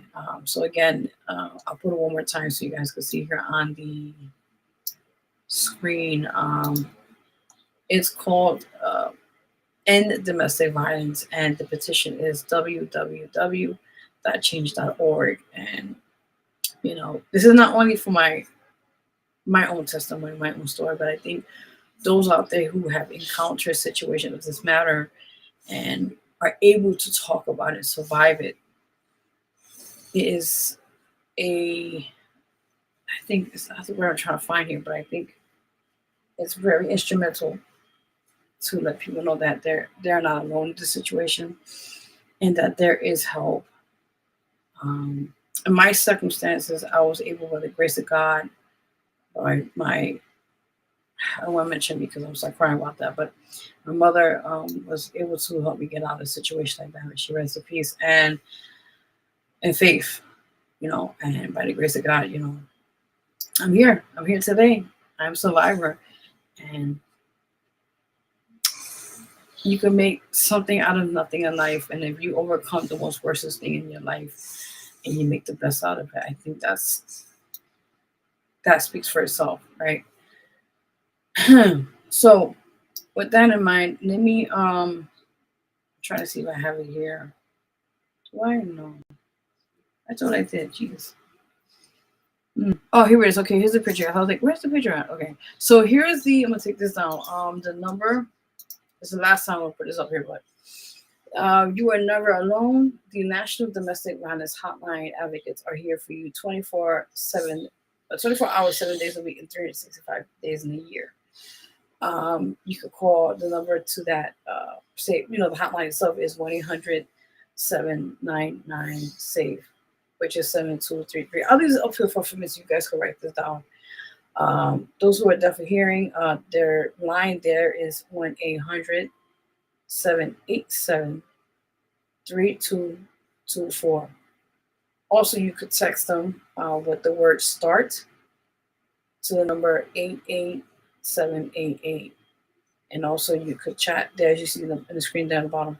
I think that's a website, if I'm not mistaken. It says thehotline.org. So that's what I'm gonna leave this here for a few minutes. You can write this down if you know anybody that may need this, or hey, listen, you could save a life not knowing it. Like I said, my job is done. So I'm gonna leave that here for a few minutes while we continue talking. With that in mind, yeah, I'm looking forward to November, which is coming up this week. We got a lot of things lined up this month already. I'm just like, a woman ready. With that in mind, so I'm just getting myself prepared mentally for next month to get things in action. Now, for me, particularly with projects, as you guys know, the new album's out now, the 7th album. It's called My Anxiety. I've been having issues with Instagram for a little while. That's why I couldn't really be able to promote it as much as I could because there's some issue going on with our Instagram. But I'm going to get that soon fixed and corrected. By that time being, you can check out the album. It's called My Anxiety. It's on all platforms from Apple Music, I think iTunes, YouTube, I think Spotify, Deezer, Pandora, Tidal, all those places. You could just look it up. It's on there. Prior to that, also you could check out my last single, What Up Let Me Go Last Song, which I played tonight. You could check that out. I'm thinking what else. Yeah, so you also could check out my latest short film. It's called Our Love Story. What I said. Now, I saw someone put a little stupid comment. I usually tend to not respond when it's something ignorant, and I just let them talk, or I just block it, I delete it. But this time I leave it there because someone tried to put one on me, and I'm just gonna put it out there. Anything I put that has a stamp of approval with my name on it, it's mine originally. Okay, first my LLC is stamp approved, so nobody could touch it. Okay. Secondly, the Vero G Productions already is registered with the LLC. So people want to play stupid, I got one for them. Don't play with me. I'm not the one. Secondly, people come out with the logo. First of all, the logo is customized because I got that through a source. So people want to be like kind of like politically incorrect, and I know how to show them the door. I'm not the one we play with. You want to come with the bullshit, I show you where the exit door is. I'm not the one. Third and lastly, like I said, anything I put my stamp of approval, my name, my product, my branding, it's all confirmed and legit. Okay? People with the question marks, listen, at the end of the day, if you want to know who the fuck I am, you know where to find me. What I mean by that, and not as a threat, it's more like Google me. There's a thing called Google search. If you don't know who I am, put my artist name, and everything you see gives you all the work I've done for the past several years, okay, of my credibility, of my work when it comes to my work ethic, okay, when it comes to things I've done in the industry as being a model, a plus size model, let me correct that, a writer, a screenwriter. I have scripts here. Yes, don't play with me. I have works of film I have been in, which I have put some other clips up on my other page, on my Vero G production page, on my Instagram, and also on my artist page, not artist page, my Facebook page for that alone. My body of work speaks for itself. You can look me up IMDb, okay? Everything's there. You need the link, I'll send you directly the link. All that said and done, okay? So when people want to question me and try to insult my intelligence, all I tell them is try to. I'll be very straight and blunt with them. I don't have hair on my tongue, as they call it, pela mi lengua. And yeah, they come with that bullshit, and I'm like, listen, end of the day, Google me, and before you come with that attitude, come back at me correct. That's it. I like to people in their fucking place because they want to come with the question marks and know that. If you don't know who the fuck I am, why don't you go look me up first before you start assuming and making assumptions about me? Okay? That's what I gotta say. Back to the story here. So again, guys, the number of the domestic violence hotline number here is 1-800-799-7233. And of course, you would for the deaf and hearing, or deaf hearing, you want to call it, is 1-800-787-3224. Also, if you want to text to be safe, you write the word start. You see on the screens right there. And you write down number 88788. And also, you can put down the chat, which is thehotline.org. Okay. Yeah, let me take this down now because I need to rest. So with that in mind, wish me luck tomorrow, guys. I'll be at the Red Carpet event in New York City, and I'm very excited. It's been a long time at a Red Carpet event because I've been going through so much stuff, and I was invited to another one, but I just couldn't go due to certain reasons. So I was like, yeah, I can't miss this one. So I'm going to have a good time, and I'm going to unwind because I've been held back with a lot of shit. So you guys already know. Well, wish me luck tomorrow, guys. Actually today, Saturday, not officially, it's 12 o'clock. So wish me luck today, guys. I'm excited. Yay, I'm excited. I'm nominated for Best Entertainer of the Year. I want to thank everyone who, the company themselves who nominate me, and also the other amazing finalists figure me who are also in the same category as myself. I don't know what's going to happen, but I just want to have a good time and see the turnout, what happens after that. So you guys already know. All right, guys. So with that said, I want to thank you all for tuning in tonight on the show. God bless you all for the remaining of the weekend. Be safe out there. Early voting is, again, told you guys until November 2nd. Vote, guys. No, election day is November 4th. You guys already know. Yes, indeed. So with the mind, I'm out of here. God bless you all. Have a great night. Be safe out there. And happy Halloween, which was yesterday, by the way. We had a good time. I am Princess Vero G to last night. So I'm transitioning to just myself. Yeah. I'm out of here, guys. God bless you all. Have a great night. And again, check out my short film. It's out now, which is, by the way, IMDb credited on my account, by the way. Our love story. And it's also copywritten. I always protect all my shit. So with that in mind, it's out now. Our love story. Go check it out. The trailer's out also on my YouTube channel, and also the full, well, actually the short film itself. So go check it out. I thank you guys for supporting the platform, what we've been doing, supporting all amazing talent to be seen and heard, and all that said and done. God bless you all. Have a great night. And until then, you can hear Vero G signing the fuck out of here because I'm done. I need to sleep. Until then, we're out of here. God bless you all. Have a great night. That, you know, as a plus size woman, you're Dre, doing it. And I'm like, Hood Baby. but How why did that can't you song do it?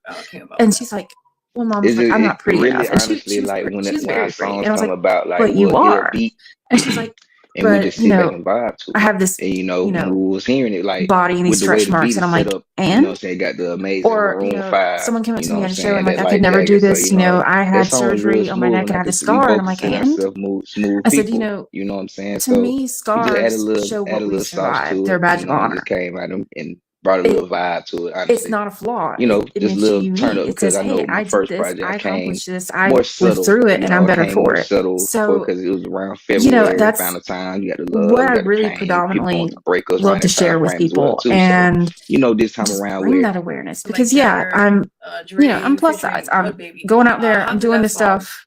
You know, all eyes are on me is when it I'm really doing this honestly stuff. like when And our songs come you know, about, I like still we'll struggle hear a beat sometimes. I remember going to and we one New just York sit back and Fashion Week. vibe I to it. had, And you know, when you we was know, hearing it, like with the imposter way the beat is syndrome. And I set up, told you know this what I'm girl saying, who's, got the who's a pretty amazing well-known Maroon model. And I'm 5, like, you know what I'm you know, saying, I that feel like Light I don't Jagger. So, you belong know, that because you would song have was all real these smooth and billboards I and could either see they we would be both consider younger or ourselves like